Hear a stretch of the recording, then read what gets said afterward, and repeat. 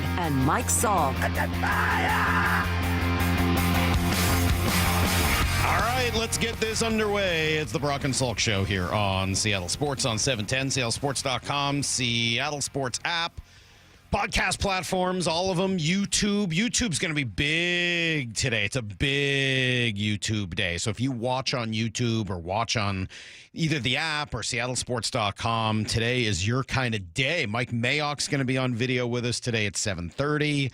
And then at 9 o'clock this morning, the triumphant return of Las Vegas Raiders head coach Pete Carroll. Everything about that sentence sounds weird, doesn't it? From Las Vegas Raiders to Pete Carroll thrown in there, the whole sentence just sounds strange. But, yeah, Pete's going to join us at 9 o'clock, 3 hours from now. And he'll be on video, too. So we'll get to see if Pete's wearing one of his cool soft flannels that Brock is always talking about, or if he's wearing Raider gear. Either thing would be a little strange. Especially the Raider gear. Anyway, let's see. Let's start with the Mariners. Last night, they get the win. Long game. One of the better wins they've had this season. And it's funny. Yesterday was the morning we sort of first started talking about the idea of the two Dans. And I'm gonna probably spend more time on it because I thought last night was the perfect example of both. Last night was the perfect example of the two Dans and probably shows why one Dan, the one that's really doing a great job, is more important than the other. Last night's probably a really good example of all of that. So just to revisit, the idea of the two Dans is that there's kind of Dan Wilson, the manager of people and communicator and disseminator of information and sort of overall strategist. And then there's the Dan Wilson that is a tactician in-game, making decisions. And one of those Dans, the first one, seems to be doing a miraculously good job right now. The other one has been incredibly questionable. And I think last night, once again, you get examples of both. I mean, I can turn to the text toy here, and I can rely on Lyle, or I can do it all myself. But I'll start with the text toy. 425. This one came in last night at what time? I don't have the time. I'm sorry. I don't know why. It says, well, at the game tonight, Salky, and I think the game decision Dan might have some splaining to do. Garver against a righty in the sixth with Polanco on the bench. I agree. Then uses him to sub for soon-to-be ex-Mariner Dom Solano instead of using Tellez. Yes, it cost you Polanco later and kind of made it a lot more difficult to move some pieces around. I don't get it. Also, Tavares costing Wu 2 outs in the 8 pitches he's dealing with. How to win? Okay, goes on from there. Are you sure you're not just reading Lyle's text from last night? I know. Well, Lyle had a different issue.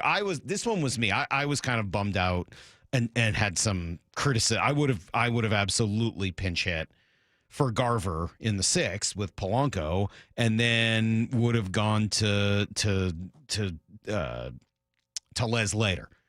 It gives you more flexibility. But okay, fine. He didn't do that. I mean, I would disagree, but I don't know if that one's the end of the world. I think it did end up kind of hurting later as you end up with Garver on base in a key situation in extra innings and nobody to pinch run for him because you've used up all your pinch runners.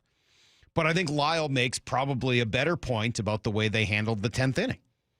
It was interesting, to say the least. Yeah, I'm just not really sure what the process behind it was. That was my head scratching moment, or like my head scratching takeaway from that 10th inning. Right. So if just to go back and explain what it is that kind of got you, you start with a man on second, you want to bunt him over. You've got Dylan Moore up, and you pinch hit for Dylan Moore with Miles Mastroboni, which I guess makes sense with a right-hander on the mound if you're looking to not play small ball. But if you're going to bunt, why not? Because it's Garver who's on base, right? Who's on second base. Right. Well, if Mastroboni's the only guy left on your bench because you've already used up Leo Rivas, why wouldn't you put him at second and let Dylan Moore bunt? If the whole I don't like Dylan Moore hitting against righties. But if you're going to Dan doesn't seem to mind him hitting against righties, which I don't get, but okay, fine. He doesn't care. Why wouldn't you have him bunt against the righty and get your athletic guy on base? That is where I'm bizarre, lost, essentially. Because, again, it's like if you're trying to bunt that inning and you're trying to win the game by small ball, by getting the guy over and hitting the sac fly, then wouldn't you want your athlete on base rather than I would. Garver? I absolutely would. So again, so in-game decision making, and let's call it tactician Dan. I honestly, I think some struggles last night. Love the way he handled the pitching staff. Love the bullpen usage. The bullpen. We're going to talk later about them. Unbelievable. The difference you get when you can go Spire, Brash, Munoz, and then ultimately Vargas and Legumina when they look like that is insane. Every one of those guys, including starting with Wu and all the way through Legumina, was awesome last night. Every one of them. Every single pitcher the Mariners used last night was unbelievable. You care to have an opinion on who the best was? Geez, take your pick. I might go with Brash because I don't know how anybody in the world could hit what he was throwing last night. But Wu was obviously the guy who got the whole thing started, but they all were phenomenal. They were all phenomenal, and that makes everybody's job easier. That will erase all kinds of interesting in-game strategery. But I think the thing that stands out on the other side of the ledger is while I didn't love some of the in-game decision-making, it didn't end up mattering. Right? We've talked about this before. It's bizarre at times. It's not the way I would do it at times. But it didn't end up mattering because ultimately the team is doing so many of the right things in terms of the big picture, in terms of the philosophy, in terms of the execution. And you saw it last night. Ben Williamson grinding out that at bat. Tremendous. Donovan Solano, much maligned, grinding out an at bat. I mean, the number of ways they found to get an excellent pitcher in Max Fried out of the game after 5 innings is the key and the secret to that thing to eventually get to the bullpen. Now, I know ultimately the bullpen was really good for the Yankees, but that's what you got to do against Max Fried. Tremendous execution of the plan, and Dan talked about it after. I mean, that's what we do. I thought Donnie Solano had a couple really nice at-bats tonight, fighting, getting deep into counts, hitting the ball hard on the barrel. But that was an outstanding at-bat. Ben, puts together really good at-bats, and it's a big part of what we do, and when you've got a guy like Fried and you're making him work it that hard, I think that makes for a difficult evening for him, and we were able to really get that pitch count up to where they had to get in the bullpen. So great job, again, bottom of the order, making it tough, and getting us a chance to flip the lineup over again as well. 100%, all told, 100% agree on all of that. Tremendous usage of the philosophy of grinding out the at-bats, of taking the right pitches, of being aggressive early in counts and battling later in counts, in driving up pitch counts, all the things they did offensively yesterday. Again, they only score 2 runs in the game, but they score them in part and are able to kind of get deep into that game because of what they did philosophically. Tremendous execution on Dan's philosophy and on Dan's ability to communicate all of that through his coaching staff, et cetera. A+ grade, right? In terms of the closeness and culture of the team, they've just lost 4 straight. They are staring the best pitcher in the American League in the face with the possibility of losing 5 straight, and now you're playing today to try to avoid an 0-6 homestand. A disaster. And what do you get? You get Brian Wu screaming like an animal when Matt Brash comes up with a big strikeout, or maybe that was after Spires. I don't remember. Doesn't matter. He was into it. I was thinking of kind of the calm, quiet version of Brian Wu that we got when he was a rookie versus the guy I saw yesterday who's out there yelling and screaming and hooting and hollering. And then you think about Julio and him scoring from first on a double and just all of that. Tremendous. All of the just how into the game they are. Does it always translate? Look, Dylan Moore makes a mistake, throws the ball away, but it was at least a mistake of aggression. He made a physical mistake, not a mental one. Tavares ends up sliding and missing that ball, but again, physical mistake, not a mental one. So in that regard, again, Dan gets all A's. And as it turns out, and Jeff Passan said this to us yesterday, that may be the more important Dan. I think some of that is reps. Right? A lot of guys who are managing now, the majority still, did have minor league managing experience. And they were in those scenarios where they learned and they made the right call or made the wrong call and then next time around didn't do it again. And part of me wonders if some of this is just Dan Wilson, as first-time manager, being the guy who hasn't made those mistakes and almost needs to experience them in order to learn from them. So give me the guy all day who has a hold over the clubhouse. That, to me, is the hard part. Like, strategy can be learned, feel can't. Well, and he clearly does have that hold on the clubhouse. There's no doubt about that right now. None. And as long as in-game Dan doesn't end up costing the team too many games, and it hasn't, that's the crazy thing. He made a lot of questionable decisions over the course of the season that have not really ended up coming back to cost them. I can think of 2 or 3 that have, but 5 or 6 that have not, right? I mean, that's sort of the way the season has gone. Why? Because exactly what Jeff just said.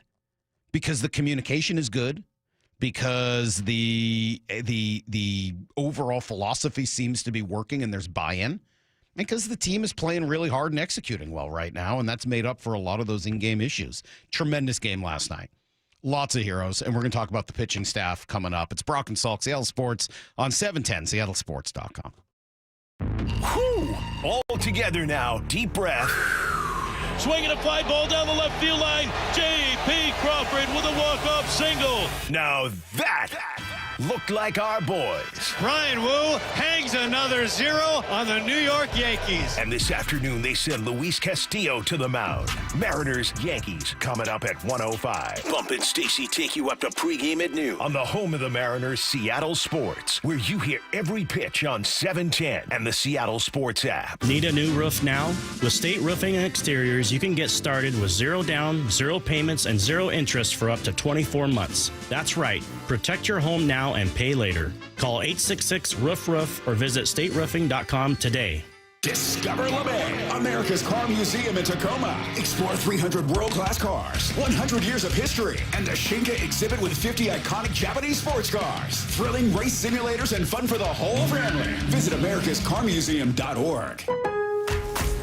Lowe's knows a thriving yard starts with quality care. Right now, get Miracle-Gro 3/4 cubic foot all-purpose garden soil for just $2. Was $4.58. Plus, get a free Select Ego 56-volt trimmer or blower with the purchase of a Select Ego 56-volt mower.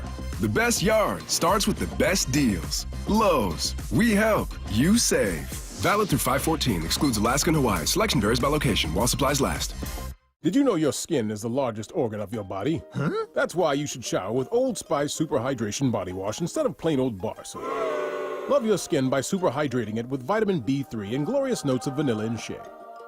Did you know that my super hydrated skin is the second largest organ of my body? The first is my heart. Old Spice. Men have skin too. Old Spice Super Hydration Body Wash. 24/7 renewing moisture. With daily use. Comcast Business is celebrating Small Business Month by giving you a $1,000 small business bonus when you switch to a qualifying gig speed package from the company with over 99.99% network reliability. Just imagine the thousands of possibilities of a $1,000 prepaid card. Like possibility number 1, company merch for staff. Styling. Or possibility number 24, the latest software. Upgrade. Or possibility number 192, new equipment powered by gig speeds. Or possibility number 555, a 3D printer. Rapid prototyping, anyone? Switch to Comcast Business for over 99.99% network reliability, advanced cybersecurity, and now get started with a $1,000 small business bonus. Comcast Business, powering possibilities. In 6/22/25, new customers only with 2-year agreement. Other restrictions apply. That's the ease at which you get information. You want it, you get it. Like that. Ask your phone. Group chat. Smartphone. You're always connected and informed in real time. No waiting. So if you're diabetic and still using finger sticks to read your blood sugar, what are you waiting for? Knowing your blood sugar levels instantly is important for managing diabetes. Call US Med at 888-665-0696. To learn more about continuous glucose monitors, a real-time instant method to track your blood glucose, US Med is an approved provider for Medicare and over 1,000 private insurers. And the best part? Call 888-665-0696 and we'll give you a free insurance benefits check today. So call 888-665-0696 today. That's 888-665-0696. And manage your diabetes as easy as... Subscribe to the Seattle Sports YouTube page to find new and exclusive content from your favorite shows and personalities daily. Just head to YouTube, search Seattle Sports, and click subscribe. Hey, it's Bump for West Hills Ford, the big Ford store. Right now, during the From America for America event, Ford is offering employee pricing to all U.S. shoppers on many new Ford models. Lease the 2024 Ford F-150 STX four-wheel drive Super Crew, only $549 per month for 36 months, with $4,999 duet signing on improved credit. West Hill Ford, the big Ford store, just off the Auto Center Way exit. Highway 3, Bremerton, part of the Hazelwood Auto Group. Hazelwood has it! This is Matt Coker from West Coast Men's Health. Has Viagra stopped working for you? Do you hate the side effects? If you've taken Viagra for any length of time, you already know that pills are not the solution to ED. Here at West Coast Men's Health, we have a better approach to ED. Acoustic wave therapy creates blood flow circulation by safely removing the plaque in your arteries and restoring function naturally. No pills, no shots, no surgery. We can also treat Peyronie's disease. Our non-invasive treatment for ED is painless and highly effective. We have treated thousands of men just like you. Stop living with this problem and do something about it. Do yourself a favor, do your partner a favor, and call us today. Call 206-519-6541. That's 206-519-6541. 206-519-6541. Online at westcoastmenshealth.com. HSA cards welcome and financing available. Seattle's iconic Bumbershoot Arts and Music Festival returns Labor Day week, August 30th and 31st, lighting up the Seattle Center with 2 days of nonstop music, art, and creativity. This year's lineup includes Weezer, Janelle Monáe, Bright Eyes, Car Seat Headrest, Diggable Planets, Aurora, Sylvan Esso, and more. Come celebrate what makes Seattle weird, wonderful, and wildly creative. Bumbershoot, where art and sound collide. Plus regional artisanal food and craft beverages. Get your tickets now at bumbershoot.com. This hour is brought to you by Community Transit. Need to know. 15 minutes past every hour with Brock and Salk. Here's what you need to know. Up first. Excellent win for the Mariners last night as they even up the series with the Yankees. This one, at least for me, was all about the pitching. It was tremendous from Brian Wu at the start. 2-0. Swung on, popped up, left field.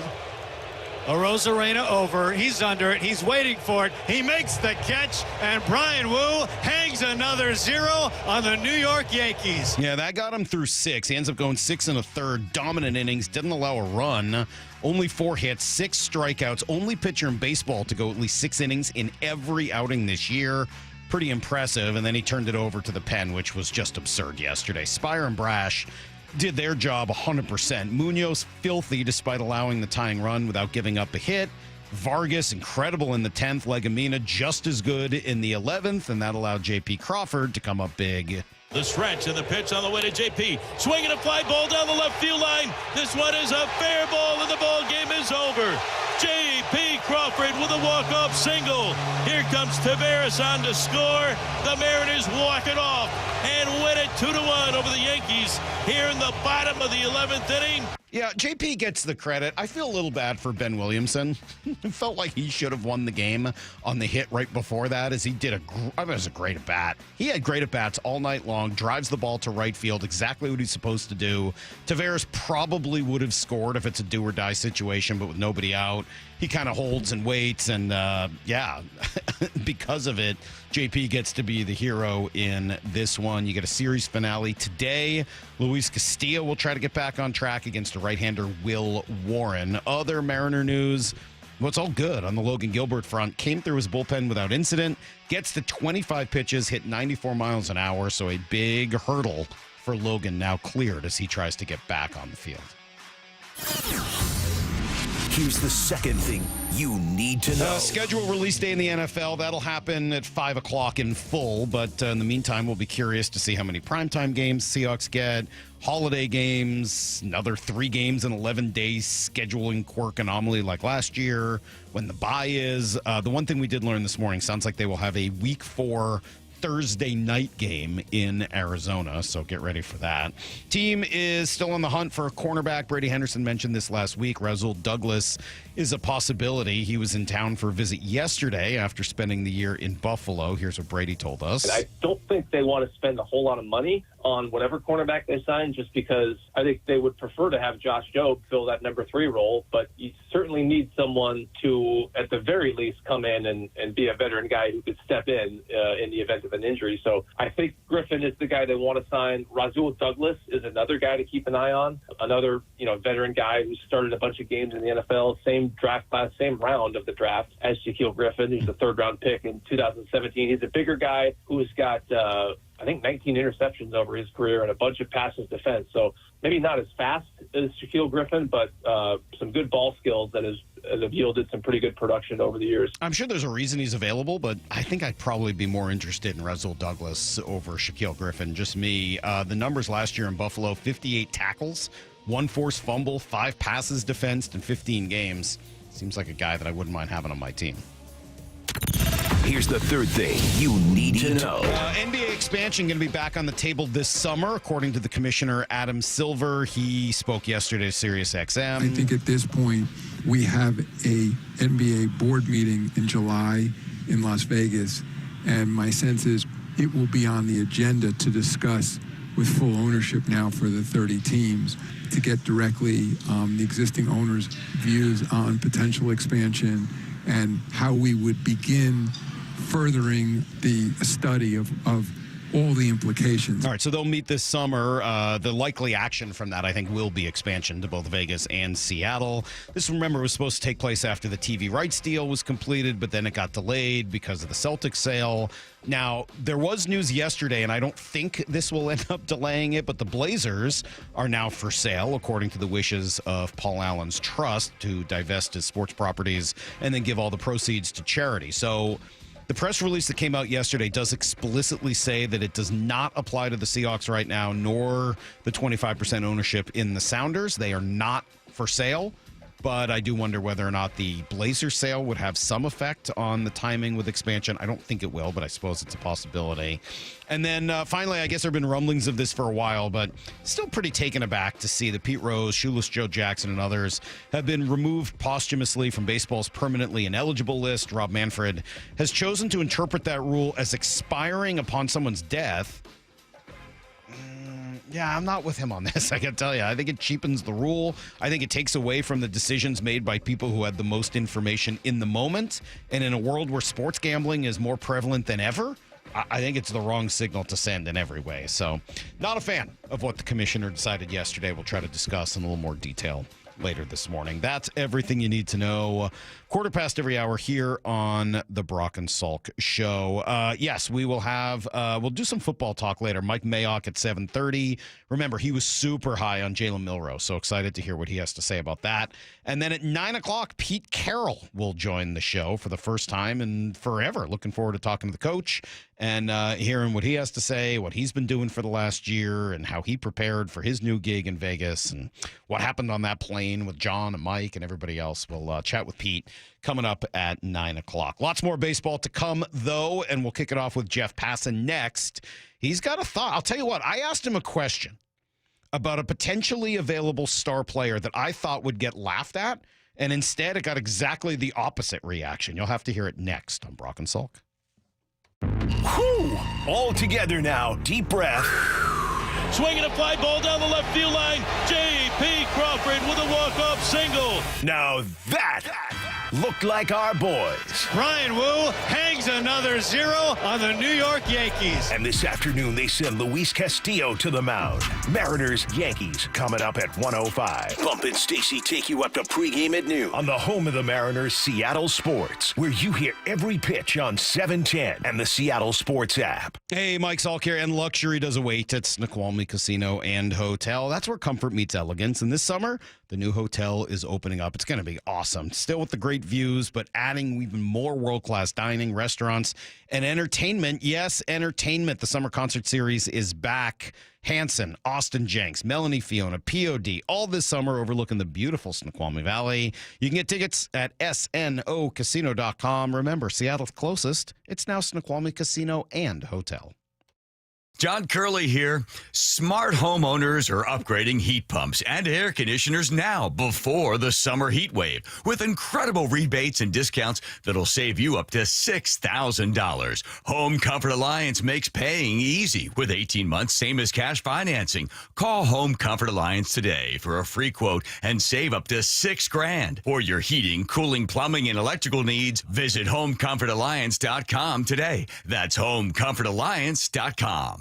Mariners fans, it's time to bring the noise to T-Mobile Park. This lineup is loaded up and locked in. From every moonshot. Now Raleigh obliterates this. How far? Way back there. To every how in the world did he catch that moment? Up play. Air Williamson reels it in. Be here as the squad shuts the door and lights the W. Munoz looking for the final out. Here's the stretch, and that 2-2 on the way to Young. It is strike three called, and the ball game is over. This is our house. They're going crazy here at T-Mobile Park. Mariners baseball. Tridents up. Don't miss your chance to see Cal Raleigh and the Mariners take on Aaron Judge and the Yankees at T-Mobile Park. The series in homestand wraps up this afternoon with a special midweek matinee at 1:10. Go to mariners.com/tickets to lock in your seats and check out everything else on deck at T-Mobile Park this summer. Memorial Day weekend is around the corner, and Total Wine & More is here for all the summer fun ahead. Firing up the grill with a refreshing seltzer or ice-cold beer?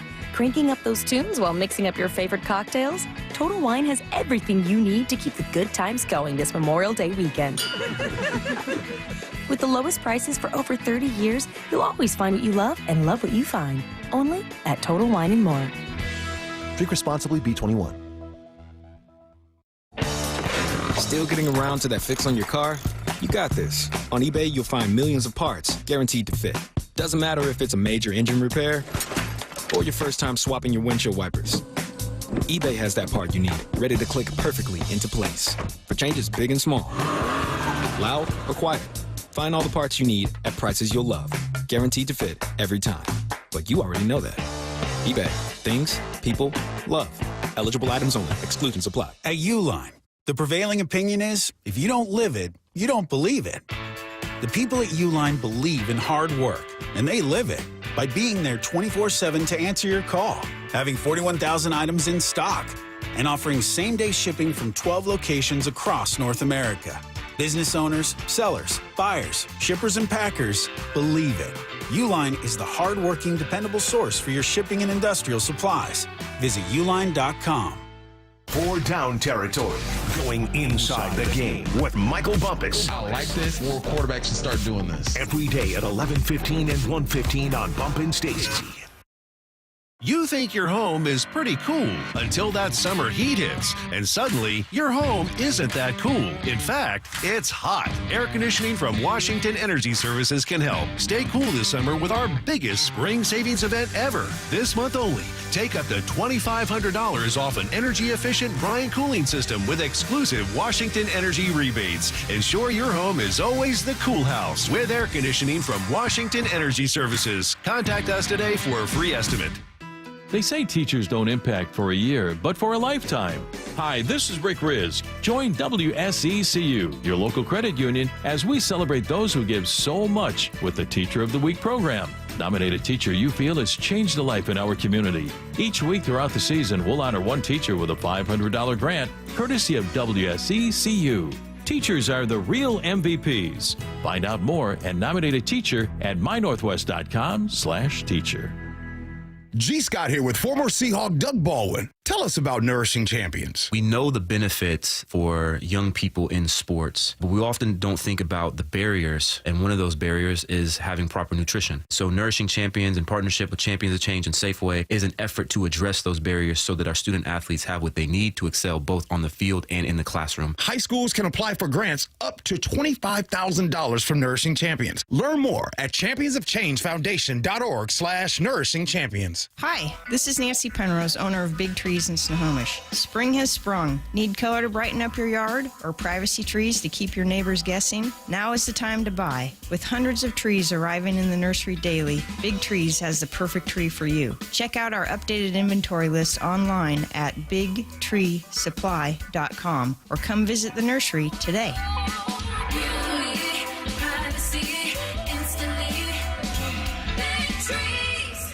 Brock and Salk's Rewind is presented by Toyota of Kirkland and Toyota of Renton. From the Quantum Fiber Studio. This is Brock and Salk. Weekdays 6 to 10. On Seattle Sports and 97.3 FM HD2. Good morning, Jeff Passan.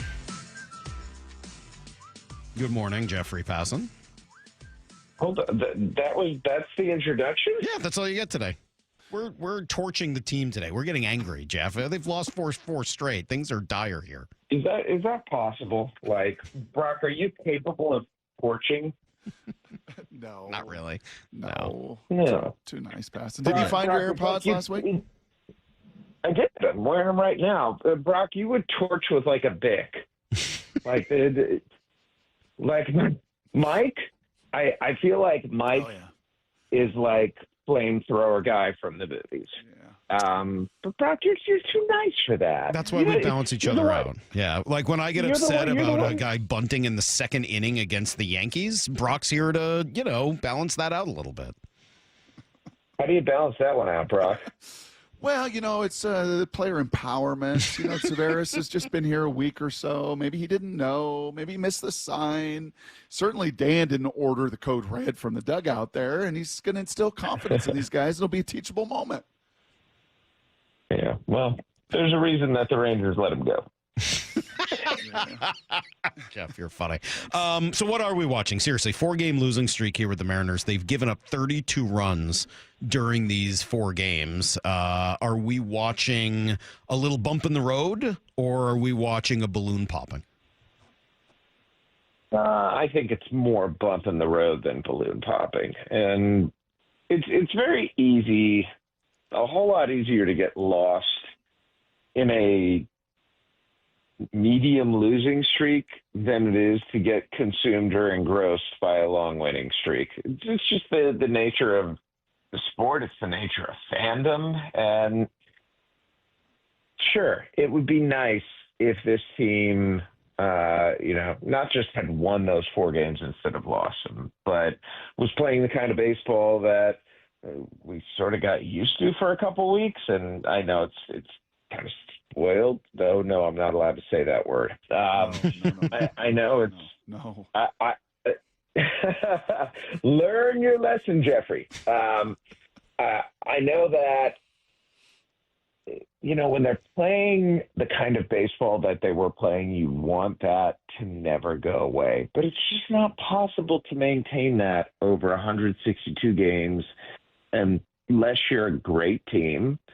And this isn't a great team. I still think this is just a quite good team. And quite good guys in the American League West could be quite enough. There are just bound to be moments like this in the season, and I don't know. You guys know me. I'm not one to overreact one way or the other to long winning streaks or long losing streaks before we get to the end of May. And the Mariners still are in the position where I think ultimately they want to be, right? Yeah, I think what's a little bit challenging is we're a couple weeks from your Memorial Day and end of May now and the quarter pole of the season, and it's kind of been flipped on its head. I think if we're sitting here at 22-18 and the Mariners were pitching the way the Mariners have pitched the last 3 years and hit the way the Mariners have hit the last 3 years, I think people would kind of be able to say, yeah, this is kind of what I expected. But when it's kind of been flipped and the offense has been the one carrying a lot of this, and now through most metrics, Jeffrey, you look at it, and the pitching has been, well, it's been a problem. And been a reason now that they've lost 4 in a row. As you look at the next level metrics with their pitching, what does jump out to you? This ain't the staff that we've seen the last 3 years. Mm-hmm. Like that's and I think there's a caveat to all this, and that is that they've been doing this without Logan Gilbert and George Kirby, right? Now, if Gilbert and Kirby come back and the Mariners pitching staff continues to struggle like this, and I think it's reasonable to sound those alarm bells. But they are in a position right now, guys. The proverbial, if you had told me scenario. Mm-hmm. If you had told me that Logan Gilbert was going to throw, how many innings has he thrown this year? Logan? Not a lot. Not a lot, no. Yeah. Kirby's thrown 0. Logan's probably thrown, 30? 20. Yeah. If you had told me that Logan Gilbert was going to throw half as many innings as other, top starters, and George Kirby wasn't going to throw a single inning, and oh, by the way, we're 2 weeks away from Memorial Day, and the Mariners are in first place, and oh yeah, on top of that, they actually have a really good offense. It would have been a total sign me up moment for everyone involved. So I understand your desire for having more from this team, and it's not unreasonable. Like, if in the same way, if you had told me that the Mariners are going to have one of the best offenses in baseball, I would have been like, they're running away with the division. And right now, they are decidedly not running away with the division. The A's are nipping at their heels.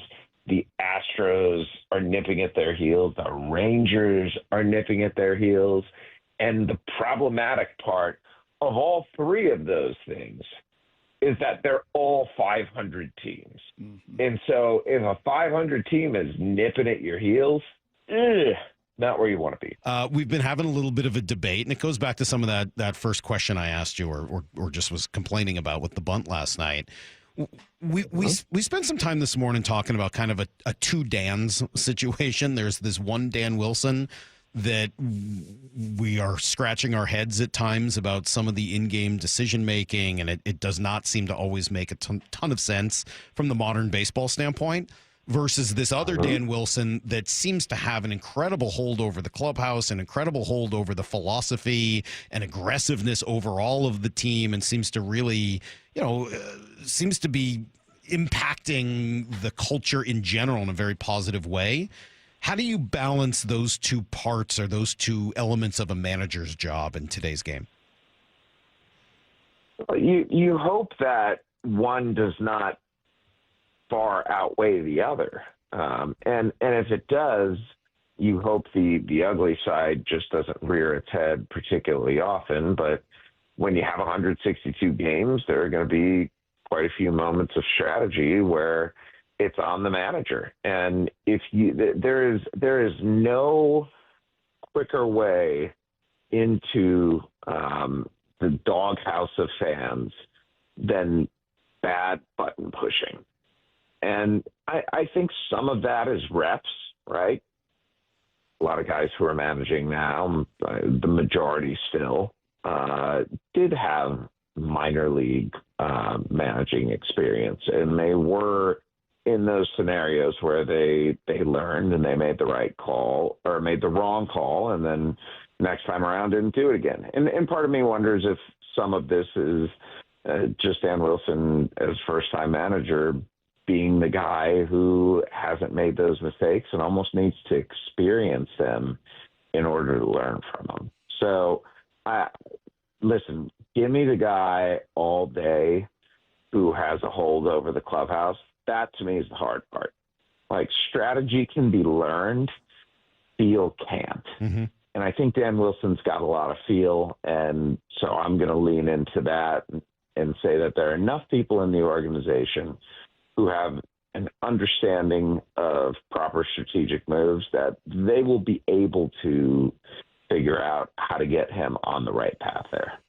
Jeffrey, if you wouldn't mind pulling up your computer now that you got your AirPods in and pulling up your fancy-dancy Savant pages or stats or your databases that the great John Clayton had, if you wouldn't mind pulling up both Bryce Miller and Luis Castillo, because I think therein also is some of the nervousness of Mariner fans. Like, if it was just Emerson or Logan Evans or Luis F. Castillo that were, getting hit and kind of getting rocked, again, because of inexperience and otherwise, you kind of live with that.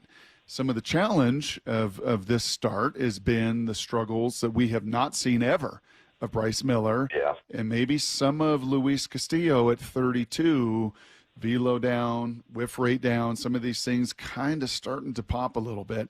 I'm curious, we'll start with Bryce. As you kind of look at his next level numbers, what pops out to Jeff Passan? I'm going to answer both of them at once because they both have the same problem. They're not striking out enough guys and they're walking too many. Yeah. And that is a recipe for disaster right there. The beauty of this Mariners staff over the last few years, guys, is Gilbert came up, as Kirby came up, as Miller and Wu came up and cemented themselves in this rotation, is that all five guys punch guys out and all five guys don't walk people. And it's a sign, depending on who it is, because I think it's a little bit different between Castillo and Miller. I think Miller's he's just lacking feel right now. He doesn't have his stuff. Something is impeding it. When you see those numbers going in the opposite direction, it's usually somebody doesn't have feel on his pitches. And I think that's probably the case with Miller right now, whereas with Castillo, the quality of the stuff is just down. And I think maybe he's learning on the fly how he needs to pitch with the new repertoire. What does that look like Luis Castillo, now? Just to focus on that with Castillo. And, I know what that used to look like back in the day. What does it look like for the modern pitcher to develop and evolve into his 30s without the same stuff he used to have? I think that depends on who the guy is and his pitch ability. And that's why, to me, it's confusing with Luis Castillo. Can you explain that term? Because I hear that a lot. What do you mean by pitchability? Pitchability is with the stuff that you have, what you are capable of doing with it. It's essentially a term that's used for guys who don't throw particularly hard and yet still find a way to be effective. And, there are examples of this all around Major League Baseball. I think a guy like Michael Wacha is really interesting. His stuff was never quite as good as Luis Castillo's, but Wacha was a guy whose fastball was mid to upper 90s, whose best pitch was and continues to be his changeup, and that to me is where I would theoretically see hope for Luis Castillo. I would be looking at that changeup, which has been such an outpitch of his, and the changeup's just not very good right now. And the fastball is below average, and the slider is there. And what you need to do at that point is become a command pitcher. You need to become somebody. And command, guys, just if we're doing definition hour here, command is very simple. It is the ability to put the ball precisely where you want. Control is the ability to throw a baseball for strikes. Command is the ability for you to give me a spot and me to hit it with multiple pitches. And Luis Castillo, I think, right now, doesn't really have a whole lot of either. Certainly not command. And in order to aid gracefully as a pitcher, you need to develop that kind of command. Let's use Nathan Eovaldi, for example. He's got a bigger repertoire than Castillo, of all these always thrown 6 pitches. But over time, what has allowed him to maintain his effectiveness in the face of declining and diminishing velocity is that he doesn't walk guys. And if you don't walk guys, man, does that make up for a lot. It just allows you a greater margin of error. Home runs don't hurt nearly as much because you don't have guys who you put on base without essentially doing a whole lot. And right now, the Mariners starters, they simply are not throwing enough quality strikes. And unless that changes, they are going to continue, guys, to be ineffective. We have, during the draft season, Daniel Jeremiah on our show every Wednesday, Jeff, and it's super fun, right? And he is to kind of his databases as you are to all of your numbers. And he would tell you that I think in the history of the NFL, or certainly the last 30 years in the modern era, that a big receiver that runs 4.6 or worse just doesn't make it. It's like Mike Evans and nobody else. Like that difference between 4.4 and 4.6 is that tangible. Can Bryce Miller and Luis Castillo be what they have been if their fastballs are 92, 93, and not 95 and 97? Absolutely. Like, for sure, you can be an effective pitcher in Major League Baseball in the, I guess, low 90s. I mean, I look at a guy like Jose Quintana, Andrew Heaney this year, Ben Lively the last couple of years. Those are guys who are all sort of hovering around 90 miles per hour. A guy like Chris Bassett is more like a, 91 to 92 guy. Seth Lugo is at 92. He also throws like 11 pitches. But, yeah, it's possible. Okay. It's just really hard. Yeah. And because they have been pitchability guys with velocity, because this Mariners, practically the entire rotation has shown over the last few years the ability to look like an ace at any given time. I think that they can evolve into that. With Miller, I'm not sure it's necessary. I think Miller's stuff still has a little bit of hop to it.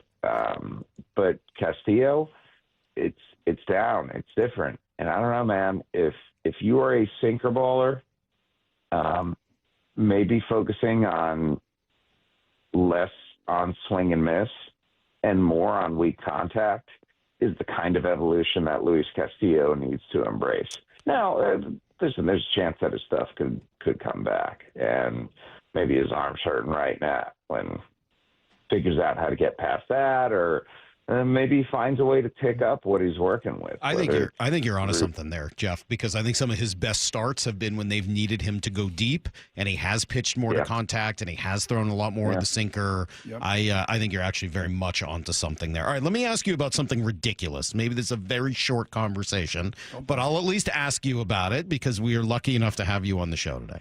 I have seen some probably silly suggestions out there that the Pirates should trade Paul Skeens. Now, I would be shocked if that was going to happen. But to play along with the scenario, if the Pirates were to trade Paul Skeens, should the Mariners be interested? And if so, how much of their stockpile of 9 top 100 prospects would they have to give up to get him? Yes, they should be extraordinarily interested because I think you could probably make the argument that aside from Tarek Skubal, Paul Skeens is the best pitcher in baseball right now. And how much would I be willing to give up? A lot. But I think that the Pirates, if they were to trade Skeens, would want Gilbert or Kirby as the headliner. And that is not something I'm quite assured that I would do. If they want a prospect package, though, yes, just give it to them. If they want Emerson, give them to them. If they want, Celestin, give them to them. If they want Ryan Sloan, give them to them. What if they want some of those guys and one of your 5 starters? Maybe it's not Bryce or Logan, but Logan or George. What if it's Brian Wu? Yeah, I would include Brian Wu. Just because I still haven't seen a full season from him.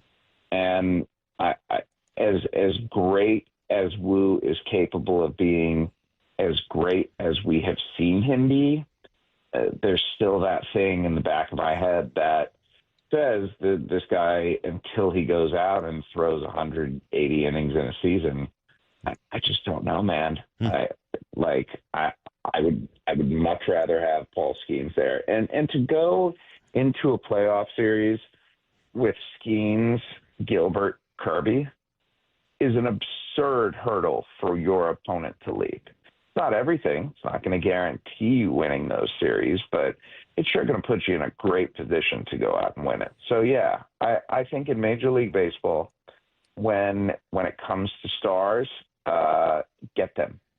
And that especially goes on the position playing side, but I think it's applicable with pitchers too.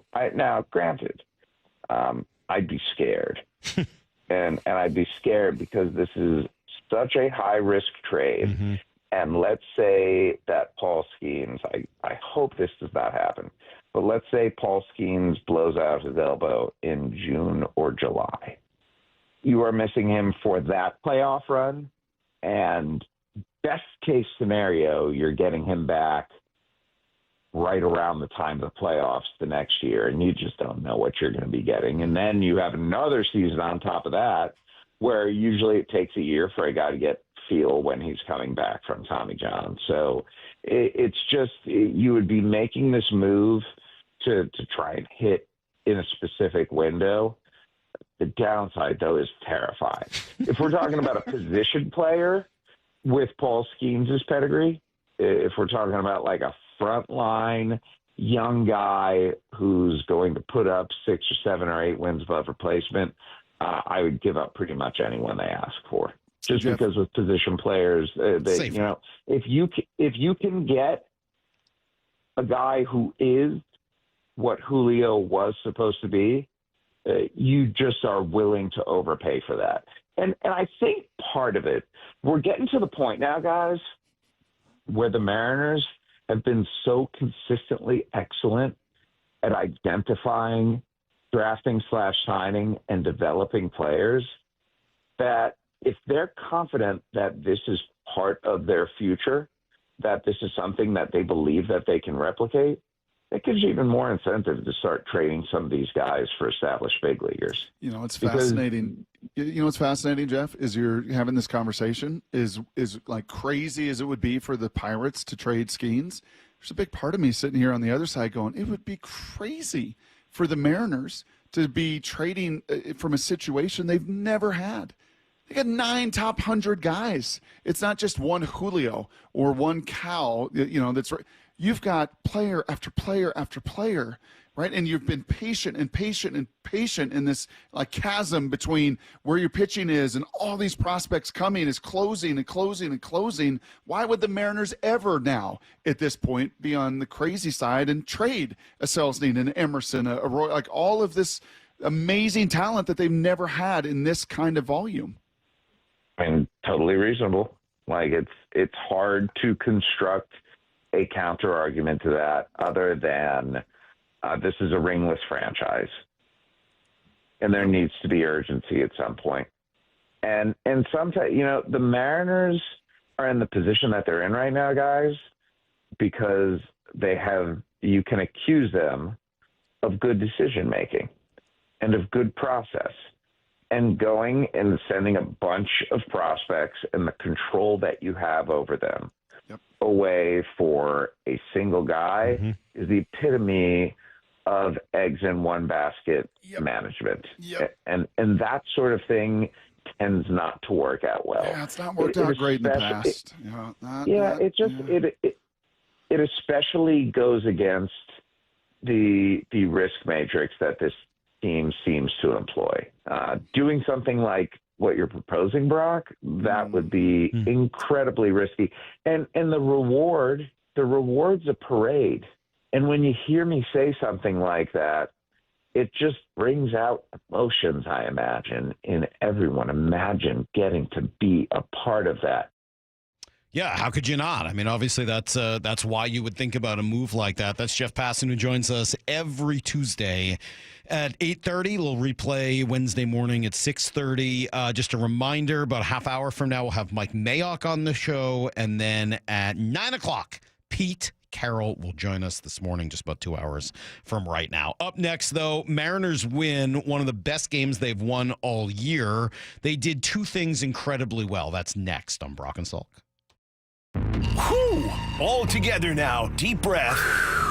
Swinging a fly ball down the left field line. J.P. Crawford with a walk-off single. Now that looked like our boys. Brian Wu hangs another 0 on the New York Yankees. And this afternoon, they send Luis Castillo to the mound. Mariners, Yankees, coming up at 1:05. Bump and Stacy take you up to pregame at noon on the home of the Mariners, Seattle Sports, where you hear every pitch on 710 and the Seattle Sports app. I saw her texting, coming up to a stop sign, and so I saw the accident coming, and she T-boned us. In the blink of an eye, Crystal's life changed when she suffered a severe spinal injury. The pain was something I had never experienced before in my neck. I got massage therapy. I saw a chiropractor. I was prescribed muscle relaxers so I could sleep. I got depressed. Nothing was relieving the pain. Drugs, sleepless nights, and depression. Sound familiar? I'm Dr. Mark Shelley, a chiropractic physician and board-certified functional neurologist. At Sound Pain Solutions, our treatments include high-dose laser combined with spinal decompression and other comprehensive therapies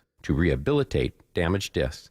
We use treatments that are non-surgical, FDA-cleared, drug and pain-free. I was able to get off my pain medicines, and I was able to sleep through the night, and that was what I was desperate for. To learn if you're a candidate for our treatment, call us. Sound Pain Solutions, 855-996-0025, or click soundpainsolutions.com. LeeJohnson.com is a dynamic research tool. We want to give the customer enough information to where they don't have to go anywhere else to research any of the questions they have. And if they want more information, we'd love to be there to help. We don't want them to feel like they're dependent on emailing us or texting us or calling us just to get the information they need. So we put it all out there. We call them digital retailing tools, big fancy calculators where you can get in there and change the terms and change the payments and change the cash down. And it'll give you a disclosure of, hey, when you do this, this means here. And a consumer can get on there and do a lot of this themselves. And then if they choose to get us involved, we can actually get involved on the backside of it and help them along the way. We want to give the consumer the same tools that we have and let them understand what we understand. Yup, that's pretty much what you'd expect. The LJ Way is the Lee Johnson Auto family. Here at the Almond Joy Factory, where tropical vibes abound, we use soft, fresh-tasting coconut. The crunchiest almonds and delicious chocolate candy. Ah, but do you know what our most important ingredient is? Sometimes you feel like a nut. Sometimes you don't. Almond Joy's got nuts and something even way better than that. Yes, Almond Joy is made with almonds and joy. For 70 years, we've been known as the Humane Society of the United States. But as the challenges animals face have grown, so have we. We are now called Humane World for Animals. And with you on our side, we are going to end animal cruelty around the globe. Join us. Humane World for Animals. The end of animal cruelty.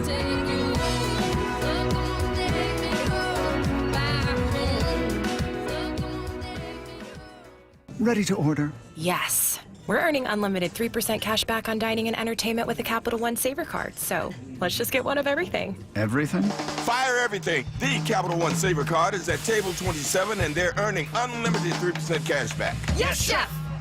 This is so nice. Had a feeling you'd want 3% cash back on dessert. Ooh, tiramisu. Earn unlimited 3% cash back on dining and entertainment with the Capital One Saver card. Capital One, what's in your wallet? Terms apply. See CapitalOne.com for details. Get ready for Camping World's Red, White, and New Trade event, May 15th through the 18th. Get the highest value for your RV guaranteed during the biggest RV trade event of the year. Shop the best RV deals in America with new RVs starting as low as $92 a month. Get ready for the holiday weekend with up to 45% off grills and 25% off product installation. Plus, we'll have free hats, free propane refills, free food, and fun for the whole family. Don't miss the incredible red, white, and new trade event May 15th through the 18th at your local Camping World. See for full details and disclaimers. That's the ease at which you get information. You want it, you get it. Like that. Ask your phone. Group chat. Smartphone. You're always connected and informed in real time. No waiting. So if you're diabetic and still using finger sticks to read your blood sugar, what are you waiting for? Knowing your blood sugar levels instantly is important for managing diabetes. Call US Med at 888-665-0696.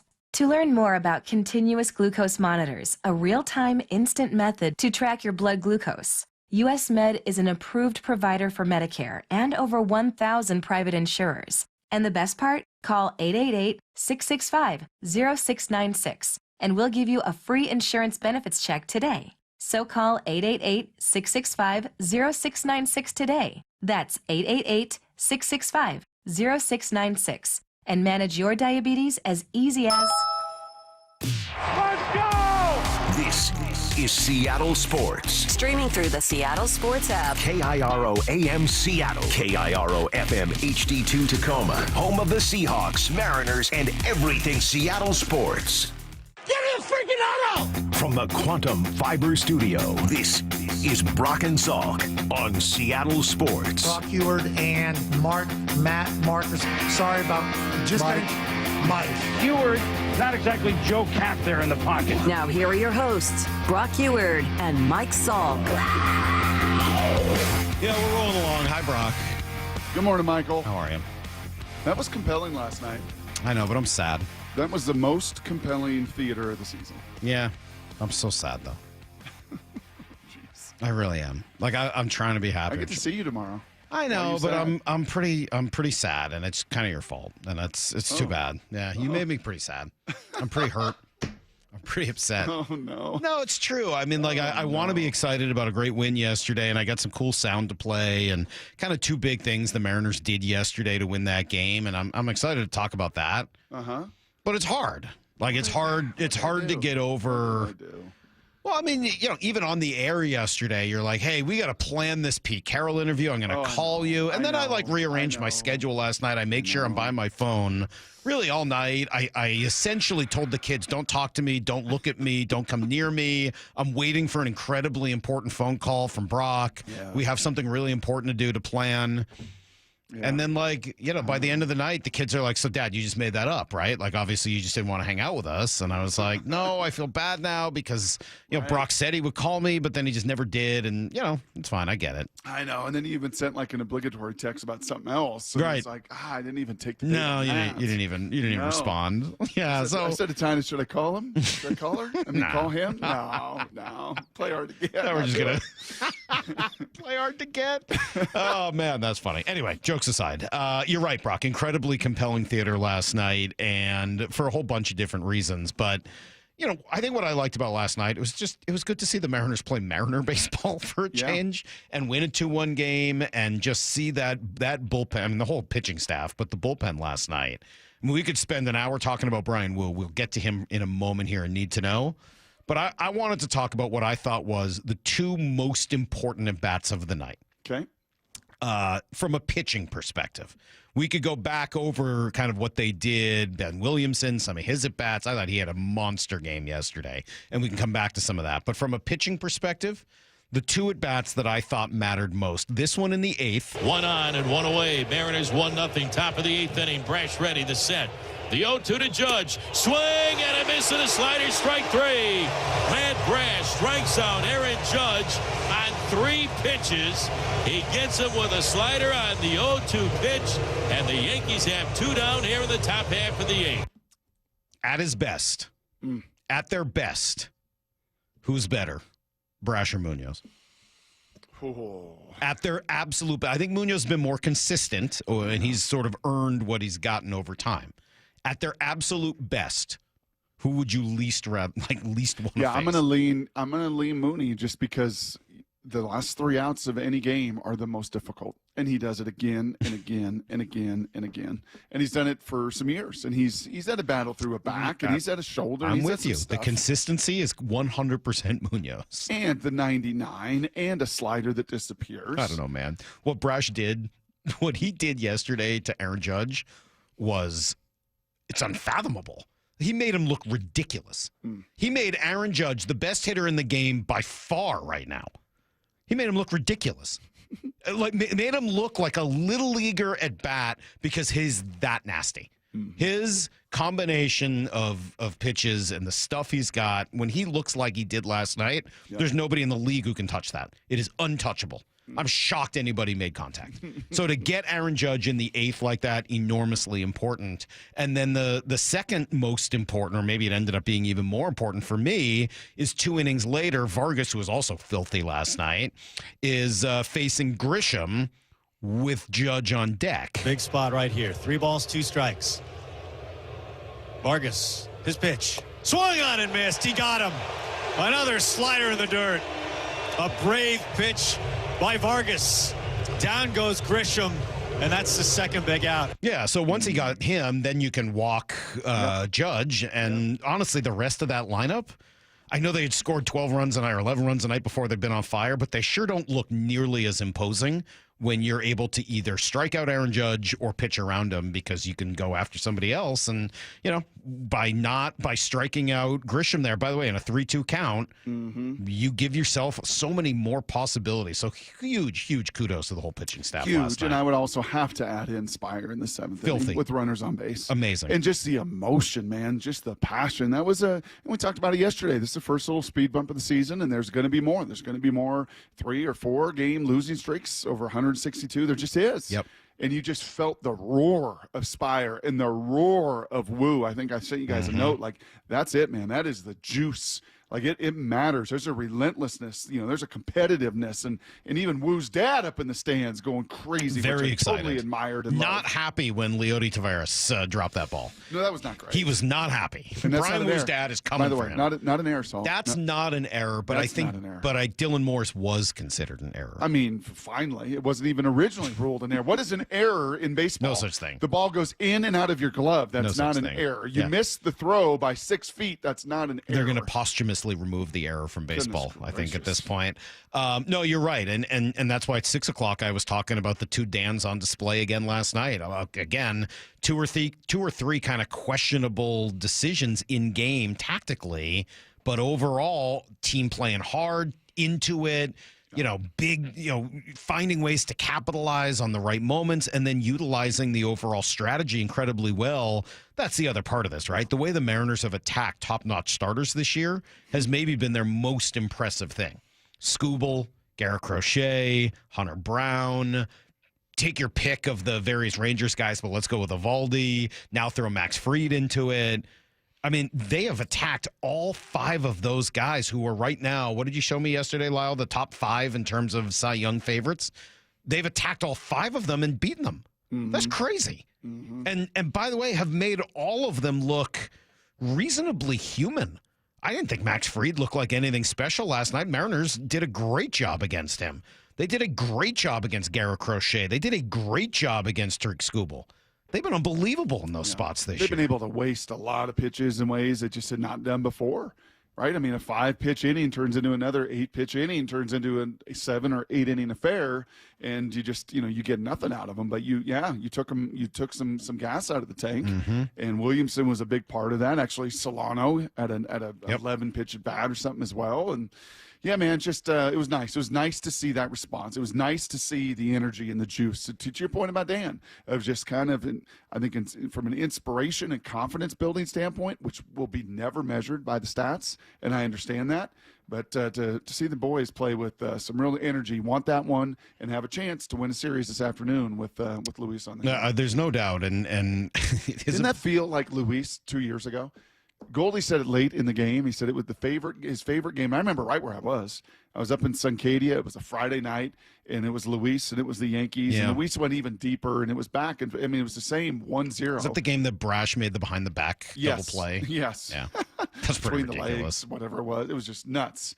It felt like Woo was kind of was going for that kind of deal. I think About that's 8 right. innings. If Taveras catches that ball and there's not 7, 8 more pressure pitches with Judge behind it, maybe he gets through 8 innings last night because he had that kind of sauce.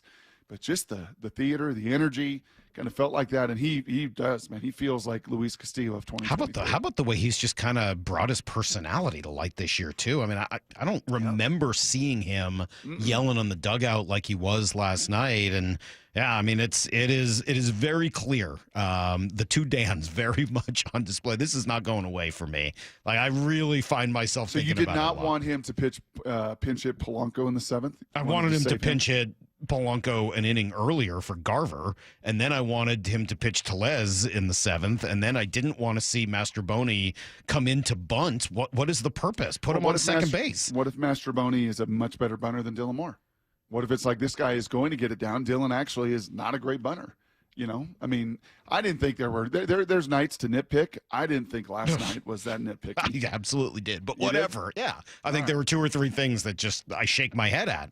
But at the end of the day, they don't matter because the team executes and they come through and they find. I mean, like the other stuff, the big picture stuff, the strategic stuff over the tactical stuff has been so good, and the communication of strategy and philosophy and information apparently has been so good that it doesn't really matter what in-game decisions you make or how bizarre they are. Last thing on this, because I know, do you think some of it, honestly, is trying to give guys every opportunity, trying to give Tellez and Solano just like I believe in you. I believe that you're going to do this. And I'm going to empower you to do this. I mean, yeah, maybe, but last night they worked everything in the 10th inning to all gear up for Rowdy Tellez to make contact and hit a ball deep. Like, he's not a great contact hitter. Yeah. That doesn't make a ton of sense. Oh. Like, that's a strikeout victim right there that you're kind of setting it all up for. I don't get it.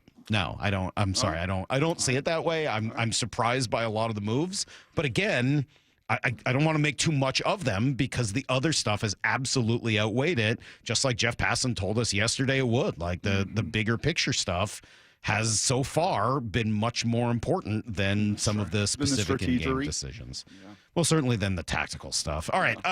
Mike Mayock coming up in 20. He's a big Jalen Milroe guy, so excited to hear about that. And yes, Pete Carroll at 9 o'clock this morning. Don't go anywhere. It's Brock and Salk. Whew! All together now. Deep breath. Swinging a fly ball down the left field line. J.P. Crawford with a walk-off single. Now that looked like our boys. Brian Wu hangs another 0 on the New York Yankees. And this afternoon, they send Luis Castillo to the mound. Mariners, Yankees, coming up at 1:05. Bump and Stacy take you up to pregame at noon on the home of the Mariners, Seattle Sports, where you hear every pitch on 710 and the Seattle Sports app. From whiplash to herniated discs, there are a few car accident injuries we've all heard of. J.P. Pendergast with Pendergast Law explains that even the most common injuries differ from one another. Pre-existing conditions, health history, beginning of treatment. There are hundreds of factors that make every person and every injury unique. While these variables aid medical treatment, the strongest case recoveries must also take them into account. Could you explain a little bit more? Our team at Pendergast Law is obsessed with turning over every stone to differentiate each case. This requires thorough investigation, diligent listening, and relentless research. We never pursue cases with a one-size-fits-all approach. We built our success by treating every injury and every case with the individualized attention our clients need and deserve. Pendergast Law's individualized approach to even the most common injuries makes the difference in case outcomes. It's another reason why I can't recommend them enough. If you or a loved one has been injured in a car accident, call Pendergast Law. We can help. Bump here telling you about employee pricing on all new vehicles at West Hills Chrysler Jeep Dodge Ram, plus additional incentives on select Wranglers, Ram trucks, and more on approved credit. West Hills Chrysler Jeep Dodge Ram, part of the Hazelwood Auto Group. Hazelwood has it. For over 113 years, Pacific Lamp and Supply Company has been your #1 lighting specialist in Washington, from the Space Needle in Seattle all the way to the Riverwalk in Spokane. With the largest lighting inventory in Washington, Pacific Lamp's knowledgeable and experienced staff can assist with any lighting issue, including intricate lighting and control designs. Plus, they work with all utilities in Washington to get you the best available lighting rebates. Pacific Lamp and Supply Company, Washington's lighting experts since 1912. Visit pacificlamp.com. Can you take the power of your home internet almost anywhere? Well, with Xfinity, you can. Do more of what you love in the places you go the most with internet and mobile together. Xfinity built a network that's 99.99% reliable. Plus, Xfinity Mobile, well, they have Wi-Fi power boost, giving you ultra-fast Wi-Fi at home and out on the go. So get the same reliable network in the places you need it the most. Maybe the coffee shop, the grocery store, or at the game. Whatever you're into, you'll love how fast you can do it with Xfinity Internet and mobile. And now through April 21st, get 300 megabit Xfinity Internet and one unlimited mobile line together for $25 a month for a year with no contract. And save $1,000 in your first year over Verizon and AT&T Plus. Ask how to get a free premium 5G phone. Visit Xfinity.com, call 1-800-XFINITY, or visit a store today. Requires paperless billing and auto pay with store bank account. Restrictions apply. Equipment, taxes, and fees extra after promo. Regular rates apply. Actual speeds vary. Savings compared to Verizon 5G, Internet Plus One Unlimited Welcome Line, and AT&T Internet 300 Plus One Unlimited Starter SL Line. Xfinity Internet required. Reduced speeds after 30 gigabits of usage per line. Data thresholds and actual savings vary. Upgrade your home cooling before the summer heat with Home Comfort Alliance and save up to $6,000 while taking 18 months to pay with zero interest. Visit HomeComfortAlliance.com. That's HomeComfortAlliance.com. Seattle's iconic Bumbershoot Arts and Music Festival returns Labor Day week, August 30th and 31st, lighting up the Seattle Center with 2 days of nonstop music, art, and creativity. This year's lineup includes Weezer, Janelle Monáe, Bright Eyes, Car Seat Headrest, Diggable Planets, Aurora, Sylvan Esso, and more. Come celebrate what makes Seattle weird, wonderful, and wildly creative. Bumbershoot, where art and sound collide. Plus regional artisanal food and craft beverages. Get your tickets now at bumbershoot.com. We are Seattle Sports, the home of the Seahawks, Mariners, and everything Seattle sports. Watch your favorite show live at seattlesports.com. 1-877 Cars for Kids. KARS Cars for Kids. 1-877 Cars for Kids. Donate your car today. Donate today at carsforkids.org. That's cars with a K. Your car can be picked up as soon as the next day. Receive a tax deduction and vacation voucher. 1-877 Cars for Kids. Donate your car today. Now accepting donations of land, homes, buildings, or any kind of real estate. There's nothing better than having a big fish on your line. You'll hear that sound a lot at Queen Charlotte Lodge. Experience a luxury resort, breathtaking wildlife, spectacular wilderness, and amazing fishing at Queen Charlotte Lodge in British Columbia. Reserve now for peak king salmon runs and plentiful halibut this May and June. At Queen Charlotte Lodge, it's fishing first class. Go to fishqcl.com. That's fishqcl.com. And remember, our dollar is worth $1.40 north of the border.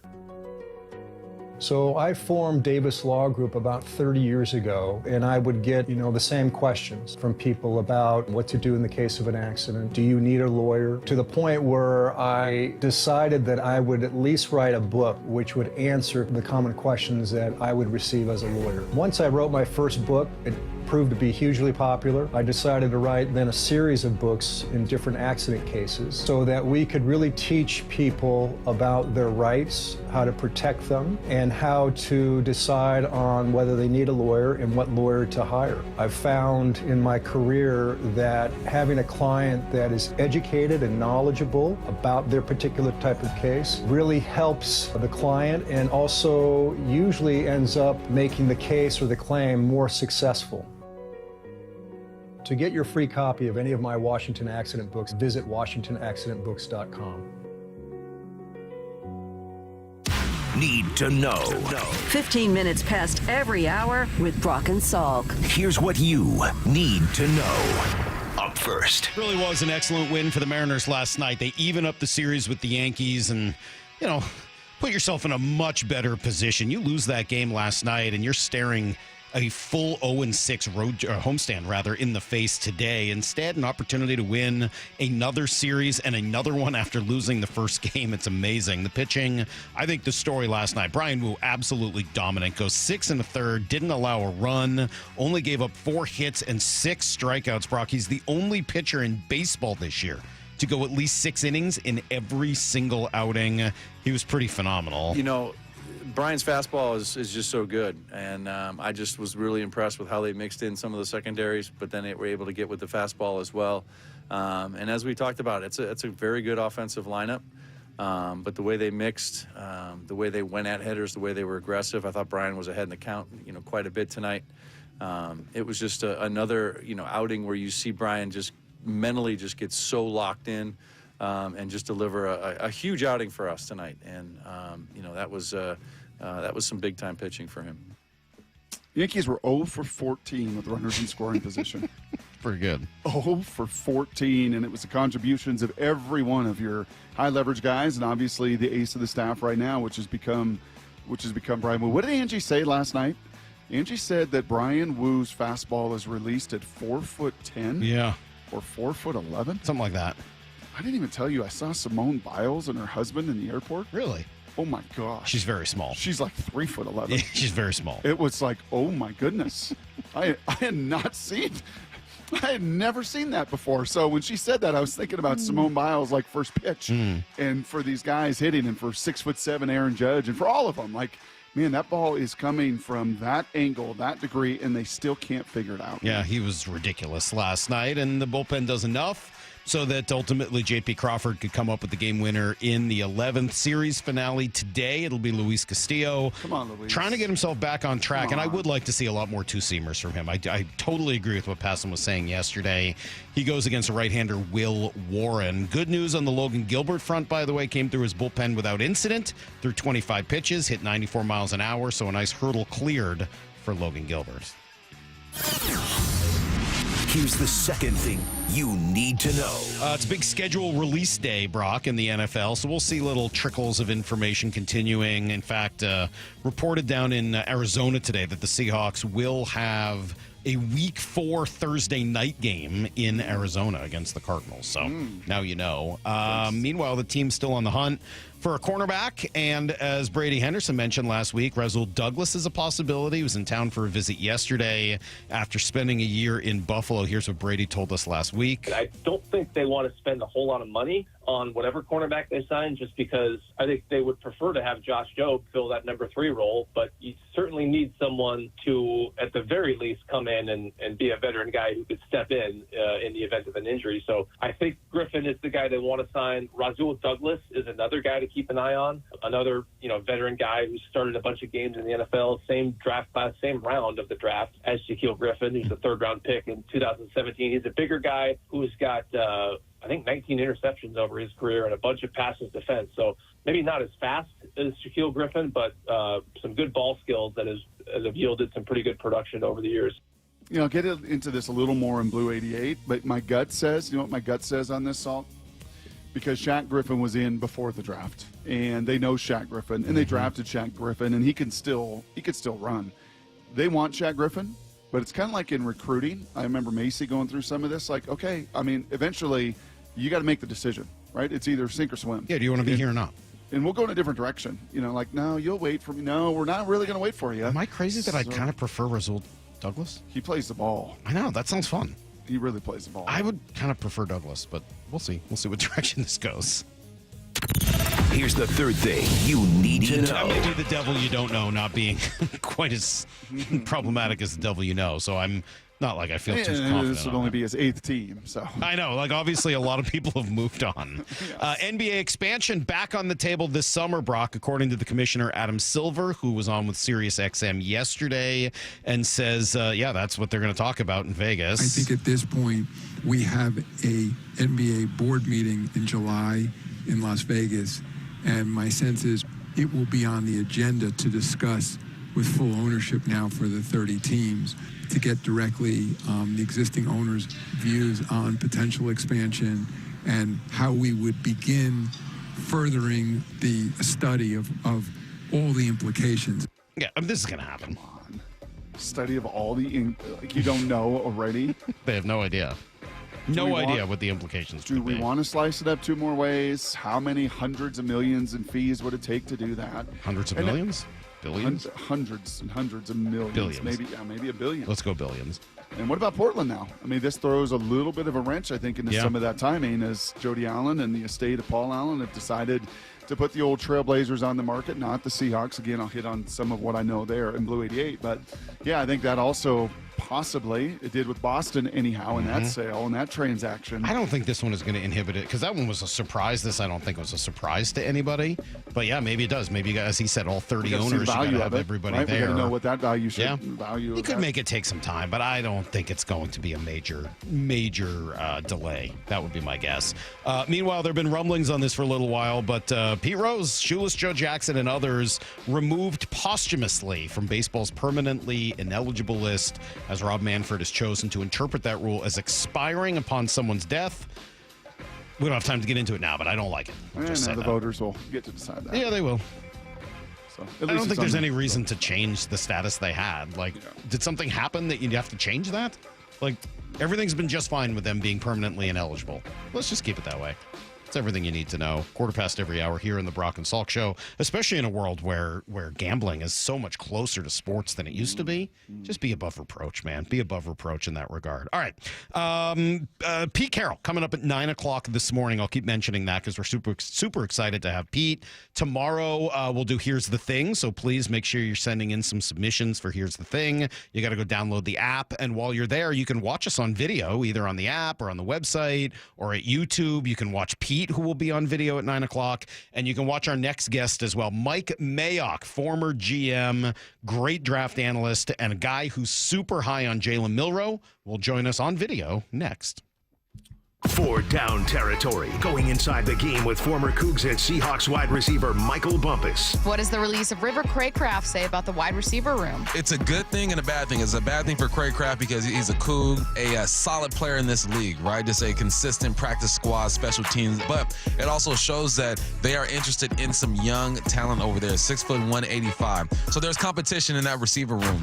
For Down Territory, every day at 11:15 and 1:15 on Bump and Stacy. Hey, Mike Salk here. Let's talk a little bit about Eastside Weight Loss Clinic. If you're starting to think about the summer and how you need to lose weight before it occurs, well, now is the time. Get this thing started with just a quick 15-minute phone consultation. You can schedule that at eastsideweightlossklinic.com and then jump on this plan because it really does work. You will lose weight. You'll lose it very fast, and it won't be that hard because the food tastes really good. It's all real food that you buy at the grocery store. There are great recipes that all come with the program, and you won't be hungry because of the way it's all designed. It absolutely works, and the weight will just fall off of you totally naturally. It worked for me. I lost 35 pounds in 8 weeks. It's worked for Ryan Rowland Smith and thousands of others here in the Northwest. Again, starts with a 15-minute phone call, which you can schedule today at eastsideweightlossklinic.com. Dr. Ryan Coogan, D.C. Results may vary.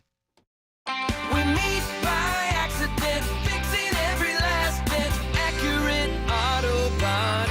If you've been in an auto accident, you have the right to take your vehicle to any repair facility. Accurate Auto Body has been family owned and operated since 1994, and they work for you, not your insurance company. Your insurance company may not love them, but you will, because we meet by accident, fixing every last bit, Accurate Auto Body. Get ready for Camping World's Red, White, and New Trade Event, May 15th through the 18th. Get the highest value for your RV guaranteed during the biggest RV trade event of the year. Shop the best RV deals in America with new RVs starting as low as $92 a month. Get ready for the holiday weekend with up to 45% off grills and 25% off product installation. Plus, we'll have free hats, free propane refills, free food, and fun for the whole family. Don't miss the incredible Red, White, and New Trade Event, May 15th through the 18th at your local Camping World. See dealer for full details and disclaimers. This is the story of the one. As a lineman, he does whatever it takes to keep the power on in his community. And he wants a partner like Grainger who does the same. Grainger offers the professional-grade products he needs, from voltage detectors to harnesses to hard hats, plus fast, dependable delivery, so he can rise to every challenge. Call 1-800-GRAINGER, click Grainger.com, or just stop by. Grainger, for the ones who get it done. Get ready for an unforgettable adventure at LeMay, America's car museum in Tacoma. Marvel at over 300 world-class automobiles and 100 years of history. Don't miss the Shinka exhibit, featuring nearly 50 iconic Japanese sports cars. Feel the thrill of driving a Formula One car on the exhilarating race simulators. There's fun for everyone, so grab your friends or the whole family and plan your visit Thursday to Monday. Learn more at americascarmuseum.org. Synthetic Turf Northwest is now open in Fife, your new South Sound headquarters for synthetic turf. Whether you're a DIY homeowner, contractor, or landscaper, they've got what you need. Premium turf in stock, expert advice, and all the tools to get the job done right. Want help with heavy lifting? Ask about their professional design and installation services. Conveniently located just off I-5 in Fife. Contact them today and save up to $1,000. Visit their new showroom at syntheticturfnorthwest.com. Synthetic Turf Northwest. Retail, wholesale, install, all in one place. Subscribe to the Seattle Sports YouTube page to find new and exclusive content from your favorite shows and personalities daily. Just head to YouTube, search Seattle Sports, and click subscribe.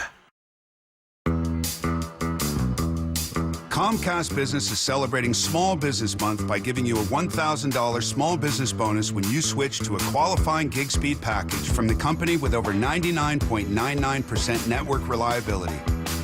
Just imagine the thousands of possibilities of a $1,000 prepaid card. Like possibility number 1, company merch for staff. Styling. Or possibility number 24, the latest software. Upgrade. Or possibility number 192, new equipment powered by gig speeds. Or possibility number 555, a 3D printer. Rapid prototyping, anyone? Switch to Comcast Business for over 99.99% network reliability, advanced cybersecurity, and now get started with a $1,000 small business bonus. Comcast Business, powering possibilities. And 6/22/25. New customers only with 2-year agreement. Other restrictions apply. There's nothing better than having a big fish on your line. You'll hear that sound a lot at Queen Charlotte Lodge. Experience a luxury resort, breathtaking wildlife, spectacular wilderness, and amazing fishing at Queen Charlotte Lodge in British Columbia. Reserve now for peak king salmon runs and plentiful halibut this May and June. At Queen Charlotte Lodge, it's fishing first class. Go to fishqcl.com. That's fishqcl.com. And remember, our dollar is worth $1.40 north of the border. Hope springs eternal during the start of the season, but unfortunately, so do spring allergies. Hey, it's Dr. Ryan Stern of the Stern Sinus Center. Rhine Air is a simple, non-invasive procedure that significantly reduces your postnasal drip and stuffiness. We're proud this year the Stern Sinus Center was just named a nationwide center of excellence. We're also excited to welcome another allergy surgeon and ear surgeon to our practice. Schedule your appointment in Auburn or Federal Way or go to sternsinus.com. This hour of the Brock and Salk Show is powered by Star Rentals, preferred supplier to the West's best contractors. From the Quantum Fiber Studio, you're listening to Brock and Salk. Weekdays 6 to 10. On Seattle Sports and 97.3 FM HD2. All right, so before the NFL draft, Brock, I remember we spoke with Mike Mayock, and one guy that he was pretty high on, the Seahawks ended up drafting and did so in the 3rd round, no less. So excited to have him back today. Mike, good morning. Thanks for spending a few minutes with us. How are you? My pleasure, fellas. How we doing today? We're doing great. We're talking to Pete Carroll later. We haven't spoken to Pete really since he left Seattle. So you're the appetizer for Pete Carroll a little bit later. Maybe you're the main dish and he's the dessert. I don't know. Entree. All right, okay, you can be double the entree. Double entree. How about that? Yeah, we're going steak and seafood today. Throwing a little lobster tail on top. Hey, I'm happy to be the appetizer for Pete any day of the week. He's a special dude. I could only hope to have his energy. I mean, I was always amazed at a Seahawk practice or a USC practice to watch him running through drills. And just the energy the guy brings every day is friggin' awesome to me. It's truly incredible, especially for somebody like me. I don't have any energy, so I watch Pete. I'm shocked by it. But we'll get into Milroe in a minute. But just overall, what'd you think of what the Seahawks did in the draft? 11 players. What'd you make of it? Yeah, I'm a John Schneider fan, always have been. And I think they started with, 5 picks in the first 92. They moved up from either 50 or 52 to 35 to get the safety, Nick Emanwari, from South Carolina. I thought that was intriguing because if you're going to take a guy like him, you got to have a plan for him. What's the fit? Is he going to be Cam Chancellor? Is he going to be a big in the box safety, or is he going to cover people? What's he doing on 3rd down? What's his role in sub? Is he going to be a will linebacker covering running backs or tight ends? I think you really have to have a plan. I mean, back in 20 or 21, there were a couple of guys with his body type taken early in the 2nd round. both of whom have done well. It was Jeremy Chin, and the Pats took a guy also, I'm forgetting right now, but who's a really good football player. So I'm intrigued by John moving up to 35 to go get him. And really, one of my favorite players in the entire draft was the first-round pick, Gray Zabel. And I think we talked with you guys about the need for that interior offensive line. Right? Reminds me a lot of the pick that Tampa Bay made a year ago for Graham Barton, the tackle out of Duke. He started every game for them at center, and he's going to be one of the best centers in the league this year. This kid, Zabel, was a tackle. Uh-oh. I don't know what happened. Uh-oh. Just died. That was the end. I don't know. Just that wasn't just like, usually with a cell phone or something, you get like some scratchiness, some fading in and out. That was just a like poof.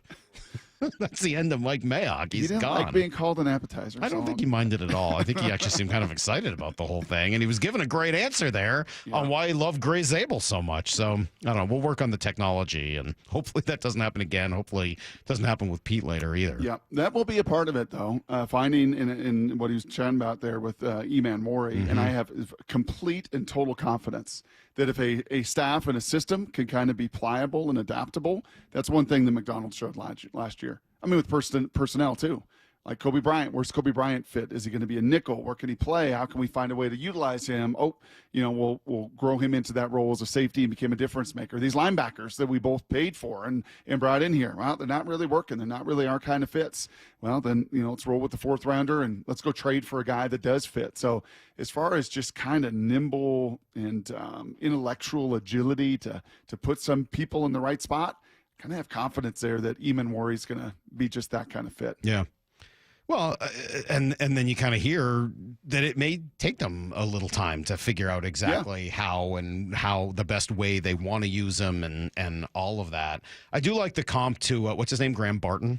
Yep. I think that's an interesting one for Gray Zabel and a guy that you take from the outside of the offensive line and move to an interior offensive spot and then say, all right, now we need you to kind of excel at that spot. We're making it a little easier on you.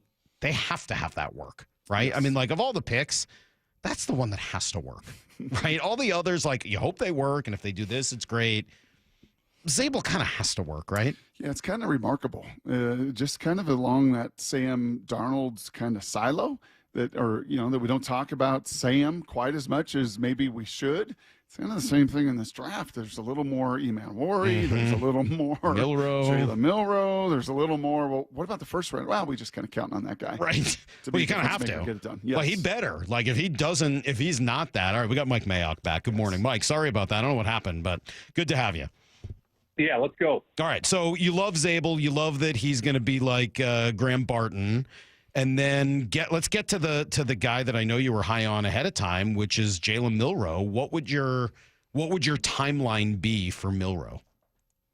Well, philosophically, I love what they did because very few NFL teams are intentional about the quarterback position, in my opinion, the way they should be. So basically, it's two moves, right? They go out and they trade Geno at age 35 for a 27-year-old Sam Darnold. They pay Sam a reasonable starting salary that they can effectively get out of after 2 years for plus or minus $65 million and a reasonable dead cap hit. And then they draft a developmental quarterback behind them. So there's a plan A and a plan B here. And I love the fact that, let's root for Sam Darnold to be who he was last year and continue to get better. But let's also develop this young kid who had the best physical traits of any quarterback in this draft. And, does he need 10,000 reps and time on task? Absolutely. But the fact that Darnold is there and can play at a highly competent level, I just think that John doubled down on it, not unlike signing Matt Flynn years ago and drafting Russell Wilson in the third round. And I'm just a big fan of what John did there. When you were with us in March, Mike, you talked about so many teams in the league are just kind of done before they ever hit the field because there's not alignment from ownership to front office to coaching staff and everything else, and kind of praised the alignment that we have seen here in Seattle under John's leadership for a lot of years. This draft felt like, Mike, there was a little bit more Mike Macdonald influence. Just looking at the sum of all the parts that they added and just some of the process that they went through, is it an overreach for me to say that, yeah, there was a big part of the Ravens and what Mike Macdonald experienced for a decade?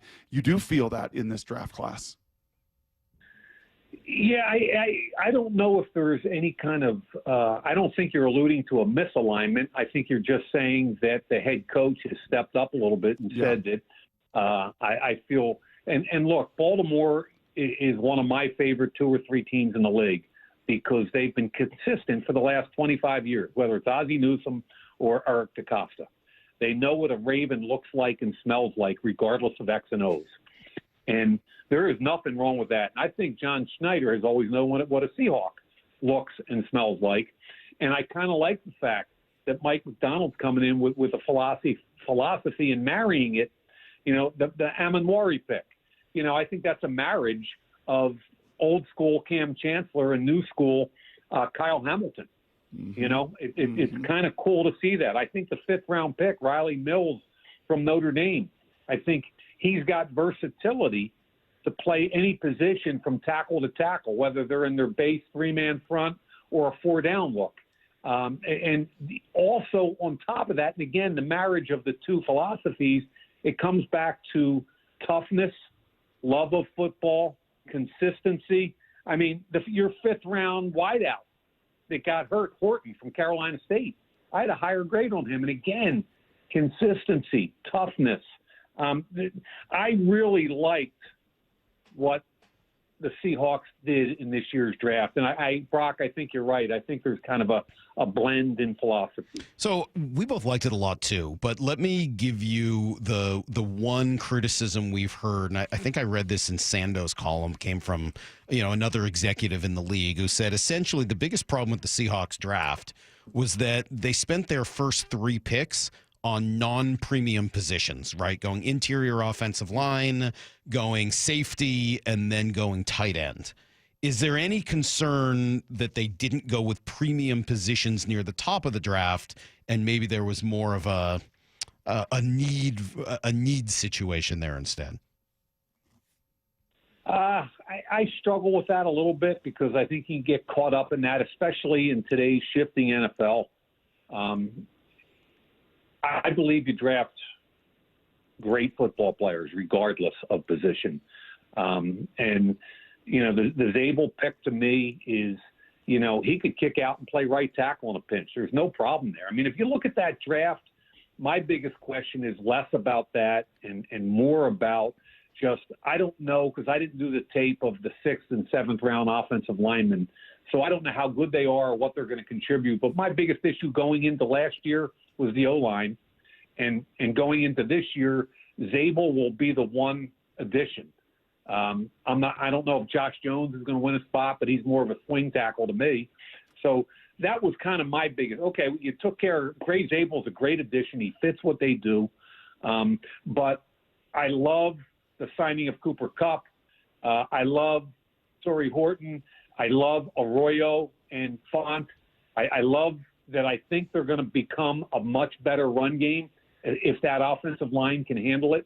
So I think from a skill set, offensively, I think they're in really good position. I just hope the offensive line is able to allow them to run the football and protect the quarterback at a higher level than last year. Y'all know the voice that is Mike Mayock. So back to your day as a GM, Mike. When did you know? When did you know with these draft picks, right? It's kind of like a Christmas present. Here we go. We got our guy. They're all in our uniforms now. We get to see them at rookie mini camp, and now they're going to blend into the OTAs. When did you know, okay, this was a good one, or boys, maybe we misevaluated this one just a little bit. Yeah, we had some uh-ohs. I'm not going to hide from that. But I think the answer to your question is, all the preliminary stuff, the OTAs, the mini camps, the meetings, they help you understand how a kid learns, how quickly he can process information and take it to the field. But really, until you get to training camp and you're live and full speed with the veterans, You don't know. And I'll give you an example. Like Hunter Renfroe was a 5th-round pick, and Max Crosby was a 4th-round pick. Same draft, my first one in 2019. Hunter Renfroe's first live one-on-one rep, he jumped up in the slot, and we had a veteran safety jumping across from him, and he ate Hunter alive. Got his hands on him, almost threw him to the ground. Hunter couldn't run the route. So the next time Hunter got up, same thing happened. And Gruden's looking at me like, "Why'd you do that?" Like, this kid can't play. You know, we're 2 reps in. We're 2 reps in with Hunter Renfroe. And Gruden's like, "You got to be kidding me." I'm like, "John, just give this kid a chance. Trust me. He knows how to separate better than any kid I saw in the draft. He'll figure it out." And about 2 days later, he got up against the same safety and shredded him. And I mean shredded him. And Gruden looked at me, and the next time Hunter got up there, the safety didn't want any part of him. And Gruden made him get in. And so Hunter shredded him again. And now everybody's looking around going, "Oh, maybe we got something." Max Crosby, you know, from the moment he put a pad on, everybody's going, "This kid can bend. What a motor. Look at the length." So we knew early on the positive side with those guys. You know, the negative side, sure. I mean, you know, we took at number 4 overall, we took a defensive end out of Clemson. He didn't have the burst that we hoped he would have. And, you know, he's still in the league and a good player. But at the end of the day, you see pretty quickly when you put the pads on guys. Yeah. Any advice for Coach Carroll with the Raiders when we chat with Pete here in an hour? Any advice for Andy Reid and Mahomes, Herbert and Harbaugh, now even Bo Nix and Sean Payton? And any counsel you would give him as he's heading into that Raiders facility? Are you kidding me? I mean, that guy's written the book. I'm still trying. I'm about halfway through it. It would be disrespectful of me to try to give him any advice. All right, last thing then. I just want to come back to Milroe because I know you were high on him, and I've been fascinated by him, and I honestly feel bad because I feel like we haven't talked enough about Sam Darnold on our show because I'm kind of obsessed with the idea of Milroe. When you say he's got, you know, the highest, what did you say, the best skills of any quarterback in the draft? What does that mean? I mean, what is it that he could be if this works out to the best of his ability? So if you look at Jaden Daniels and Lamar Jackson and the way they can run, okay, let's start with their legs. Both of them are special. You would both agree, I think, with their ability with the ball in their hands to extend and or run for positive yardage and touchdowns. Okay? Both of them fly. You know, they're plus or minus 4.4 guys. Milroe is 20 pounds heavier and faster. And with all 3 of them, like people ask me how fast they are, and my answer is for all 3 of them is as fast as they need to be. They run away from safeties. They run away from corners. They're just different because they're different. Okay? As far as arm strength, arm talent, just, you know, Brock, you know when you see a kid live, when you stand next to him and the ball comes out of his hand, you go, "Oh, my God." Different. And, yeah, he's got all kinds of arm strength and power, lower body strength to generate and help the arm. But the problem is if you look at a dispersion chart of his throws, he's all over the place. He'll throw a deep in route. It's covered by 3 guys and put it in the perfect place and then miss the next 2 or 3 throws badly. And so I always, Brock, I'd be curious as to your thoughts, but I always look at quarterbacks and try and, like, are their feet and their eyes connected? Mm-hmm. And when I say that, Brock, do you know what I mean? Oh, 100%. And Jordan Palmer, his throwing coach and kind of guru that he works with, Daniel Jeremiah, the exact same thing, right? That it's alignment, Mike. It's the same thing you talk about in an organization, in a game plan. It's the same thing fundamentally with a quarterback. Is there that kind of consistent alignment? Because if there's not, then you're going to be a spray thrower. Yeah, and you're going to have your off-balance throws. That's part of being a quarterback in the NFL. But if you don't have the basic infrastructure and alignment, which is a good way to put it, Brock, you're going to have trouble ever being a consistent quarterback at that level. So that's where it starts with from him, is to getting him the basic alignment and infrastructure so that he can build off of that. Well, Mike, the audience wants to thank you. All you've done is further add fuel to the Mike Salk, Jalen Milroe hype train. I'm excited about him. How could you not be? He's now going to be like an Elon Musk missile that's going to be traveling. I'm not sitting here saying that he should start week 1 or anything like that. But if you're not excited about Jalen Milroe, you're not doing it right. This guy's super exciting. Yep. You got to calm down a little bit though, and you might be talking about week 1, but year 3. Sure. Okay? Yeah. Exactly. Yeah. Okay. I'm good with that. Yep. Oh, and in our business, that's a long way to wait, and you're going to get frustrated, and you're going to see him throw the ball in the dirt, and you're going to go, "Why did we draft that guy in the third?" So you just got to put it all in perspective, okay? And then my pet peeve in the NFL is how are we developing quarterbacks? Why have we missed so often? And now you look at Darnold and Baker Mayfield and Geno and their revitalization. Let's develop this kid properly and not show him to the world till he's ready. Mike, thank you so much. It's great to have you on again. We love chatting with you. We really appreciate it, and let's do it again soon. Thank you so much. My pleasure, guys. Have a great day. All right, there you go. There's Mike Mayock. Brock, that's great stuff. And, I love that guy. Yeah, he's super fun. He's just a good guest. And got the Northeast, Notre Dame, Boston College. Just kind of. What's with the BC hat he was wearing? I think he was wasn't he a BC guy? Was he? God, I don't think I knew that. What? Salk. I don't think I knew that. I'm sorry. Dang, I do need to call you before these interviews. Well, why don't you tell me these things? Why do you hang me out to dry, Brock? Why do you? You know what? Let's do a quick Blue 88. BC guy. This is Brock and Salk's Blue 88. Blue 88! Blue 88! We take you to the field as Brock Heward breaks down 3 football questions as only he can. Now here's your hosts, Brock Heward and Mike Salk. Honestly, I think of him as a Philly guy. Played football and baseball at Boston College. Isn't he from Philly, though? He was drafted by the Steelers. But isn't he from Philly? Because I know his whole biography offhand. Sure, yeah. I'm expected to? He was born in Philadelphia. Thank you. Thank you. That's what I knew, is that he was a Philly guy. Philly guy, East Coast guy. All right, we got to go real quick here, Brock. College grad. Really, really quickly. Right, Question number 1. Schedule coming out tonight. What's the biggest difference from last year? Yeah, last year, not a lot of young quarterbacks for the Seahawks. Got one in the opener and got one near the end of the year. Got the rookie Bo Nix, got Caleb Williams late, and that was really about it.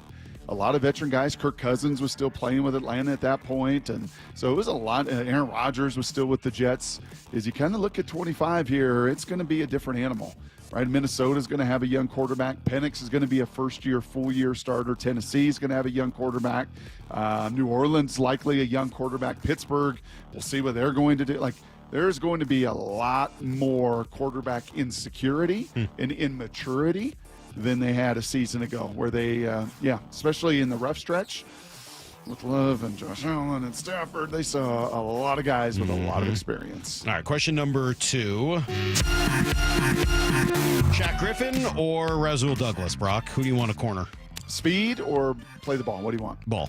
A little bit of more physicality or speed? A little more space. Yeah, I still want physicality. How about 19 interceptions versus 9 interceptions? I'll take 19. Yeah. Yeah, I think Rasul Douglas. I said earlier in Need to Know, what this feels like is Shaq.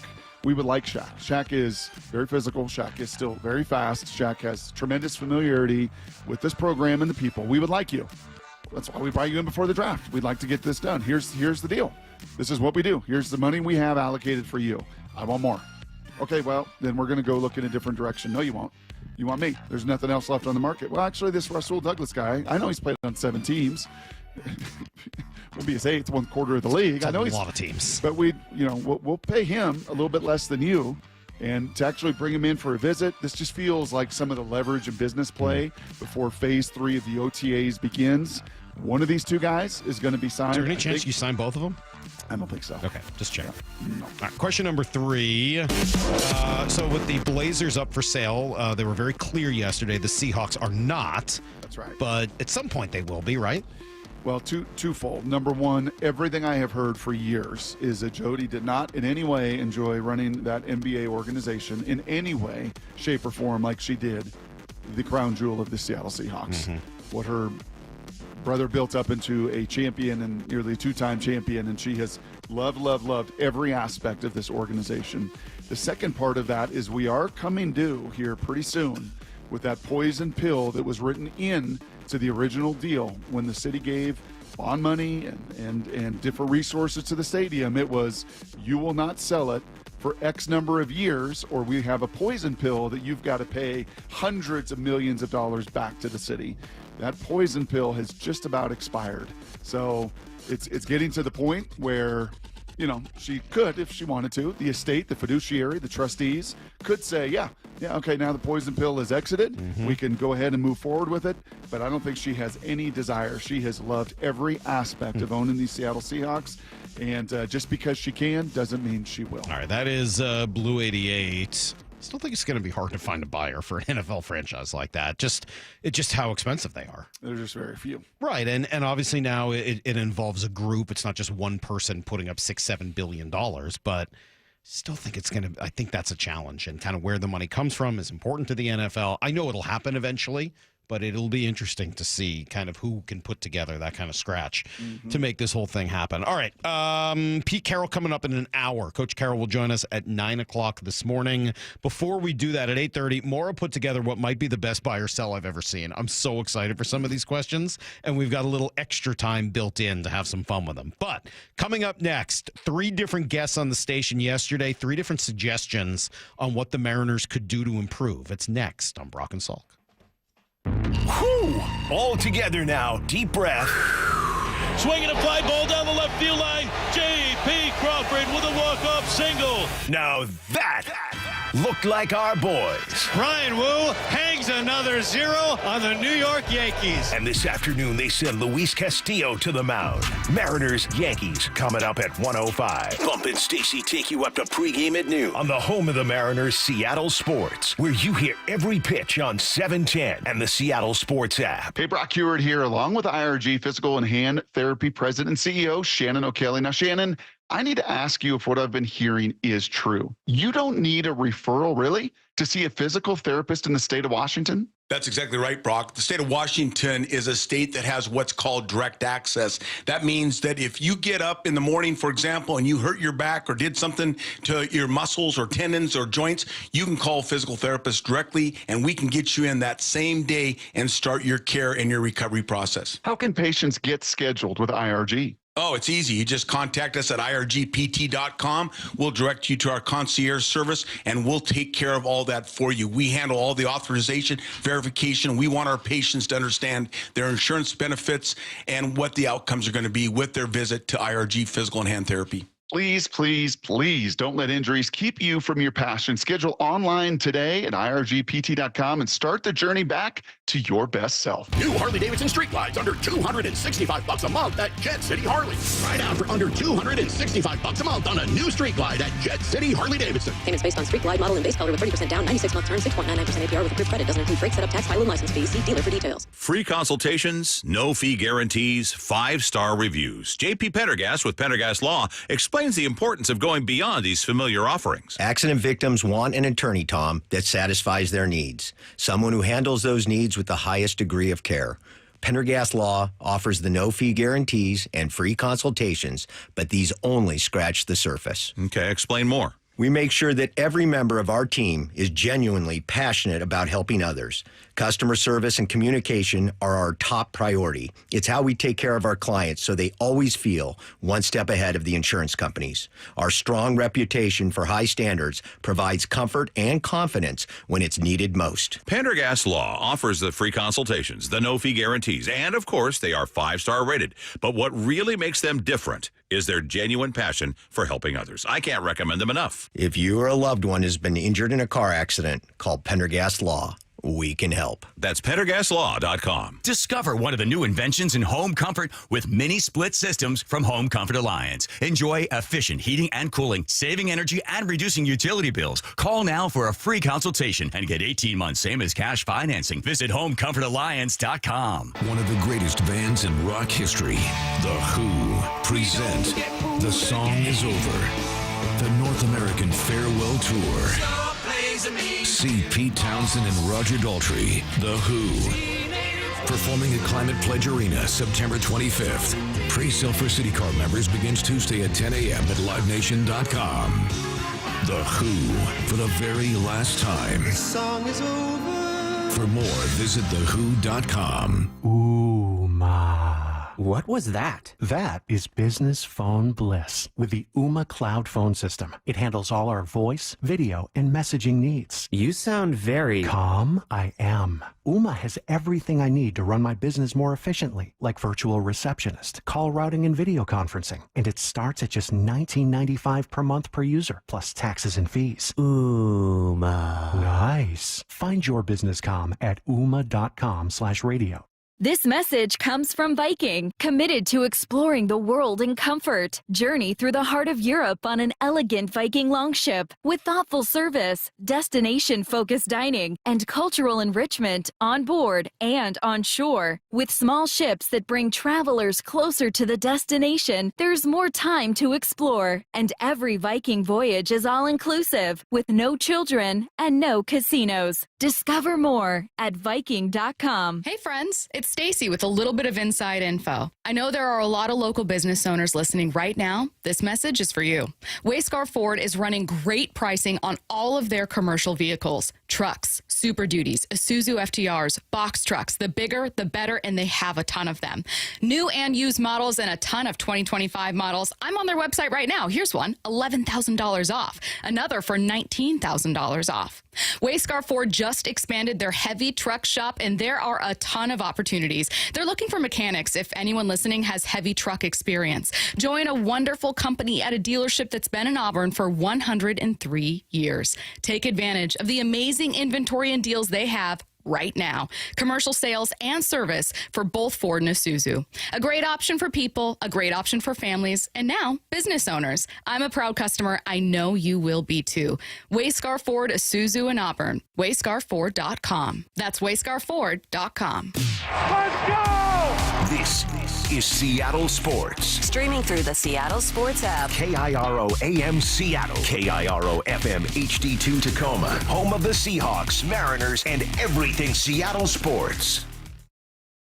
Give me a freaking auto! From the Quantum Fiber Studio, this is Brock and Salk on Seattle Sports. Brock Ewert is my hero. Jay Buhner just punched me in the kidney. We're going to accuse you of murder. Doesn't really work that way, Sherm. This is a show that has my name on it. It kind of does, though. Now here are your hosts, Brock Ewert and Mike Salk. So you spend the first third of the season figuring out what you got, right? The second third of the season acquiring what you need and making changes, and then the final third going after it.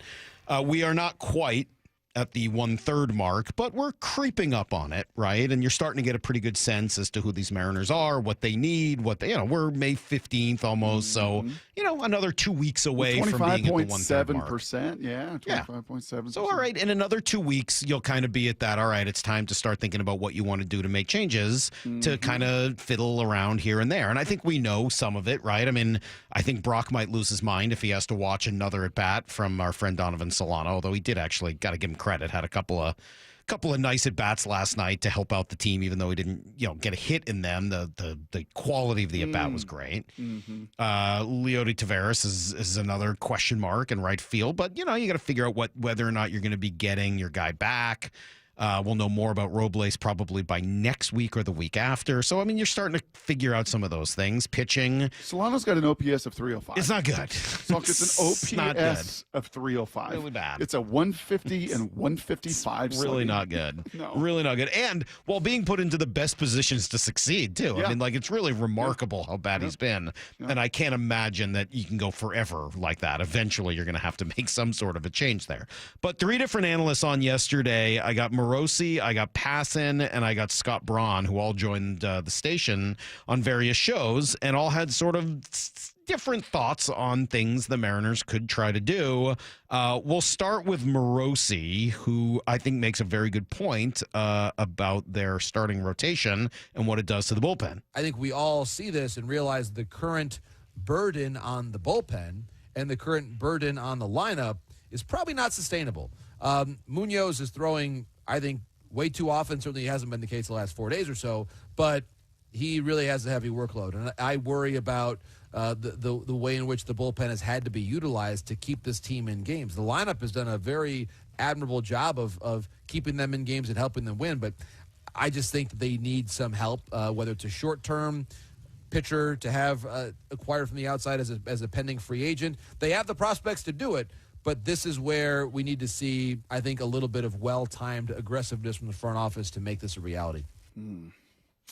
What's interesting and intriguing there, Salk, is obviously Kirby and Logan, right? Two of your just forces and forces of nature, hopefully coming back in the next week to 2 weeks. And then you also have a couple guys down, in Kowar that is working his way back.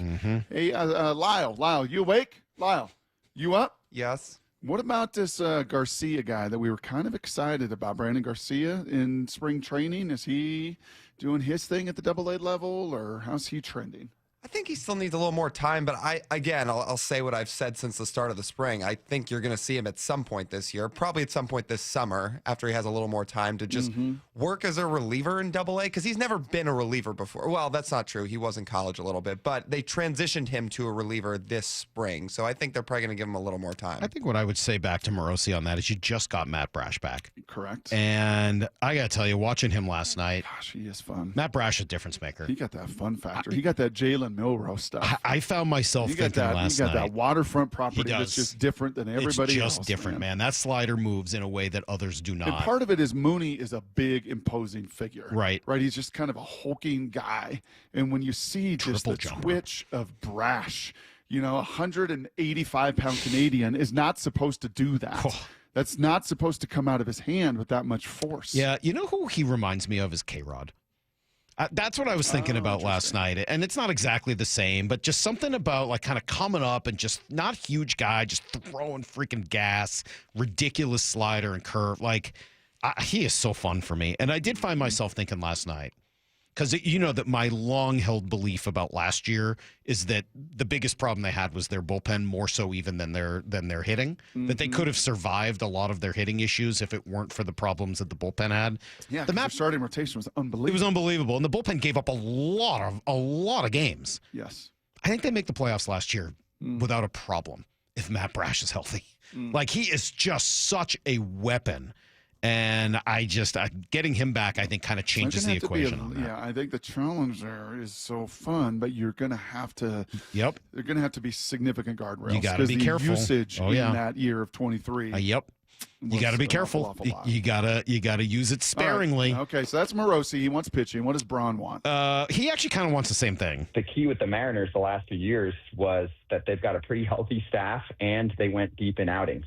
What happens with most teams, fans of teams that don't have stud pitching like this, is that the bullpen starts to fall apart because you're overworking them. The Mariners have done a really nice job of being able to keep their bullpen in a good spot, but it's not going to be the same when you're missing two guys that are going to give you 6, often 7 innings in their outings.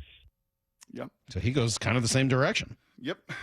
Kind of a big one. I know an off day tomorrow comes, but it would sure be nice if Luis could, just kind of get this game to the 7th inning again, right? If this is one of those 4 1/3, 5, throw 102 pitches in 5 innings, working through that lineup, 6, 7, 8, 9th innings, going to be problematic. Well, and then we asked Passan specifically, hey, what if Paul Skeens does become available? Yes, they should be extraordinarily interested, because I think you could probably make the argument that aside from Tarek Skubal, Paul Skeens is the best pitcher in baseball right now. And how much would I be willing to give up? A lot. But I think that the Pirates, if they were to trade Skeens, would want Gilbert or Kirby as the headliner. And that is not something I'm quite as sure that I would do.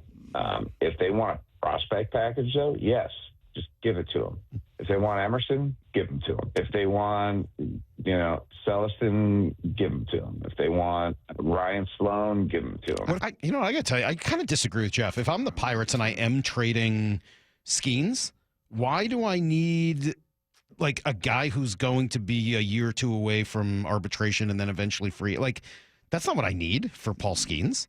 I need as much young capital as possible because I'm rebuilding, right? I mean, like, I don't know. I don't know that I totally agree with that. So I'm usually on the prospects are, coach killers because potential is often coach killing. And over the years, I've kind of landed on that. Not on this. You not love with this group. Not with this group. You got to trade some of it, though. You can't keep all of it. Yeah, you do. You do. You can't keep all of it. It's not all going to work. You just can't keep all of it. I understand that. And the likelihood of these 9 top 100 players is what? 2.5 of them? Maybe? Yeah, 2.5 2 or 3. of the 9? Sure. You got to trade some of it, Brock. I'm sorry. Like I appreciate your view on it, but you got to trade some of it. Like you've got to look through and say, okay, a lot of these guys are great. That's not to say they won't all eventually come up and have some level of success, but you can't keep all of it. It just doesn't. It just doesn't make sense. Arroyo and Ford and Sloan and Cole Young and there's 3, 4, 5. But the top of the top, you just wouldn't part with it. Oh man! Again, I'm not like looking to part with it, but when you start having conversations about players at Paul Skeens level with 4 years plus of club control, yeah, you give up whatever. Salk, the wound heals, but that scar. Remains. That's fine. But you gotta. Why is that scar any bigger than the Dustin Ackley scar, or the Taijuan Walker scar, or any other scar? I mean, like you got scars on all sides of that sucker. You know that every rose has its thorns. I have heard that. Do you know that? I have. Okay. Interesting that of all 3 of those guys, none of them said go get a first baseman.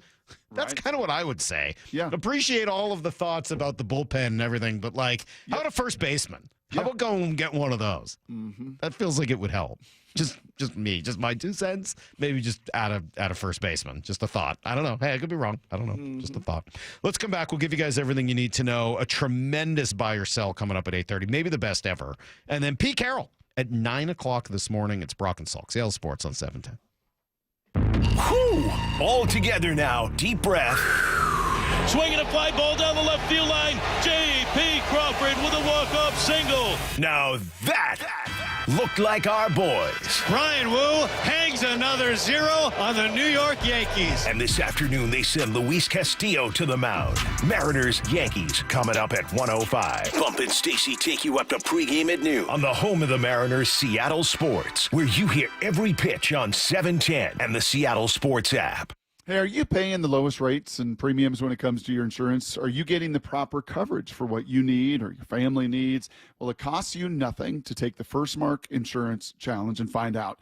You know, we had heard so many of these First Mark Challenge victories through the years, Molly and I had, that we were like, why don't we do this? And on top of it, you know, our carrier decided to leave the game and kind of leave us stranded there. So we take the First Mark Insurance Challenge, and you know what it does? It eliminates that stress and that confusion that we all feel when it comes to insurance. And here's how First Mark does it. Unlike you and me, well, they go to the market and they've worked with dozens of carriers for so many years. Right? They will find you the right fit. No stress, no confusion on your end. And did I mention it's totally free? They're your teammate, and they spent the last 3 decades helping thousands of families, including mine, my friends, my parents, successfully manage this complicated world of insurance. So don't wait another morning. You've heard me talk about First Mark Insurance now for years. Take the challenge. It's totally free, and you might be the next First Mark Challenge victory. Just go to firstmarkinsurance.com. Firstmarkinsurance.com. Your teammate that goes to work for you. Roof now, pay later. No payments until 2027. 0 down, 0 payments, and 0 interest for up to 24 months. Hi, Justin Shirley, CEO of State Roofing and Exteriors here. Since 1968, we've helped homeowners just like you get beautiful, durable roofs without breaking the bank. Book today and lock in summer pricing before it's too late. Call 866-ROOF-ROOF or visit stateroofing.com to schedule your free estimate. State Roofing and Exteriors, held to a higher standard since 1968. What is that sound? Ugh, that sounds like a plumbing sound. Luckily, there's a company that fixes all the plumbing sounds across Puget Sound. That's All Sound Plumbing. Puget Sound's plumbing experts. Have a sound? Visit allsoundplumbing.com. You're free now. Free to stream beyond your wildest dreams. Rom-coms, slasher-coms, space operas. Free to fill your feed with impossibly chonky chonkers. Cats, corgis, babies on demand.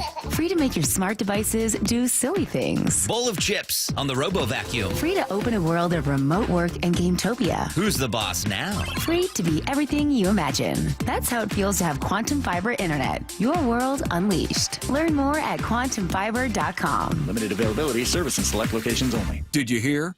A recent stash of $10 gold Liberty coins from the 1800s has been found. These gorgeous gold coins are as bright and shiny as the day they were struck in the late 1800s, and less than 200 of these gold coins are available. Coin experts are calling this gold find an incredible opportunity. Call 1-800-917-4635, and you are guaranteed a $10 gold Liberty coin minted by the U.S. Mint in the 1800s. But with extremely limited availability, you must call now. These gold Liberty coins from the 1800s are still in uncirculated condition. That is history you can hold in your hand. To learn more, call 1-800-917-4635. Call now and you'll receive a free American Coin Collector's Bonus Package, a $40 value, free with every order. Call 1-800-917-4635 now to secure your $10 Gold Liberty coins dated from the 1800s before they sell out. That's 1-800-917-4635. Discover LeMay, America's Car Museum in Tacoma. Explore 300 world-class cars, 100 years of history, and the Shinka exhibit with 50 iconic Japanese sports cars. Thrilling race simulators and fun for the whole family. Visit americascarmuseum.org. For Down Territory, going inside the game with Michael Bumpus. I like this. More quarterbacks should start doing this. Every day at 11:15 and 1:15 on Bump and Stacy. Hey, Brock Ewart here, along with IRG Physical and Hand Therapy President and CEO Shannon O'Kelly. The weather is warming. The sports are moving outdoors, Shannon. Maybe time to take care of that lawn and pull the old lawnmower out. Is it a time where you get a little busier as the weather warms? Oh, absolutely, Brock. You know, what we know, particularly in the Puget Sound, you know, we have these cold, wet winters. The weather changes, the sun comes out, and everybody wants to rush outside and do things. And I'm telling you, that's great, but you got to take time, listen to your body. You got to prepare your body for those activities. You don't want to go too fast, too soon. So warm up, stretch, make sure you have flexibility, a little bit of conditioning, because if you're conditioned and ready and prepared, those activities outside are going to be so much funner, if that makes sense. You're an athlete yourself, Brock. You know how important warming up is. No, I like funner. I think they would tell you more fun, but I kind of like funner, and that's exactly what IRG is. For more info or to book your appointment today, simply go to irgpt.com. Remember, that's irgpt.com. Seattle's iconic Bumbershoot Arts and Music Festival returns Labor Day week, August 30th and 31st, lighting up the Seattle Center with 2 days of nonstop music, art, and creativity. This year's lineup includes Weezer, Janelle Monáe, Bright Eyes, Car Seat Headrest, Diggable Planets, Aurora, Sylvan Esso, and more. Come celebrate what makes Seattle weird, wonderful, and wildly creative. Bumbershoot, where art and sound collide. Plus regional artisanal food and craft beverages. Get your tickets now at bumbershoot.com. Warmer weather, more sunlight, and your new car. That's right. At Toyota of Kirkland and Toyota of Renton, summer starts here. With their combined inventory of new, used, and certified pre-owned inventory, you're in for a summer to remember. Their fantastic teams will set you up with a test drive so you can ride off into that summer sun the same day. Summer starts here at Toyota of Kirkland and Toyota of Renton. Whether you're in the north or the south, they got you covered. Visit their incredible showrooms today or online at toyotaofkirkland.com and toyotaofrenton.com. O'Brien. Need to know. 15 minutes past every hour with Brock and Salk. Here's what you need to know. Up first. Yeah, Brock, I think I'm with you. That was one of the better wins, maybe the best win of the Mariners season so far. And just maybe because it came in the style that was a little bit more expected. I don't know. It had playoff kind of vibes. Did it? It was great pitching. Yeah, you get great pitching in the playoffs. Yeah. You get the top end of guys' rotations, and Fried was 6-0 with a 1 ERA, and basically he looked like kind of Chris Sale for some reason to me. Smaller Chris Sale, just nasty, changing velo. They just totally messed with him, though. I mean, like, as nasty as he is. They scored one run. Yeah, but they made him throw an awful lot of pitches, and not very good pitches at times. I thought they did a heck of a job last night. Pitches, yeah, they really did. That's what you're looking for, right? That's why you throw a lot of credit at those guys, especially at the bottom of the order, who did such a good job of taking pitch after pitch after pitch. I mean, that's what we do. I thought Donnie Solano had a couple really nice at-bats tonight, fighting, getting deep into counts, hitting the ball hard on the barrel. But that was an outstanding at-bat. Ben, puts together really good at-bats, and it's a big part of what we do. And when you've got a guy like Fried and you're making him work it that hard, I think that makes for a difficult evening for him. And we were able to really get that pitch count up to where they had to get in the bullpen. So great job. Again, bottom of the order, making it tough, and getting us a chance to flip the lineup over again. I guess as I would well. say process over results, right? They weren't scoring a ton of runs off them. The process was so good that you get them out after 5, and then your pitching is absurd. I mean, that's what you expected more games to look like. Brian Wu dominated 6 1/3. Dominated. Yep. Absolutely filthy, unhittable. He is the only pitcher in baseball this year to go at least 6 innings in every outing. Yeah, and you had that on your bingo card, right? I did not. Of all the Mariners heading into this season, if you would have said which Mariner out of the starting 5 to begin, well, Kirby was out, but if he had been in it too, which one was going to... I did not have that. No, not even a little bit. And then the bullpen last night, maybe just as good. And the lefties 0-2 on the way to Peraza. Swing and a miss. Strike 3. Side retired. Holy smokes. What a performance by Gabe Spire in relief. That was pretty good. A couple innings later, it was Matt Brash facing Aaron Judge. 1 on and 1 away. Mariners 1-0. Top of the 8th inning. Brash ready to set. The 0-2 to Judge. Swing and a miss and a slider. Strike 3. Who made Judge look sillier, Wu or Brash? They both made him look silly. Yeah, I mean, I would say probably Brash because not many get that much movement on that sweeper. Like, he's used to hitting that ball, and he knew it was coming, and it still missed that barrel. It kind of reminded me, what was that dude? Do you remember the guy, was it Carson Smith? Was that his name? Who came up and got Mike Trout out that time. Do you remember that? Yeah. With this and then he blew out his arm soon afterwards and went to the Red Sox, blew out his arm. But he had like that little stretch when he first came up where you're like, oh my God, this slider is absurd. And he got Trout, made him look silly. That's kind of what that looked like for me. And then Vargas, by the way, just as good. Big spot right here. 3 balls, 2 strikes. Vargas, his pitch. Swung on and missed. He got him. That was against Grisham with Judge on deck with a man on second. So they were able at that point to walk Judge without a problem. So a huge strikeout as well. Mariners end up walking it off in the 11th. Here's the second thing you need to know. Are you ready for the schedule tonight, Brock, in the NFL? Seahawks schedule? I am. I'm kind of looking at all the different teams and the layout and kind of when you want some people. And inevitably, they're going to have some back-to-back East Coast road trips, I think, right? So when does that all happen? But just getting to play the AFC South and the NFC South, at least on paper right now, and you never fully know year to year, but on paper right now, that's a whole lot better than playing the AFC West or the NFC North. Or I try not to complain much about schedule quirks, but I thought the 3 games in 11 days last year was ridiculous. Yeah, that really was just wrong. That the NFL should not have done that to the Seahawks, and unsurprisingly, it did have an effect because it's just too much. Like that's more than an NFL team should be forced to deal with. So I hope they don't have one of those situations this year. The team is still looking for a corner. Played you the sound earlier. Let me play it again. Here's Brady Henderson on their cornerback search and why he thinks that Rasul Douglas could be a possibility. I don't think they want to spend a whole lot of money on whatever cornerback they sign, just because I think they would prefer to have Josh Jobe fill that number 3 role, but you certainly need someone to, at the very least, come in and be a veteran guy who could step in the event of an injury. So I think Griffin is the guy they want to sign. Rasul Douglas is another guy to keep an eye on, another veteran guy who started a bunch of games in the NFL, same draft class, same round of the draft as Shaquille Griffin, who's a 3rd-round pick in 2017. He's a bigger guy who's got I think 19 interceptions over his career and a bunch of passes defense. So maybe not as fast as Shaquille Griffin, but some good ball skills that have yielded some pretty good production over the years. Brock, how is it possible he's going to be on his 8th team, though? Like, everything I hear about it sounds great. 8 teams? Yeah, it doesn't run real great. Yeah, Okay. It could be a little bit of a liability with the speed. Brandon Browner?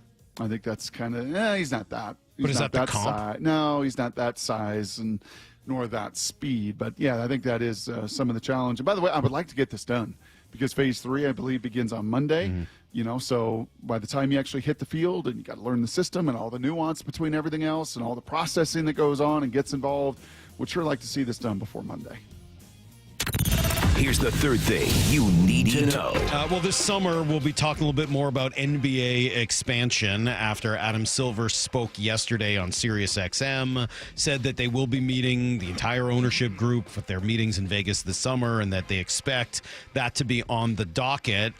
He knows, look, we all know where this is going. Obviously, I know there's tremendous interest in Seattle. I know there's tremendous interest in Las Vegas and several other cities as well that whether I've read about the interest or, have heard indirectly from others.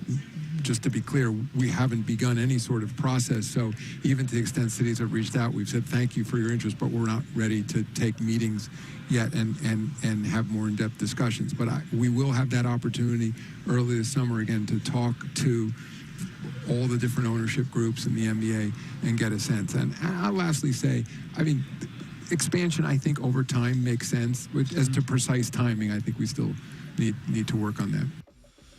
We'll see. I am curious. 866. That's just driving up the price. It's just a lot of talk, yeah. 866 driving up the price. 979-3776. Had a friend of mine ask me this question yesterday, and I'm curious what the people out there think. 866-979-3776. Simple question. Would you want the Trailblazers in Seattle? If it meant no expansion for 2, 3, 4, 5 years, would you be willing? And would you want? Yes or no? I think what I've heard from most Seattle sports fans is that they would really rather not steal someone else's team. I would agree. After it's been done to you and everything else. It was one thing when, Sacramento couldn't get something done. Like, Portland has an arena. Like, there's no reason to take anything from Portland. Why would you? Yeah. I don't see that. I don't see that as a likely situation. That is everything you need to know. 15:15 every hour here on the Brock and Salk Show. Well, it's brought to light because Jody Allen and the Paul Allen Trust are selling those Blazers. And what exactly does that valuation look at? What if the other owners who have paid what did the Celtics? What did they pay for the Celtics? $8 billion, $9 billion, I think it was. $10 billion. I think it was $20 $6 billion. Was it $6 I billion? think it was 6. I think it was $6 billion for the Broncos. I thought it was a little more than that. For Maybe the it was. Celtics. I thought it was 6 though. Yeah. What if those other owners are like, hey, here's the valuation. We don't really want to see the Blazers sold for $2 billion, $3 billion. We'd kind of like to keep the pricing in the market at a really high number right there. $6.1 billion. 6.1 for the Celtics. Yeah. So, but everyone knows the Blazers aren't going to be worth as much as the Celtics. I mean, the much smaller city, not quite the same history. I mean, like that I don't think changes too much. So I don't know. I think they leverage this as much as possible would be my guess. And if they really needed to, you don't think they could have waited a year on that sale? I'm sure they could have in order to get the expansion thing kind of pumped out first. So I don't know. We'll see. Obviously, eventually this is going to happen. It's just a matter of timing and when and, all of that. So, all right. Pete Carroll, a little over a half hour, 9 o'clock this morning. We'll have Pete on video. I hear that there's some issue with the website video stream at the moment, but it's being fixed. It's been fixed. It's been fixed. No, Mike, that's not it at all. No, Mike. No, Gosh, it is. I hope I get one of those. No, it is. No, Mike, that is what's happening. No, Mike. Just want everyone to know if they were trying it before and it wasn't working, you can watch people. That's fixed. And then we also have the app where you can watch the video there.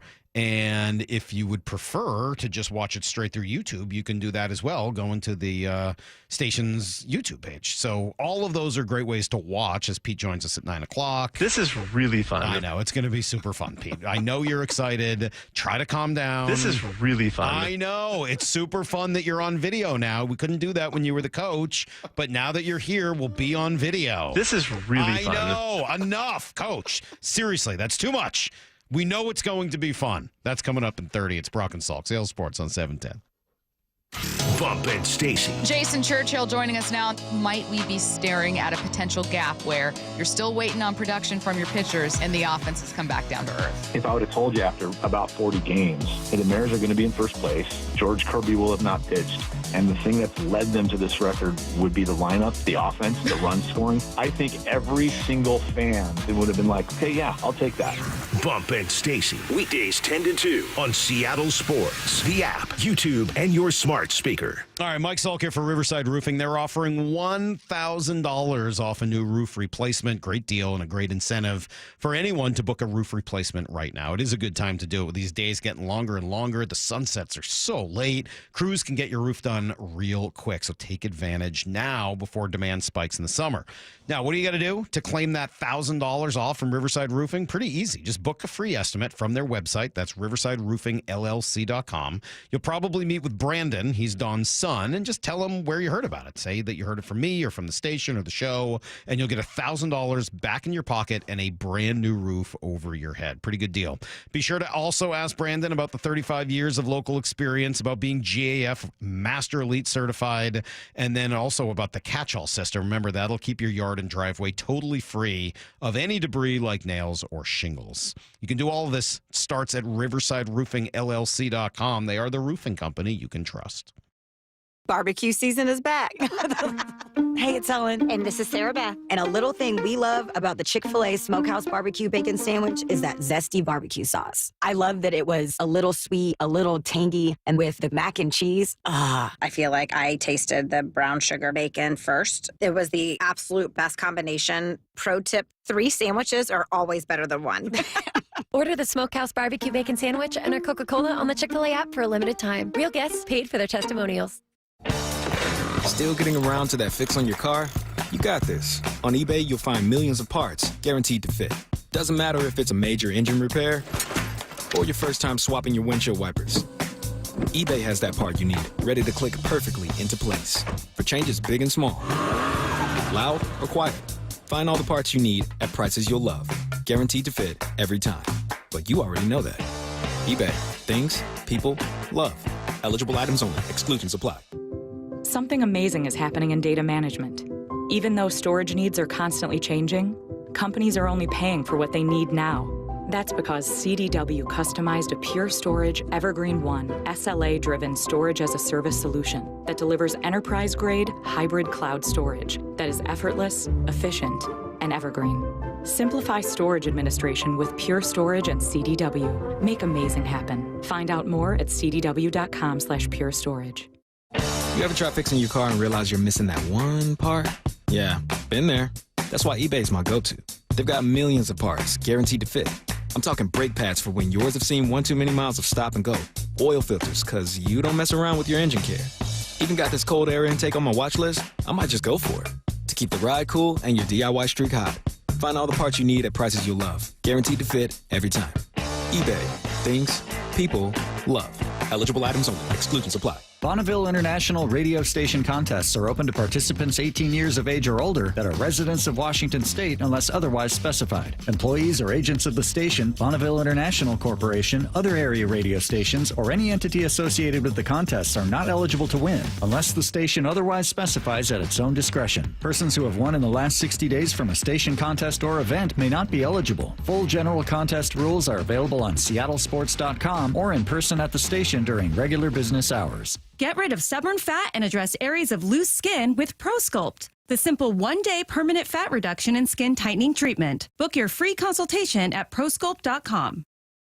Hey, Brock Hewitt here for my friends at PCF Group, or People Come First Construction Group, and that's exactly what they did when we made the call a couple years ago. We wanted to redo our outdoor space, wanted to add a deck, an outdoor living, a television, and a kitchen. And PCF Group, wow, they more than delivered. And if you're interested in building a stunning outdoor area like we did, I cannot recommend them enough. Reach out before the good weather arrives, and their schedule, well, it's going to fill up. So whether you're looking for a complete outdoor living space or a very specific project like an underdeck ceiling, deck, patio cover, railings, PCF has you covered. Design now and pay later. In fact, get 12 months, no interest and no payments, and up to $6,000 off and a $1,000 Amazon gift card. Request a complimentary design and estimate consultation at 425-629-8476 or project ideas. Explore photos at pcfgroup.com. That's 425-629-8476. Hey, baseball fans, Rick Riz here.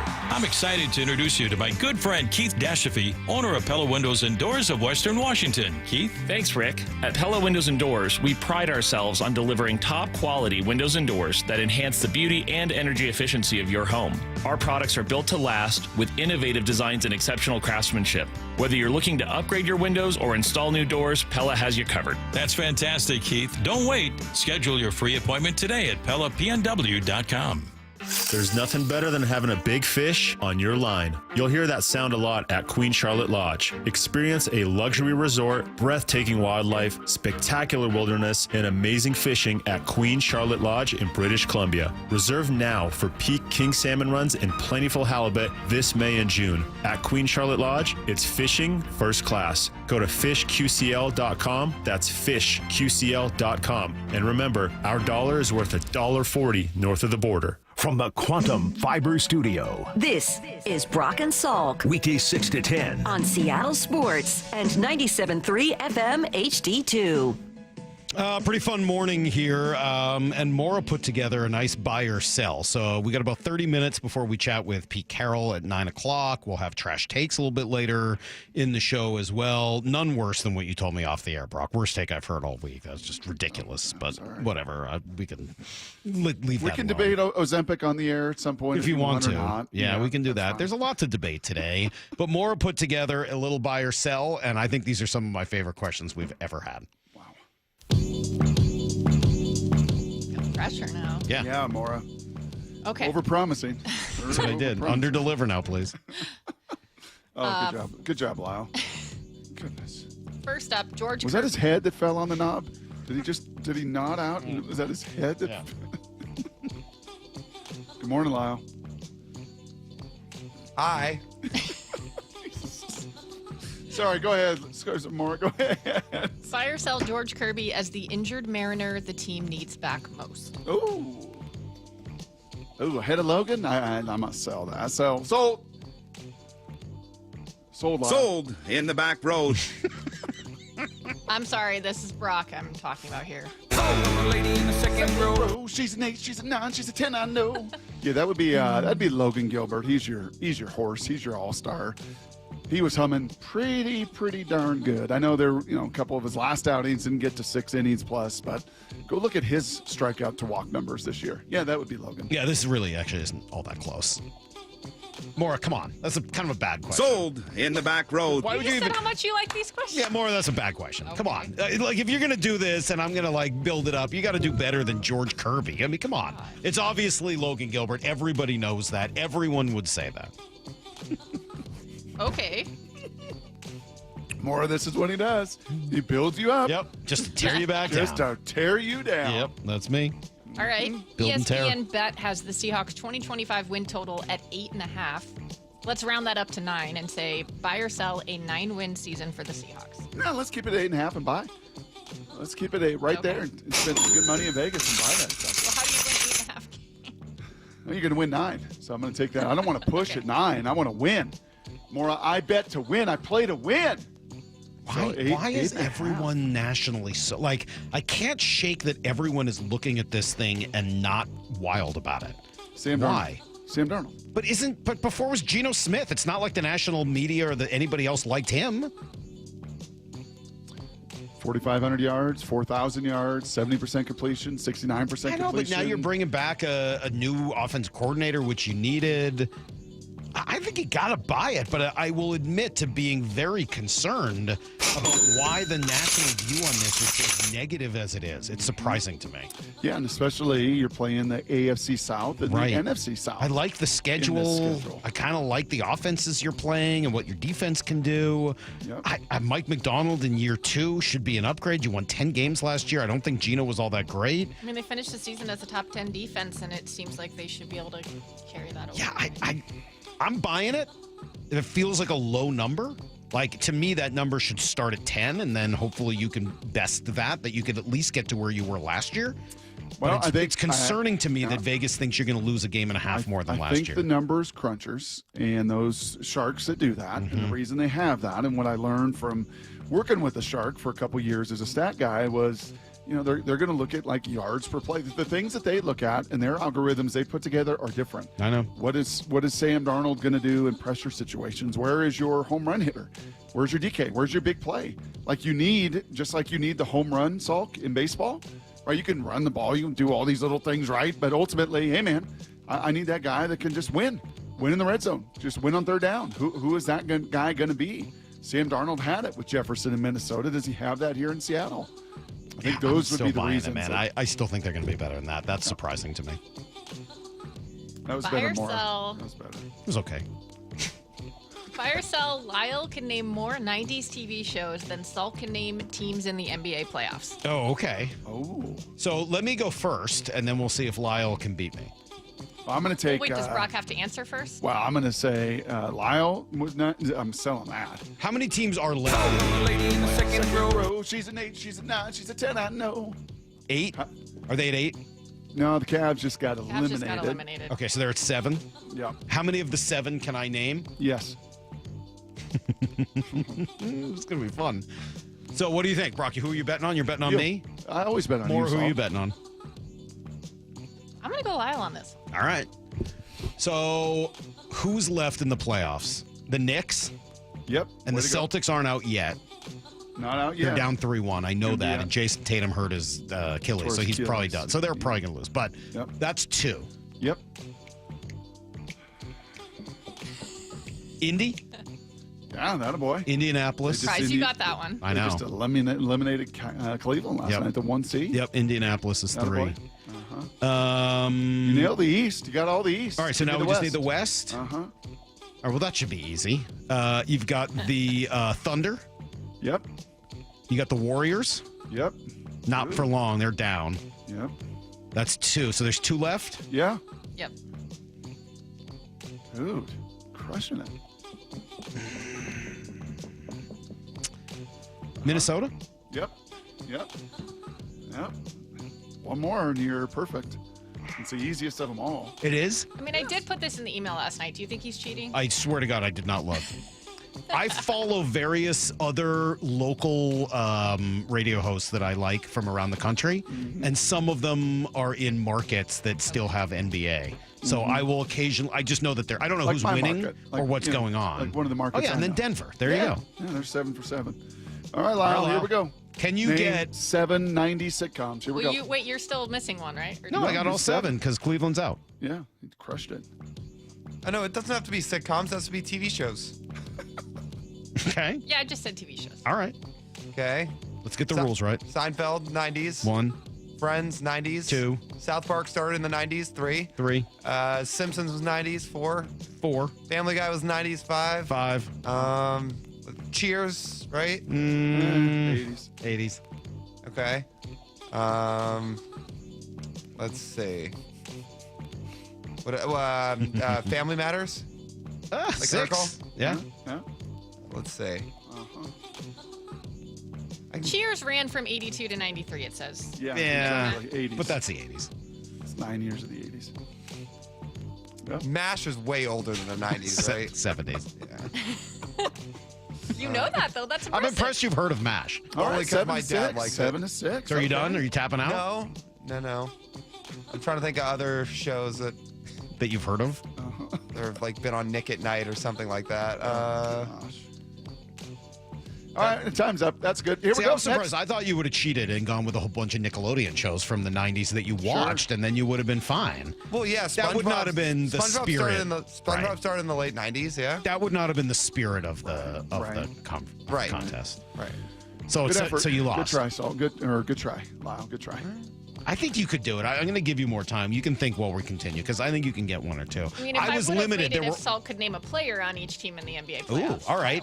You got. I think I can. Oh, I really? probably can't. All right. The Knicks. Julius Randle. Nice. The Celtics have Jason Tatum. Yep. The Indianapolis Pacers have Tyrese Halliburton. Wow. And his dad. Did you just call them the Indianapolis Pacers? Yes. Indiana Pacers. Whatever. Yep. They have Tyrese Halliburton. Yep. Minnesota. Minnesota has Karl Anthony Towns. Oh. No, he's with also- the Knicks now. He's with the Knicks. Julius Randle is not still on the Knicks. He's not? No. That's not true. He definitely sure? is. Yeah. Where'd he go? Timberwolves. Oh, that's really? right, they Oh, swapped. for Yeah. Karl Anthony Towns. Yep. All right, so they swapped, but I got the players. They just, I forgot, they switched teams. Yep. Golden State. They've got Steph Curry and Draymond Oklahoma Green. City Thunder. I don't know one player who plays for the Oklahoma City Thunder. You do because we've lectured you about him a bunch. Yeah, but you made that guy up, so I'm not going to say that, SGA. like, I'm not going to fall for your trap. I don't know anyone who Mike plays for that Holmgren's team. nephew. Played Who's at that? Gonzaga. Chet Holmgren. Okay. That's not actually his nephew, is it? No. No, I was going to say, no way. Denver's got Jokic. Oh, he's so good. He's such All a right, we freaking can move warrior. on. Okay, here we go. Next.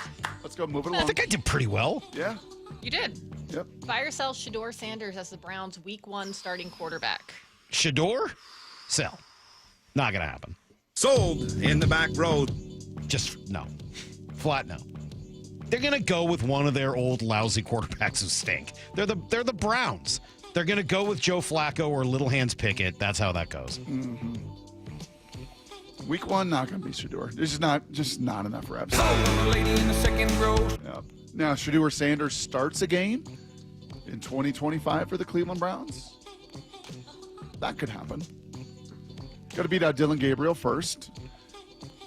What do you think of, by the way, the Cleveland media market? Why? I don't know. They just feel a little testy. Aaron Goldhammer? They just feel a little feisty. Yeah, they're definitely Wouldn't you? feisty. But I mean, Wouldn't you after covering that team for a long time? they're not like the media market in New York. I mean, it's not like what you heard yesterday with the Dave Sims stuff. No, but I don't think Tito loved the Cleveland. Yeah, I think it's a little. It's not Philly. It's not Boston. It's not New York. Come on. But as far as markets outside of those, They've had a lot of pain. Detroit and Cleveland are A lot of pretty suffering. feisty, A lot of pretty feisty. suffering, yes. Buy or sell, Brock has been moisturizing enough to meet Molly's expectations for Haley's wedding photos. Ooh, good question. I will buy that he's been doing it enough. Please get your face out of the camera. I'll buy he's been doing it the way he was supposed to. I will sell that Molly will be satisfied. Oh, okay. Really? Yeah. You think she's that demanding? Yes. You know what I love, Salk? And this goes back to my very first job. Lyle, what was my first job in 6th grade that I got paid? Like legitimate job, not pulling weeds for Dr. Haynes. What was my first legitimate job? You've never once brought this up to me. Oh, you grew up listening to the show. I've talked about it a I've lot. grown up on the show and I don't know the answer to this. Yes, you do. Your first job? Yes. I with honestly Altier's don't. mom at the Oh. Puyallup Farmers Right. Market. Yeah. So do you know what I love? Farmers markets. Do you know that my business idea got shot down in a blaze of glory?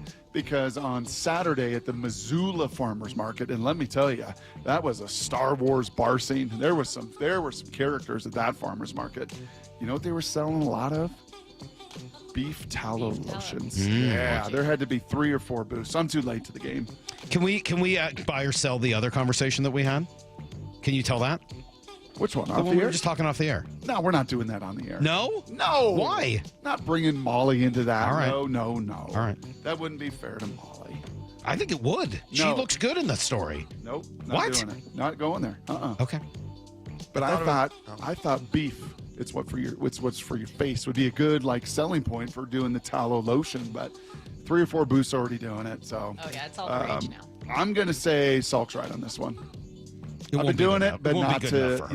not to the satisfaction. No chance. I thought of a few more TV shows, but I can save it if you want. Yeah, what do you got?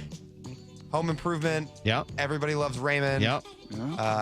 Fresh Prince of Bel-Air. Yeah. The Nanny. Yeah, you're crushing it. Yeah, way to go, Lyle. Nice job, Lau. Way to go. Proud of you. I'm impressed you knew all those. Yeah. Yeah.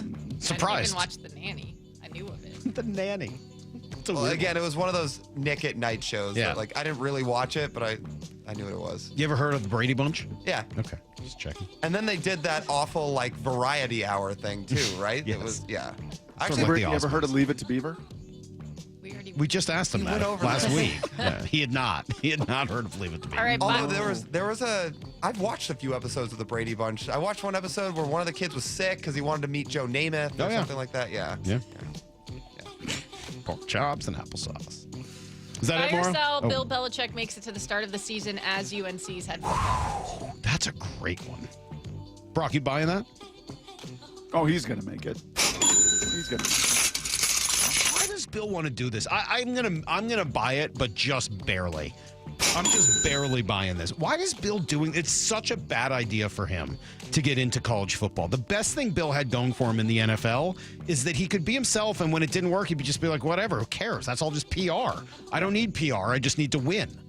And in college, you do need PR. If you would have thought, it's never made any sense for Bill Belichick to coach in college. if you would have had to bet right after the coaching cycle of the previous year, and you had to bet, Salk, your life savings, and say, which of these two 70-year-olds is going to be back in college football? Bill Belichick or Pete Carroll? Yeah, I just said Pete. It'd have been 100 out of 100 Pete Carroll. 100%. His energy, his juice, his relationships, his connective tissue, his selling, his marketing, all of it. It just feels so forced for Billy. So forced. But was there not another NFL job that was going to open? I mean, clearly not, but then wait a year. I mean, like, whatever's going on, it's a bad fit. That's all I'm going to say. I'll tell you what I'll tell you what I am buying. Have you watched any of this Mike Vrabel kind of behind the scenes stuff that they're doing with the Patriots? No. Is he good? It is. He's really good. Yeah, I know. I wanted him to be the coach here. Yeah, he's really good. Yeah. I'm not surprised by that I at just all. remember him watching him on Hard Knocks when he was with the Texans as like linebackers coach, and every other word out of his mouth was an F-bomb. Yeah. Maybe he's become more eloquent in talking to the team since then. I doubt it. I don't think you need to be. I think just as many F-bombs as possible. I think that's what Brock likes about him. Brock loves a good F-bomb. No, he did he had a player up there, and they walked together, and they walked back, and then they pushed against each other. And it was just, I think that year away from the game. That was a great description. He called a player up on stage, and they walked 10 steps together, right? And then they together, side by side. Okay. Right, and then they walked 5 yards back. And then he, had him get into an offensive tackle, and he was an outside linebacker. Okay. Pushing against each other and just kind of talking about, okay, I'm done with you. Never mind. It's coaching stuff, Salk. You wouldn't understand. You so rarely make Brock mad. That was kind of fun. No, it's good. It's fine. I just All have right, to leave one. my coaching stories behind coaching doors. No, I'm getting back at you for not it's calling me last night after I rearranged my Oh. schedule. Last one, buy or sell. Jalen Milroe has at least 4 touchdowns for the Seahawks in 2025. Does that include running touchdowns? Yes. Where do I sign up to buy that sucker? Buy it! Buy it! Yes! Buy.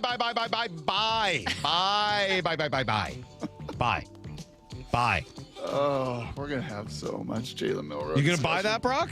4 touchdowns? 4 touchdowns. Of course he's going to have 4 touchdowns. Nah, I'm going to sell that. What? Lady in the second row. Oh, she's an 8, she's a 9, she's a 10. I know she got ruby red lips. You're crazy. Blue eyes. You're going to sell that? 4? Yeah. I think they're going to be real patient with That him. guy can have 4 touchdowns in 1 week. I think he'll be inactive for most of the season. I think Drew Lock will be your backup most of the season. Wow. And as Mike Mayock said, kudos to John Schneider and Mike McDonald and everybody else for having vision and doing this the right way and growing him the right way and not throwing him in the fire. Very surprised. Very surprised to hear you go there. All right, there you go. That is a little buy or sell. Buy. Buy. By the way, kind of touchy subject, and I didn't want to do Another it for. one? Yeah, I didn't want to do it for trash takes. You see Jaden Daniels' mom? I did, yeah. You followed any of this? Well, she's like calling him essentially that he's like not an adult, right? She's kind of treating him like a kid. Yeah. He's 24. Yeah, 25. Yeah, I don't know. I haven't followed it closely. I'm kind of torn on this. I kind of appreciate Yeah, I was this. too. I kind of appreciate it. And I remember talking to my mom and dad about this years ago. They had gotten a letter. It was a player that, my parents didn't get the letter, but one of their friends in their neighborhood did. And because they were kind of like a surrogate aunt and uncle to this player. And they got a letter from an agent that was pretty scathing. And I remember my mom and dad like, gosh, this felt really cold-blooded and harsh. And I just did not care. Like, do they really think that so-and-so are going to be out for his money? I'm like, Mom, Dad, this is just the way it's got to go. Right. There are so many hangers-oners and so many bad apples and so many sharks with blood in the water that come after these young players. And, maybe this felt really, really harsh to your friends that are good people. But this was something that they felt like this agent probably had other players burn. Like, we're going to set this straight right now. Do not expect 1 penny. And I think here, Mom is really playing that role as she's a certified agent as well. I've not seen the whole thing. I've not followed it with any great depth. So maybe I'm missing some of it, but that was kind of my reaction. It's not like she was saying she needed to hold his hand when he, walks down the street. She was saying it's kind of a rough world when you get thrust into having all that money and everything else that goes with it.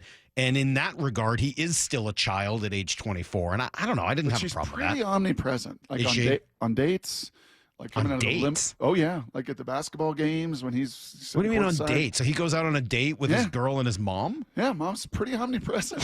That sounds like a lot. Now that I had not read about. Uh-huh. Well, that's just stuff I'd seen, like I'm hip into the culture. What do you mean stuff, you've seen? Like you've been on a date with and seen that? Like you've seen them out? Plenty of videos of mom getting out of the limo with Jaden and his date and going to the different events and like going first to the basketball date games. or like his girlfriend? Salk. I don't know. I mean, like you take your girlfriend and your mom out, okay, fine. But like, hey, we're going out on a first date. Also, here's my mom is a pretty different thing. What do they call those? Snowplow parents? Yeah, well, that's helicopter. That's not just helicopter. I think that's rappelling in. Like that's like a Navy SEAL rappelling in. That's tank, snowplow, helicopter. No, you're not clearing the way. The whole armed forces. No, you're not clearing the way. You're helicoptering and hovering and all around it and inserting yourself into the problem. All right, what do you want to hear from Coach here in a few minutes? Were you like me? I want him to tell me no and then agree with whatever I just said. So just for old time's sake. Were you like me thinking back through so many of the 14 years? Yeah. Man, 14 years. And thinking of the very first time we chatted with Coach. And it didn't go well. Oh, it was. Tell me about these slogans. Oh, really? Okay. You know what? I don't know whether anybody can see my notes. I've got notes here for Coach Carroll. And one of my notes, Brock, I swear to you, I mean, you've seen it because I sent it to you last night, says any changes to your philosophy. And I got a laugh as I wrote it last night to myself because of that conversation where I was like, well, Pete, you got these slogans. Like, what do you mean slogans? I got philosophy. And I was like, well, they're 3 words long. It's not a philosophy.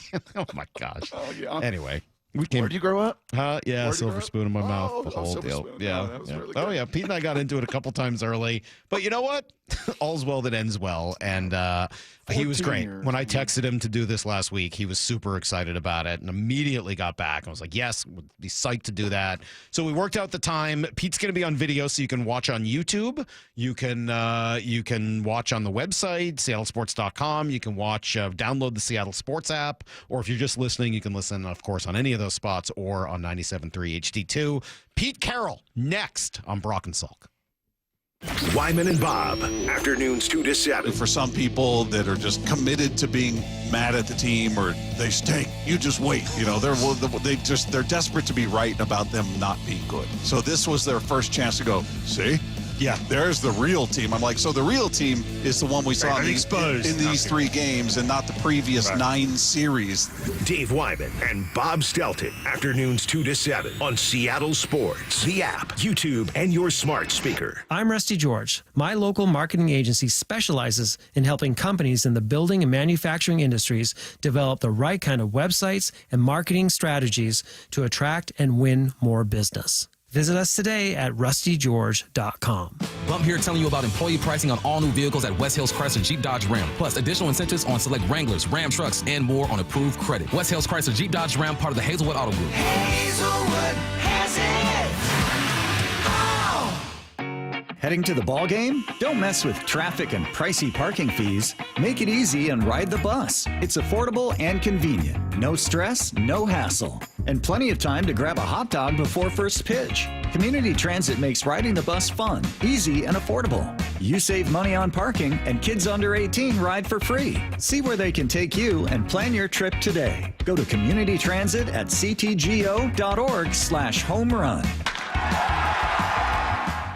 Synthetic Turf Northwest is now open in Fife, your new South Sound headquarters for synthetic turf. Whether you're a DIY homeowner, contractor, or landscaper, they've got what you need. Premium turf in stock, expert advice, and all the tools to get the job done right. Want help with heavy lifting? Ask about their professional design and installation services. Conveniently located just off I-5 in Fife. Contact them today and save up to $1,000. Visit their new showroom at syntheticturfnorthwest.com. Synthetic Turf Northwest. Retail, wholesale, install, all in one place.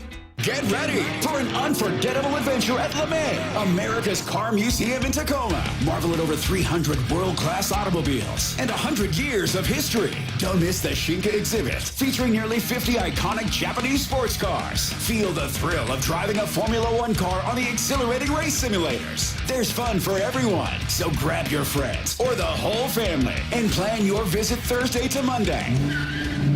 Learn more at AmericasCarMuseum.org. Was drafted in 1999 by the Philadelphia 76ers, and that was just absolutely a dream come true. Todd's playing in the NBA is unique. His battle with neuropathy is not. I first started noticing problems a couple of years into my NBA career, and I felt like my sock was just balled up right in the arch of my foot, and there'd be areas of burning and tingling, and then there'd be other areas of deadness where there would be no response to touch. We tried everything possible, from surgery to different drugs, to try and take care of some of the symptoms. I'm Dr. Mark Shelley, a chiropractic physician and board-certified functional neurologist at Sound Pain Solutions. Our neuropathy treatments can rehabilitate damaged nerves. We use FDA-cleared, non-surgical, non-drug, pain-free procedures that have helped thousands of neuropathy sufferers find relief. Now I'm able to spend more time doing the things that I enjoy, being on my feet. If you experience numbness, shooting, or burning pains, or loss of balance, call us. Sound Pain Solutions, 855-996-0025, or click soundpainsolutions.com. Yeah, I have a ton of really memorable customers.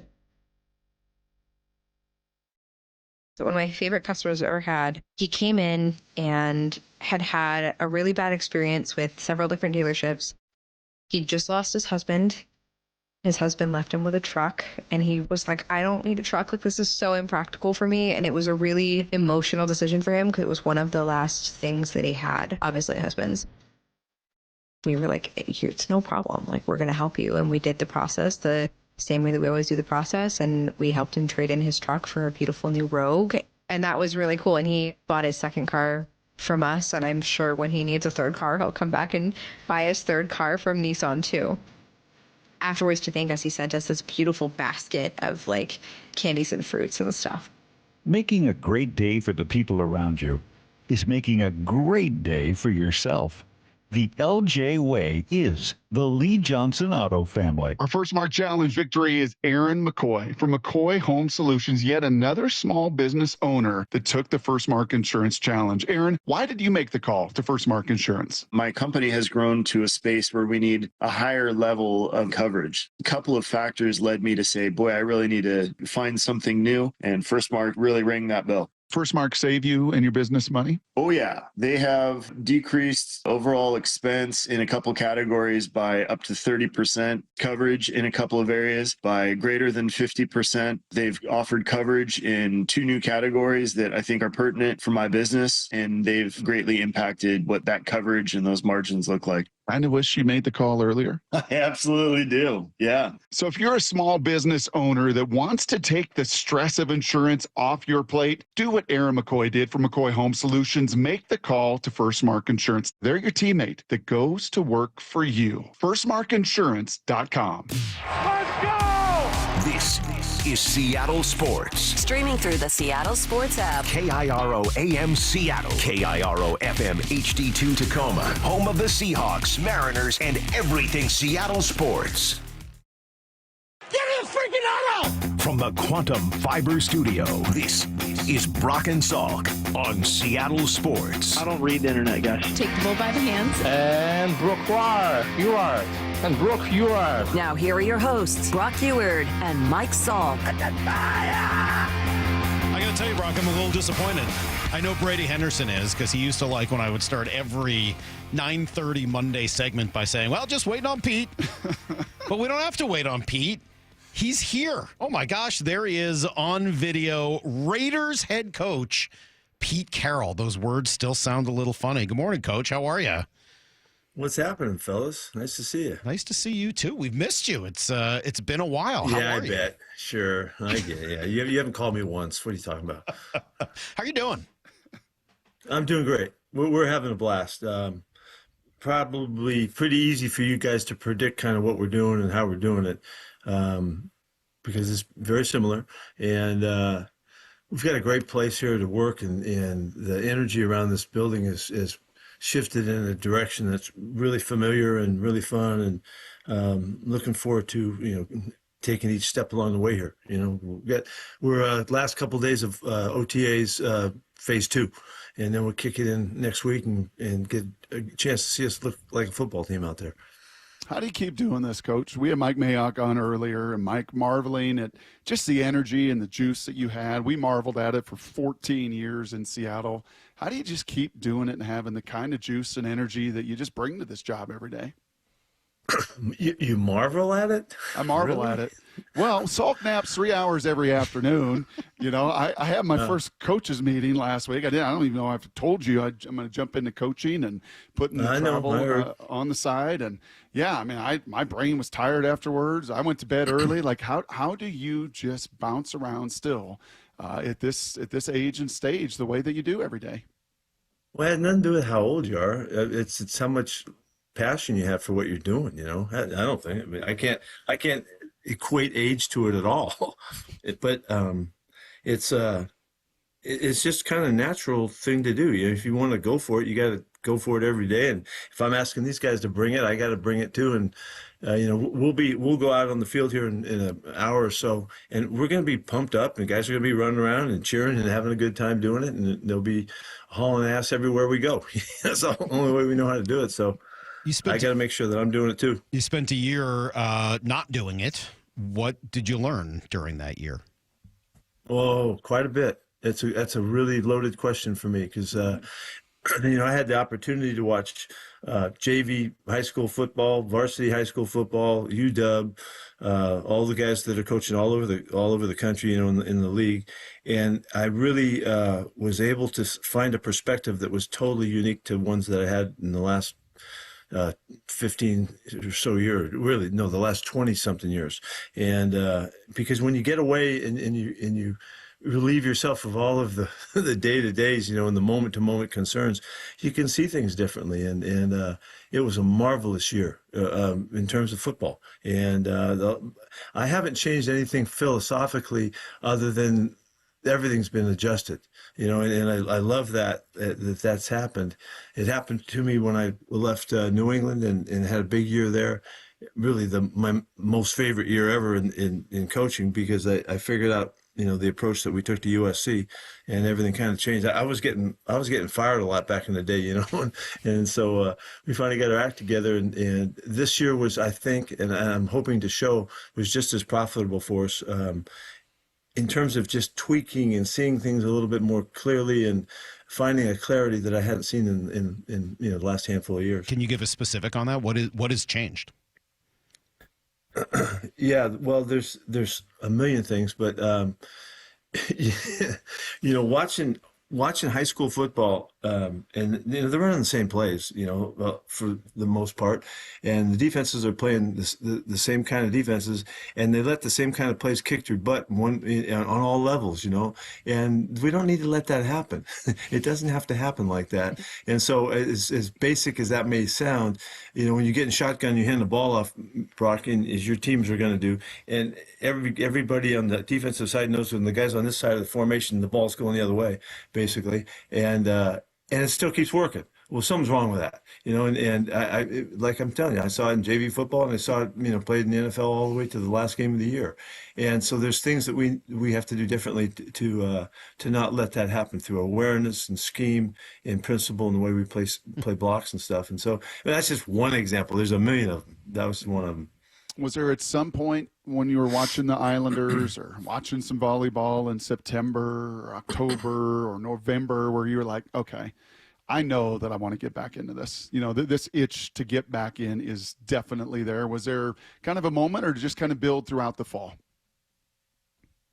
No, I just took some time off, that's all. I just got a chance to get away. I didn't change anything about what I was thinking about the game or wanting to coach or want to be part of it, that's why when I left there in Seattle, I left with, it was a little bit ambiguous to you guys what was going on right there. And I didn't want to quit on those guys, and I wasn't ready to retire. So I had to figure out a way to kind of smooth that through, because I loved what I do, and so I had a great time fishing this early in the in the fall and getting on the river and doing all of that kind of stuff. But it was with the intention that when the time came, I was going to go for it again. So on I was the river jacked up for it. fishing. Did you just say on the river fishing? Pete Carroll's on the river fishing, fly fishing? Yep. What? But I'm not going to talk about the time of the year, because I don't want anybody to know I was outside of the guidelines a little bit. I was. I'm not giving up my spots either. You're right. I'll admit to being a little surprised. My gut feeling was that you would find so many other things that interested you and that you would be so excited about all the extra time you had to do all of those things that you would say, you know what, I do love coaching. It was a great chapter in my life, but there's so many other cool things. I love teaching at USC and the class you were doing, and all the other ways you can just sort of energize yourself. I will admit to being a little surprised. Well, the what was really obvious is it's the pursuit of the passion, and really that's what was obvious to me. And whether it was in the class or it was, doing stuff, studying stuff, and reading and writing and all that, there ain't nothing like this game, for me. And I mean, I love playing and love coaching and love the all the competition of it, and that was crystal clear to me. I didn't have any. That was no like revelation. I just needed to see if there was an opportunity that would suit it, suit us. And so we lucked out and got in here with the Raiders to go ahead and get this thing cranking. What was that interview process like for Pete Carroll at this stage and Super Bowl champion and everything that you did in 14 years in Seattle? What was that process like with Mark and the Raiders? It's pretty easy, really. I mean, what could they ask me? How could they stump the band on this one? And I have a real strong feeling about the how hard it is to be a head coach. And the challenges of the job and the rigors that you face aren't ones that you practice until you do it. And it's why it's so hard for young coaches to make it and be successful. And like I got my butt fired twice being a young head coach and didn't know what I was doing. And I fortunately figured stuff out, in the year between New England and USC that changed things for me. And I've been pretty much the same ever since. But it's there's a lot that goes into this job, and now there's really, you can't, I'm always challenged, but I'm not going to get stumped by anything that's going to come our way. So we just got to see if we can really, really do a great job of communicating and teaching and creating the energy and the juice and all that it takes to do this at a high level. But really, the specificity and of the all of the tactics and scheme and principles and situational game and all that, I mean, I couldn't have had many more chances than I've had, to get ready for it. So it's with it's a lot of confidence and something that you might not put together. The class that we did at USC was an extraordinary experience for me. Now that was really, really something, and because of the preparation and the processing of it and aligning the philosophy with teaching it to students, and with professors that I worked with and all that. It was an amazing process, and it just made me more prepared for presenting now and for standing for what I believe in now. The name of the course was? The Game is Life. And so it was basically, and Dean Veronsoni from the religious studies there at SC, he was a follower of the stuff that I'd done at SC. We kind of came to the university about the same time, and he had embraced the philosophy in a way that he helped me make more sense of it to deliver the message to the students. I don't know if you guys knew what happened in the class or you followed it at all, but it was an incredible experience. Now it was really, really something, and it was emotional and deep and rich and fun and all the kinds of stuff that I like doing, and we found a way to deliver a message that was really it was just one of a kind experience. So, Brock, you guys know the voice. It's Pete Carroll. You just haven't heard him on the station in a while, but obviously you recognize the voice. Still a lot of impact around here. And just, Coach, I'm looking through our text line and just text after text coming in and just people saying they miss you and just have a lot of really compliment. Pete is unreal. I love his mentality. I love his wisdom. There's a lot coming in. So just that's nice. So that's you so know, nice. the people do miss you. But Brock brings up that interview, and they must have asked, hey, what happened at the end? And what's the answer to that? What did happen at the end? It came to me that there was a time that we probably were about to face one of the bigger changes, shifts in the time of the program, and I had really been dedicated as John had been dedicated to, John Snyder, to doing this thing in great fashion together. And we had done that, I thought. And it was really John's turn. It was his turn to take over. And I know I had the lead voice and all of that all through that time. And I was really hoping that John could become the general manager of the club and run it. And if we could do that and we'd figure a way to get out of that, we did. And so Jody was great about it. And so we just kind of agreed upon it that if we could work it out, I would support the thought, and that's kind of how it happened. So it's a little bit different than maybe how people perceived it. But John got his chance. I told him the first day we ever talked that I was going to help him be the best general manager in the history of professional sports. I was a little lofty, a little lofty at the time. He was like 38 at the time. He's looking at me like, "What the heck is this guy saying?" But I meant it really, and so I think that through the time he has developed, it was kind of his turn, and there was a lot of big changes that were going to happen, and that were going to they were going to have to come. And I thought we might not agree on all of those changes, because I was going to hang with some guys more than maybe he would at the time, and the changes they made have obviously turned out great. They got a good coach and a good staff, and they're rolling, and so more power to them. Hey, what a coincidence, huh? How about the opening game of the preseason? Is that out yet? I don't think that's out yet. Oh, there you go again. Okay, so we just. Wait do you see? Coming up here? Wait do you see? Coming up here? Hey, are you going to finally break your rule of joint What a practice? coincidence. Oh, Dave Pearson's looking at you right now, shaking his head. How do you feel about joint practices? So is Will Kiss. Will Kiss is sitting right across me here. He goes, "Oh, jeez." Can we get a joint practice, Coach? I know you were always against it, but they seem to be forward here now. Yeah. Let's do joint practices leading up to a preseason game. Yeah, well, they're for it now because I'm not there.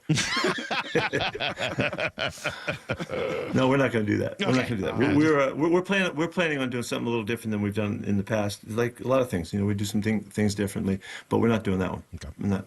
Well, let's get to the meat and potatoes of this thing. What happened on that? Let's go. On the infamous plane ride. Yeah. You're sitting in coach. What the heck is up with that on the way to Indianapolis? The report here is you were in coach while everyone else is in first class. Is that true? Yeah. How does that happen? Are you're just of the people? Whereas everyone, I mean, like, what's going on? Why are you in coach? I think it's a waste of money. What's the point? I don't care. I'm sitting in the plane. I don't care who I'm sitting with or who I'm talking to. It doesn't matter to me. All right. I remember riding the emergency door. Who would be better on the emergency door than me? And so that's really funny. Is that where it started? Is that where the Geno trade conversation started? Right on that plane ride, Indianapolis, Coach? Inquiring minds want to know. No. Heck no. No, I was trying to get that done from the moment this thing happened. I was hoping that we could do something. Yeah. Geno said that you guys spoke a fair amount last year. What kind of things would you guys talk about? Supporting Geno, supporting him, and whatever came up. But basically, I was, just I love the guy, and I was just hoping he would do well and have a great experience, and knowing that it was going to be a challenge and difficult, that things are changing and all that. I've grown. Think about it. Geno was a backup for all those years. I don't know, was it 4 straight years where he hardly even played? I mean, Geno played 15 or 16 games in about a 5 or 6 year span there, whatever it was. And so there was a lot of times when we had to do stuff together to keep him going. And he was keeping me going, but I was keeping him going. And what he demonstrated to me, this remarkable connection and spirit to being ready, knowing that the very next play he may be in the game. He never forgot that. And his resolve about that, I thought, was so exceptional that when he got his turn, I was thrilled for him. And when we got our chance to go ahead and make him the starter, I believed in that too. And so this opportunity comes up, and we need a quarterback. And I mean, really, to me, it was just it was a classic opportunity for us to really transition, with the quarterback position, with the coach that they see eye to eye on everything, So Geno has killed it here. He's been such a factor. The leadership that he brings and his work ethic, his mentality, and he looks great throwing football. It's been a fantastic assistance to turning this thing over. What was it like starting after 14 years with Johnny and everything that you guys did in Seattle through the draft process? What was it like in an entirely new organization with another really young GM and obviously a minority owner that I think played probably some role through the process? Just kind of compare and contrast maybe just a little bit, Pete, of what this experience was like as a Raider versus the 14 as a Seahawk. Well, it was very much the same, and that's why it was very similar, even to where I faltered at times because I just needed to do a really thorough job of making sure everybody was on the same page and we were connected, because I had come from that where we were so tuned in, from all aspects of the building. It's a big job to get everybody on the same page, and so that it takes time. It just takes time. And so, it's hard to remember back to the first and second year that we were there in Seattle. But if you do remember that we made a bunch of transitions and we were just switching and flipping the roster to try to find out a way to make it a winning club. And we're in the same mode right now. It's just it just takes more time than I remembered, because I remember the last 12 years, not the last 14 maybe as well, and the first couple of years it's a blur, but it's been a big challenge. And Johnny Spytek is remarkable. He's on his stuff. He's so good. He's got great background. He's tough, really an astute leader as the general manager. And but we have to totally fit together. I think that, and I've said it, I think probably over the years, that the relationship between the head coach and the general manager in the NFL is more important than any other aspect, any other factor at all, in any way you can look at it, because there's so much that we have to do together. And so, I treat that position with great respect, and I always did that with John. John did it with me, and there, and now it's John there, John here. So help me out a little bit on that one. How much interaction do you have with Tom Brady? Pretty regular. We're phone buddies, man. He hasn't been out here, but one time I think since we've been here. But we've talked a ton of times, and talking philosophy with Tom is, well, you can imagine what a thrill it is, because he is just he's the all-time competitor, and it's not just how he played, it's how he lived and how he sees the world, and how he attacks every opportunity that he has. And so we're so eye to eye on that. It's been a blast. That's really been fun. But the challenge of it is to bring that mentality and connect it to an entire franchise, and so it was when Tom came on board here, it changed my outlook, to come here. And I thought that would be one of the great opportunities of all time, to have his presence, because his presence is strong, and big factor with John Spytek as well. They go back a ton of years, and Johnny holds him in highest of regard. And so we're trying to infuse Tom's mentality. We're trying to bring it into the organization because it's so good and it's so unique, and he's so one of a kind that I think it helps us have the opportunity to be a one of a kind franchise. A running back at number 6, Pete. A running back with the hey, 6th baby. pick in the draft. You guys are always griping about that stuff. Do I love running backs or what? You Come do. on. Yeah, no kidding. And so you get a guy like Ashton to come in here and bring his crazy little stuff that he can do. It was, and Spy was on it too. John Spytek he loved him too, and so.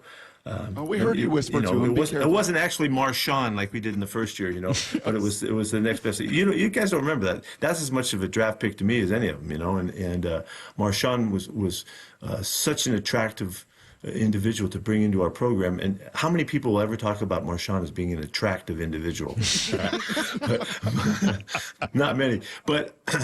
But when he was really I thought the change maker for us there, in his extraordinarily unique manner. He was here on game day when we did the first interviews, taking the job, and he's the guy that's hooting in the background, go Raiders, Oh yeah. And I didn't. He said he was going to come, but I didn't see him. I didn't see it in the blur of the day, and then when I come walking out of the thing, there's Marshawn just waiting for me in the hallway, and we've been together a number of times, and he was here last week talking to the team. And you can imagine that speech. We could not air that one. Yeah, that's not for public consumption, no. But he is such an amazing guy. And I love our relationship and the fun that we've had. It's been, and there's more to come. The whole Oakland thing. He does not see us as the Vegas Raiders. It's still the Oakland Raiders to him. Did you bring a basketball? Oakland hoop? Tech days die hard. Did you bring the basketball? What's that? Hoop? Did you put up a basketball hoop? No. Something new? No. We had enough. We had enough funds to go ahead and get our own. Oh, okay. No, I didn't mean the same basketball hoop, but you put up a basketball hoop. I mean, just because they don't have one anymore, I don't know. I don't know what to tell you about that. What? So you talked to Gino in the off season, fair amount, or during last season, a fair amount. You bring him. I was just being a friend. I was just being a friend, and loving him up and supporting him through all the good stuff and the hard stuff and all of that. What about camp Russ? On, Did you talk to Russ over the course of last year also? Sure. A ton of times. Yeah. And what are those? What are those? I talked to Marshawn. I talked to Doug Baldwin. I talked to Sherm. I talked to all. When you do this thing with everything you have, and you give every bit you have and every ounce of energy and juice and love and all that, that doesn't go away. It's either when you love them, you love them. It was a really fun part of this offseason. What was it like watching the Seahawks and all those relationships, and not just the former players, the guys that were still playing last year? As you were home watching it, was that? I was rooting for them the whole time. Yeah, I wanted to see all those guys transition and do well. I mean, it's the same. I mean, you either love or you don't. I I love those guys, and so to see them all get going and see Big Cat have such a great finish, and all of it. Jackson do his thing, and and all of it. Because it's so challenging. I mean, Mike did a great job. It's so hard to take over a franchise, but particularly one like we had. One that had so much flavor to it and all that. And he did a great job. You're a better man than me. I couldn't have done that. I'd have been sitting here rooting against them every game. I don't know how you could. I mean, I admire it, and I probably would publicly say that I was rooting for them. But in my heart of hearts, I would feel like every win they had invalidated me and stuff. Like I would never be able to get to rooting for them like that. Well, okay. I'm not going to say what you said, but who's better, this or that? You are. Clearly, you're the better person. I wouldn't have been able to do that. That would have been really hard for me. So I'm actually being sort of serious. I admire that. Okay. I don't think that's easy to do. Understand this too. This is really the basics of the truth. I love our time in Seattle, and I love the people, and I love the fans. And like you mentioned it, probably the single most obvious factor that I noticed being around the Seattle area was the people's feelings about the time that we spent there. And I mean, it didn't matter. It was airports, it was in riding bikes, walking the streets, whatever. I was unaware of the connection that we had with the fans, and I would have loved to have had it that way. Well, hell, I found out it was that way. And so it was a really rich, powerful, deep time that we spent together. It was 14 years. That's a long time. A lot of ball games and a lot of wins, a lot of difficulties and challenges and all that. And we kind of did it together. So many people would come up and say, I remember when we were in the Super Bowl and I'm sitting on the couch with my grandpa and when I was 10 years old or something, whatever it was, and everybody had a story, and it was the parades and the big games and the big plays and the come-throughs and Marshawn's runs. And I mean, all the, the things that happened. That's the first thing people tell me is say, oh, I remember when, and where were you? Like I wasn't there, it was. And I think I won't speak for you, Brock, but I think for us, it's funny. The thing that we always remember is the day after the Super Bowl loss, you coming into the building to talk to us, and I'll admit we were probably both a little nervous about what that interview was going to be like, and just the way you handled that day will always kind of be with us, and we reference it all the time as really a masterclass in how to handle a very difficult situation. Well, honestly, that was the master class in itself, and that was the one that I always knew could happen, where things just don't happen the right way. It just goes freaking south on you in a flash. And how are you going to handle it? I was prepared to handle that because I knew that someday it was going to happen, and unfortunately, it did. And so I wanted to demonstrate how you can handle tough times like that, and they wanted me to go on some talk shows or something like that the next couple of days, but they weren't going to talk about the right stuff, so I didn't do it. But the great moments that when you win and you're victorious and all of that are impacting, and they've had their way that they change your life, and so do the losses too. It's on both ends of it. To go to that parade, in Seattle, that's an extraordinary thing that happened, for all of our people, and that's why people keep bringing that stuff up. It's still part of their everyday, when they're confronted with it, and so it could be on the good, it can be on the bad side. How are you gonna deal with it? And You're gonna be real or you're not. I just love that we were contractually obligated to have you the next day, or else we probably wouldn't have asked the right questions either. You would have said no to us also. And you know what I love? I did. Yeah. You know what's so great about this too, Pete? You're jumping back in and look at it. You get Andy Reid and Mahomes. You get Harbaugh and Herbert. How good is that? You guys all don't think this Harbaugh thing is division. My God, every team is good in that division. Yeah, coaches are older than hell too. The whole group of you. So obviously, I got to be the most mobile. I got to work I'm not going to just stand there. Well, you'll be happy to know that with the Seahawks drafting Nick Eamon-Worry, we can go big nickel here now, Pete. Yep. You know how much I've always hoped for the big nickel, and now they've got themselves a big nickel. They got Cam 2 here. How about that? Yeah, I like it. I like it. Just wait till you see us. And we're going to get to see you soon. Sounds like we're going to see you in preseason. I'm looking forward to it, Coach. Seriously, I didn't slip that. Of course not. No, you didn't. No. That's very top secret information. Well, the fact that it in case that does happen, I should have slipped it out. Absolutely, of course you should. No filter, Coach. Sorry, Raj. Thank you. We've missed doing this. We obviously enjoyed talking to Mike this year and getting to know him, but that in no way takes away all the fun we had chatting with you and all the interesting conversations every week. And hopefully we can do this again, because this was a blast. And just again, reading the text machine here, people are pretty fired up to hear from you. Well, sorry, this is going to be the last one ever. So. I kind of figured that might be the case. Brock, if you got any last questions for Pete, get them in now. This is going to be it. Coach, good luck this year. See you guys. Take care. We appreciate it. Thanks there you to go. everybody. There goes Pete Carroll. And that was really fun, as Pete once said. We're going to take a quick break. We'll come back and discuss that. We've got trash takes at the end of the show, but that's pretty cool. It's Brock and Salk, Seattle Sports on 710. For Down Territory, going inside the game with former Cougs and Seahawks wide receiver Michael Bumpus. What does the release of River Craycraft say about the wide receiver room? It's a good thing and a bad thing. It's a bad thing for Craycraft because he's a Coug, a solid player in this league, right? Just a consistent practice squad, special teams. But it also shows that they are interested in some young talent over there, 6'1", 185. So there's competition in that receiver room.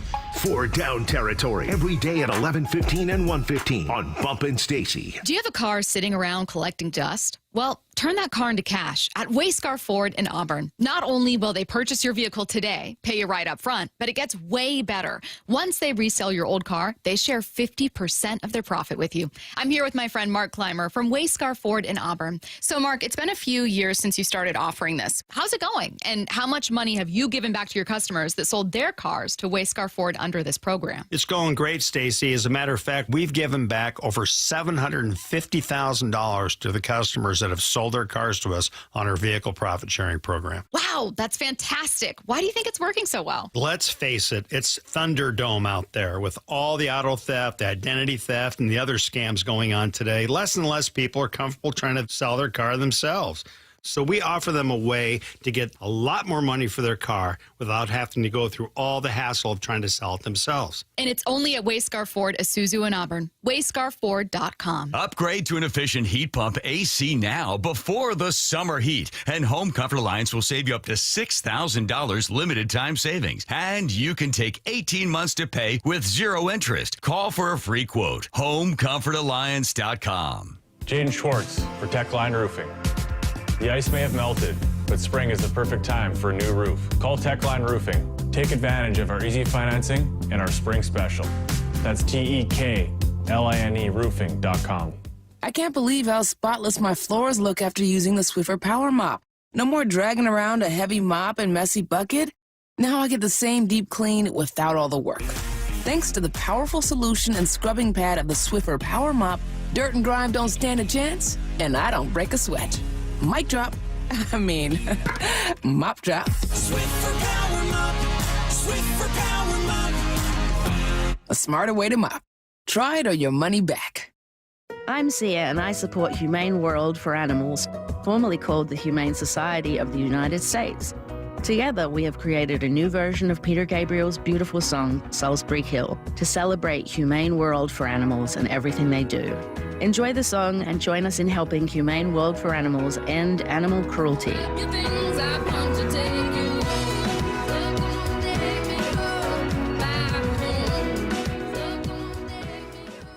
Did you hear? A recent stash of $10 gold Liberty coins from the 1800s has been found. These gorgeous gold coins are as bright and shiny as the day they were struck in the late 1800s, and less than 200 of these gold coins are available. Coin experts are calling this gold find an incredible opportunity. Call 1-800-917-4635, and you are guaranteed a $10 gold Liberty coin minted by the U.S. Mint in the 1800s. But with extremely limited availability, you must call now. These gold Liberty coins from the 1800s are still in uncirculated condition. That is history you can hold in your hand. To learn more, call 1-800-917-4635. Call now and you'll receive a free American Coin Collector's Bonus Package, a $40 value, free with every order. Call 1-800-917-4635 now to secure your $10 gold Liberty coins dated from the 1800s before they sell out. That's 1-800-917-4635. We are Seattle Sports, the home of the Seahawks, Mariners, and everything Seattle sports. Watch your favorite show live at seattlesports.com. My teacher is the best because she gives us pajama day. No matter how old you get, you always remember that one great teacher. Hi, this is Rick Riz, inviting you to join WSECU in celebrating Teacher of the Week. This year, we're going to honor 24 great teachers with grants of $500, sponsored by WSECU, the credit union for Washington. Nominate an exceptional teacher now at mynorthwest.com/teacher.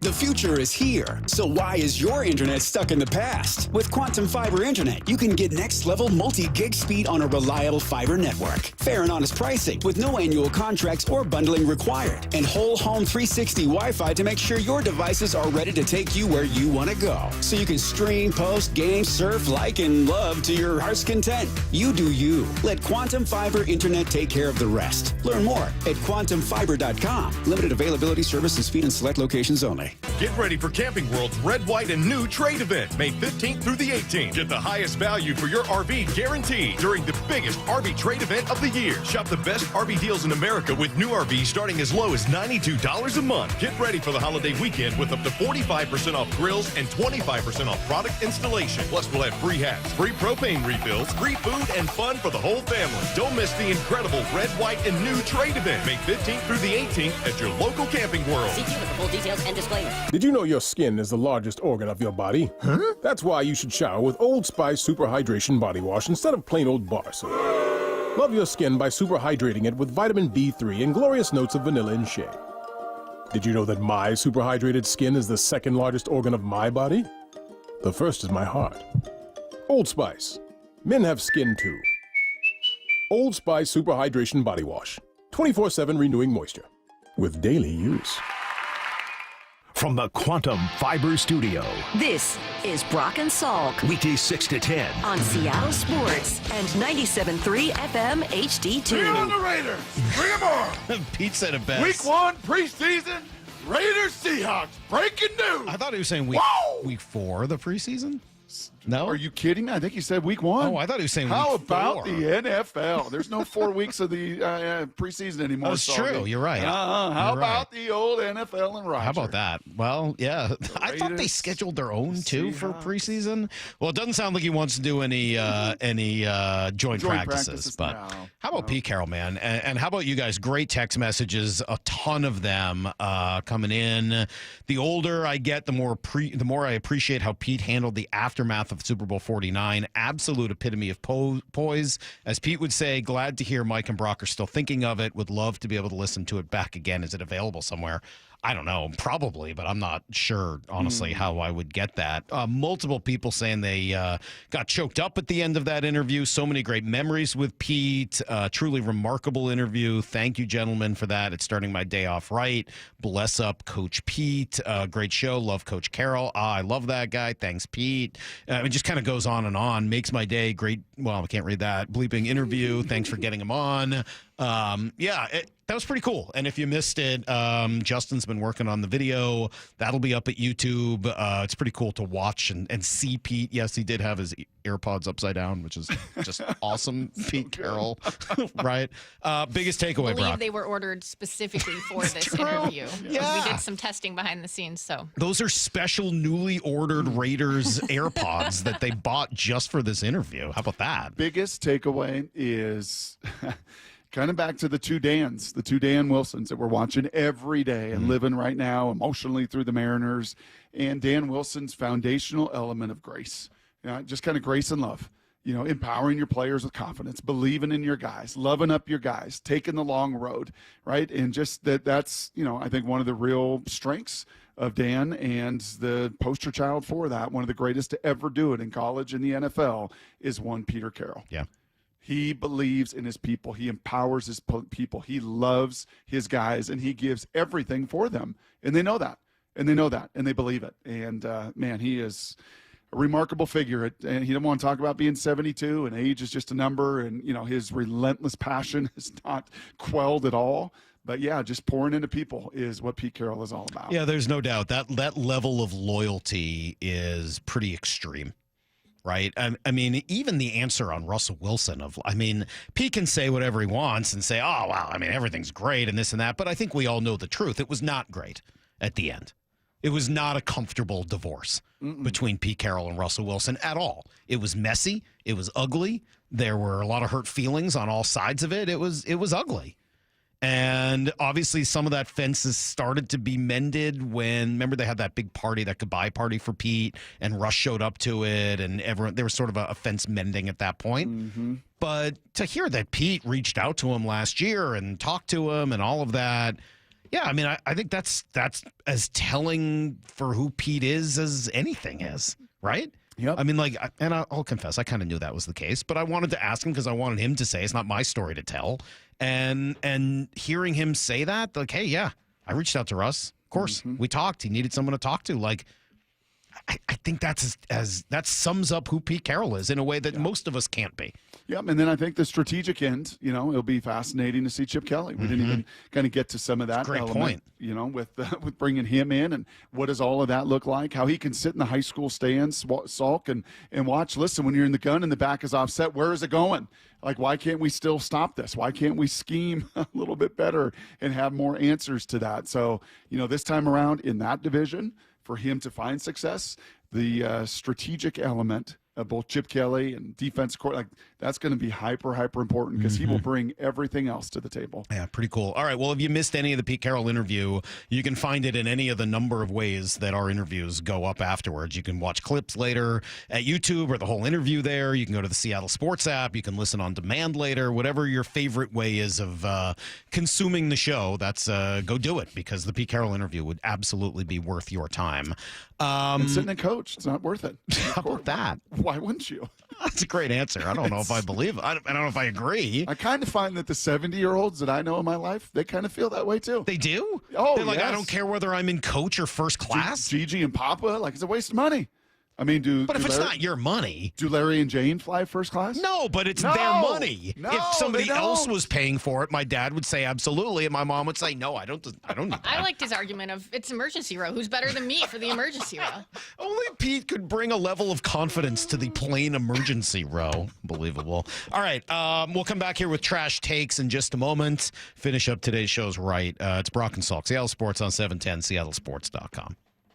Four down territory. Going inside the game with former Cougs and Seahawks wide receiver Michael Bumpus. What does the release of River Craycraft say about the wide receiver room? It's a good thing and a bad thing. It's a bad thing for Craycraft because he's a Coug, a solid player in this league, right? Just a consistent practice squad, special teams. But it also shows that they are interested in some young talent over there, 6'1", 185. So there's competition in that receiver room. Four down territory. Every day at 11:15 and 1:15 on Bump and Stacy. Hey guys, did you know that half of men over age 50 have erectile dysfunction on some level? Whether you have mild, moderate, or severe ED, West Coast Men's Health can help. We don't prescribe pills and hope they work. Instead, we treat the root cause of the problem with acoustic wave therapy, which breaks down plaque, unclogs arteries, and restores blood flow. We have treated thousands of men across our 11 locations nationwide and have established ourselves as a leader in the industry. So whether you have ED, Peyronie's disease, or suffer from chronic pain, such as neuropathy, carpal tunnel, or Dupuytren's contracture, West Coast Men's Health can help. No pills, no shots, no surgery, just results. With clinics in Redmond and Tacoma, call West Coast Men's Health at 206-519-6541. That's 206-519-6541. 206-519-6541. Online at westcoastmenshealth.com. Adam Schefter here for Vivid Seats, the official ticketing partner of ESPN. Are you ready for the NFL season? The schedule release is coming, and we know the best place to get your tickets this year. My friends at Vivid Seats. They're seriously legit, and you earn rewards on every purchase. That's basically free football games. When that schedule hits, don't wait around. For the best selection and all the great deals, head to vividseats.com or download the app and lock in your game days now. If you love to travel, Capital One has a rewards credit card that's perfect for you. With the Capital One Venture X card, you earn unlimited double miles on everything you buy. Plus, you get premium benefits at a collection of luxury hotels when you book on Capital One Travel. And with Venture X, you get access to over 1,000 airport lounges worldwide. Open up a world of travel possibilities with the Capital One Venture X card. What's in your wallet? Terms apply. Lounge access is subject to change. See CapitalOne.com for details. Every great team has its core players, but when the season gets tough, adding the right free agent can make all the difference. The same goes for business. At Robert Half, we found that 67% of companies surveyed plan to increase their use of contract talent to handle workload peaks and backlogged projects. With Robert Half's specialized recruiters' experience, combined with our award-winning AI, you can quickly find the skilled candidates you want. At Robert Half, we know talent. Discover how we can help at roberthalf.com/talent.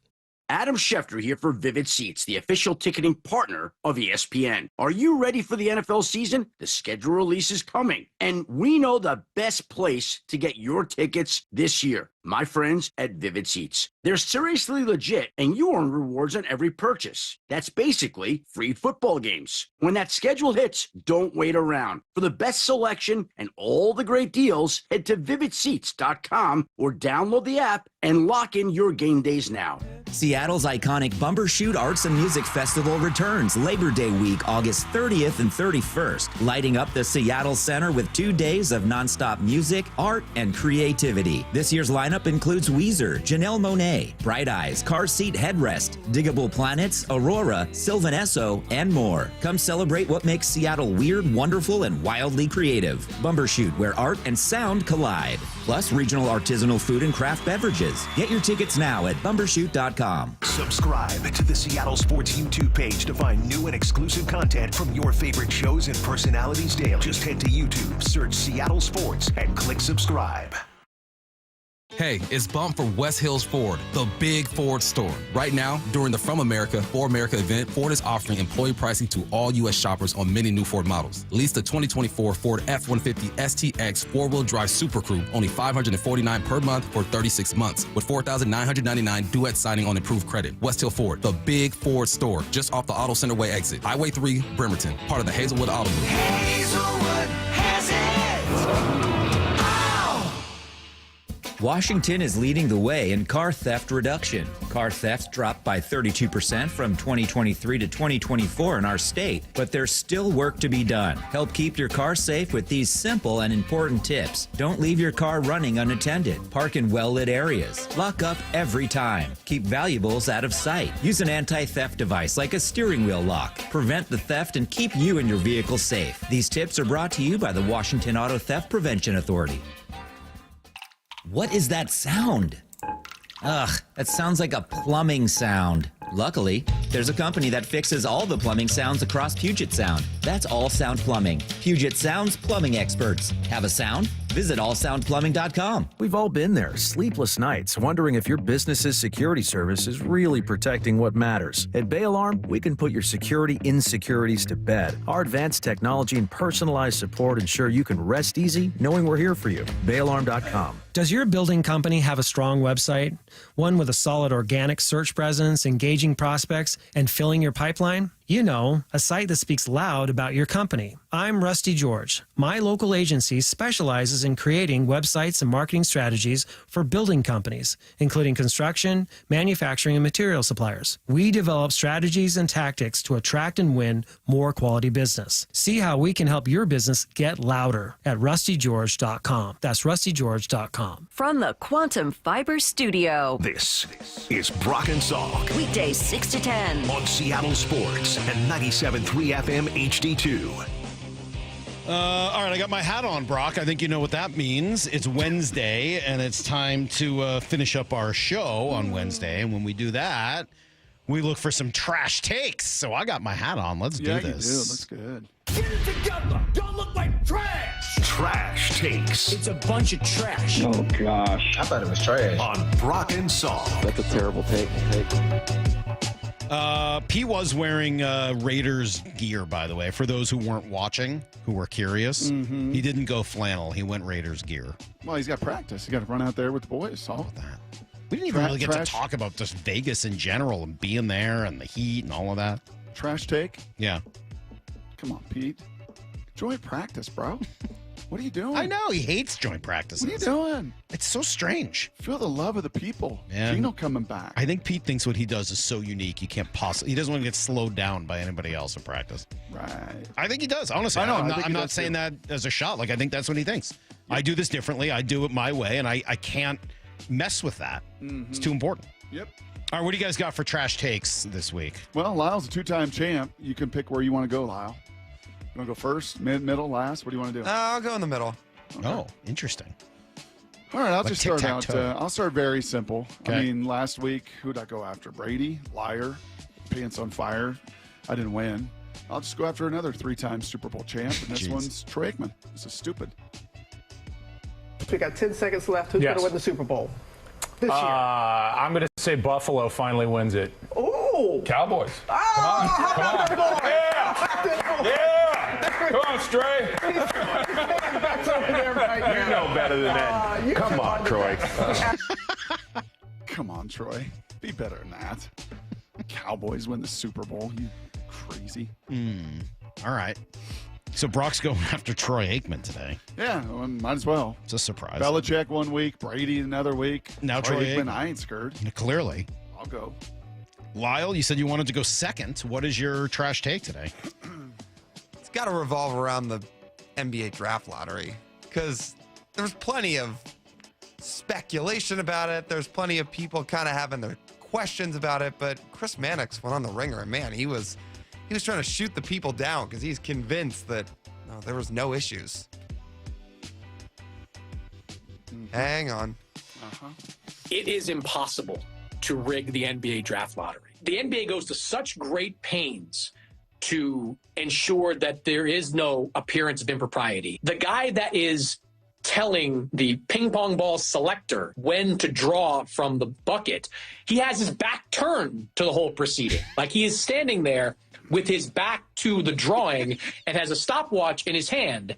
And every 10 seconds, he will raise his hand, and that's when a ball is drawn. It would take a Houdini-esque act to be able to rig the NBA draft lottery. There's nothing suspect about what the lottery is. Oh, his back was turned. Well, now it's a perfect process. He It's like turned his somebody back. closing their eyes, but they're still looking through the fingers or something. Yeah, I mean, like we can't see. We can't unveil the ping pong balls in front of the people. We have to do it behind closed doors. But don't worry, like our back's turned. I love that it is certified by Deloitte & Touche. Is it? I don't know. I thought it was Ernst & Young. There you go. Yeah, certified by Ernst. Big Five firms. Sure. All right. They're the same ones who messed up the Oscars, though, a couple of years ago, too, with Moonlight, right? All right, Maura, what do you got? What is your trash take Come on, this Maura. week? The Trash Bring it, Master Maura. is nearly ready to Bring make a it, Maura. decision. This to rule. pains me because I don't bring it up often because I know people here don't like it. But part of the reason I love sports so much is because my dad's from New England. I grew up a Patriots fan. I love Bill Belichick, but he is my trash take this week. He did an interview on SportsCenter yesterday and was asked about his relationship and its impact on his coaching job at UNC. I mean, that's, really off to the side. It's a personal relationship, and she doesn't have anything to do with at UNC football. I'm excited to be back in the coaches' meetings and getting ready for, June, and then August when we get to training camp. So June will be a big recruiting month for us, and then August we'll start getting ready for the season. It's off to the side. Yeah. It's in She's a side everyone's piece. faces. Maura, she's a side walking the piece. sidelines and like pulling things out of your pocket while you're coaching. You've told them to CC her on your emails? What do you mean? She's just a side piece, Maura. She's not, though. That's the problem. I think it'd be better if she was. I think that would be more understandable. All right. So Brock going with Troy Aikman, Lyle going with Chris Mannix, and Maura going with Bill Belichick. Brock, you lose. Sorry, you're not even close on this one. First of all, Troy's obviously joking. No. What's he supposed to say? Like, he played for the Cowboys. He doesn't know what to say. He's like, I don't know, the Cowboys, haha. He's not serious. Be better. He's not serious. just He's be making a joke. I got no problems with that. Troy played there. He's a legend. You're not close. I'm going back and forth between Lyle and Maura's takes. These are both complete trash. Both of you should win today. I may declare a tie. Whoa. That's soft. Is it? Yes. You guys want a tie or do you want to win? Trash Master doesn't do ties.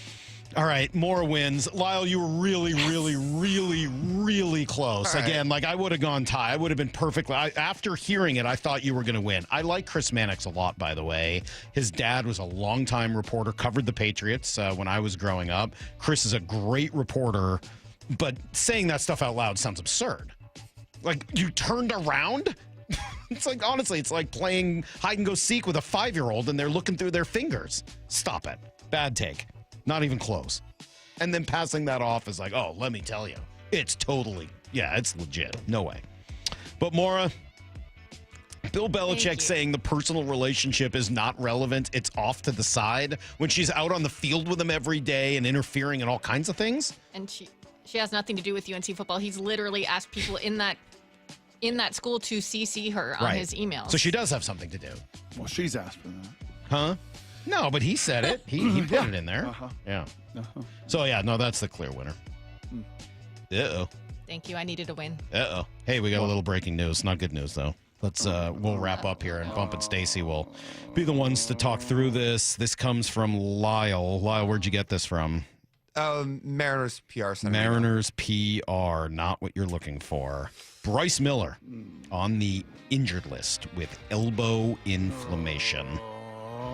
Jonathan Diaz recalls.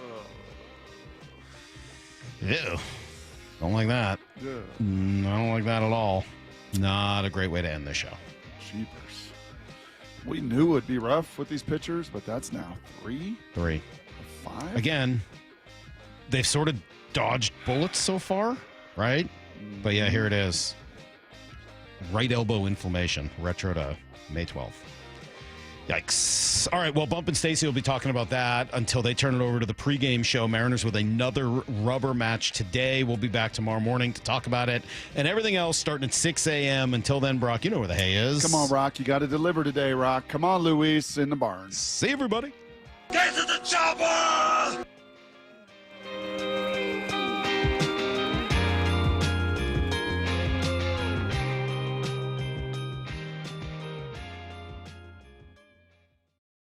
Bump and Stacy. Jason Churchill joining us now. Might we be staring at a potential gap where you're still waiting on production from your pitchers and the offense has come back down to earth? If I would have told you after about 40 games that the Mariners are going to be in first place, George Kirby will have not pitched, and the thing that's led them to this record would be the lineup, the offense, the run scoring, I think every single fan would have been like, hey, yeah, I'll take that.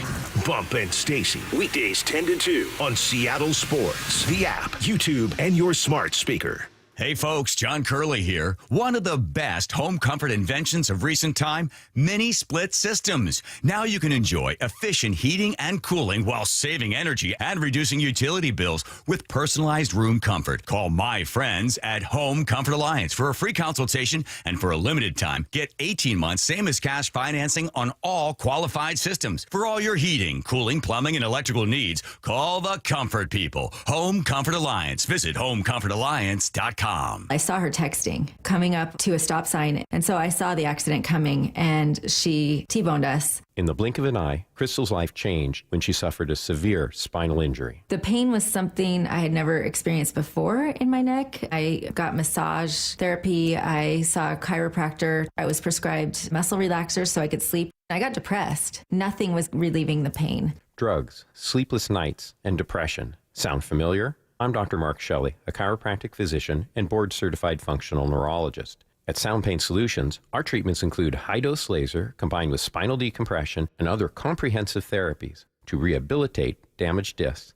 We use treatments that are non-surgical, FDA-cleared, drug and pain-free. I was able to get off my pain medicines, and I was able to sleep through the night, and that was what I was desperate for. To learn if you're a candidate for our treatment, call us. Sound Pain Solutions. 855-996-0025 or click soundpainsolutions.com. Warmer weather, more sunlight, and your new car. That's right. At Toyota of Kirkland and Toyota of Renton, summer starts here. With their combined inventory of new, used, and certified pre-owned inventory, you're in for a summer to remember. Their fantastic teams will set you up with a test drive so you can ride off into that summer sun the same day. Summer starts here at Toyota of Kirkland and Toyota of Renton. Whether you're in the north or the south, they got you covered. Visit their incredible showrooms today or online at toyotaofkirkland.com and toyotaofrenton.com. O'Brien. One of the greatest bands in rock history, The Who, present The Song Is Over, the North American Farewell Tour. See Pete Townsend and Roger Daltrey, The Who, performing at Climate Pledge Arena September 25th. Pre-sale for City Card members begins Tuesday at 10 a.m. at livenation.com.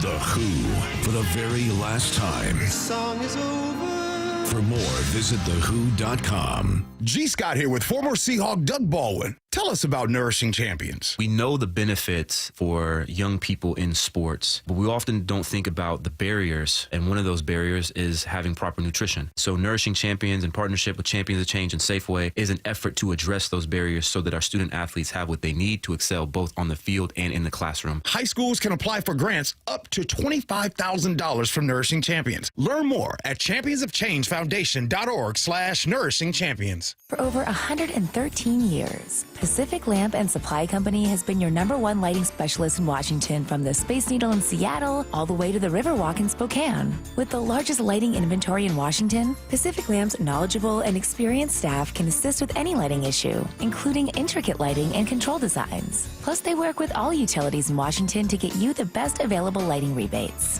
Pacific Lamp and Supply Company, Washington's lighting experts since 1912. Visit pacificlamp.com. Discover LeMay, America's car museum in Tacoma. Explore 300 world-class cars, 100 years of history, and the Shinka exhibit with 50 iconic Japanese sports cars. Thrilling race simulators and fun for the whole family. Visit americascarmuseum.org. Jaden Schwartz for Techline Roofing. The ice may have melted, but spring is the perfect time for a new roof. Call Techline Roofing. Take advantage of our easy financing and our spring special. That's TEKLINE roofing.com.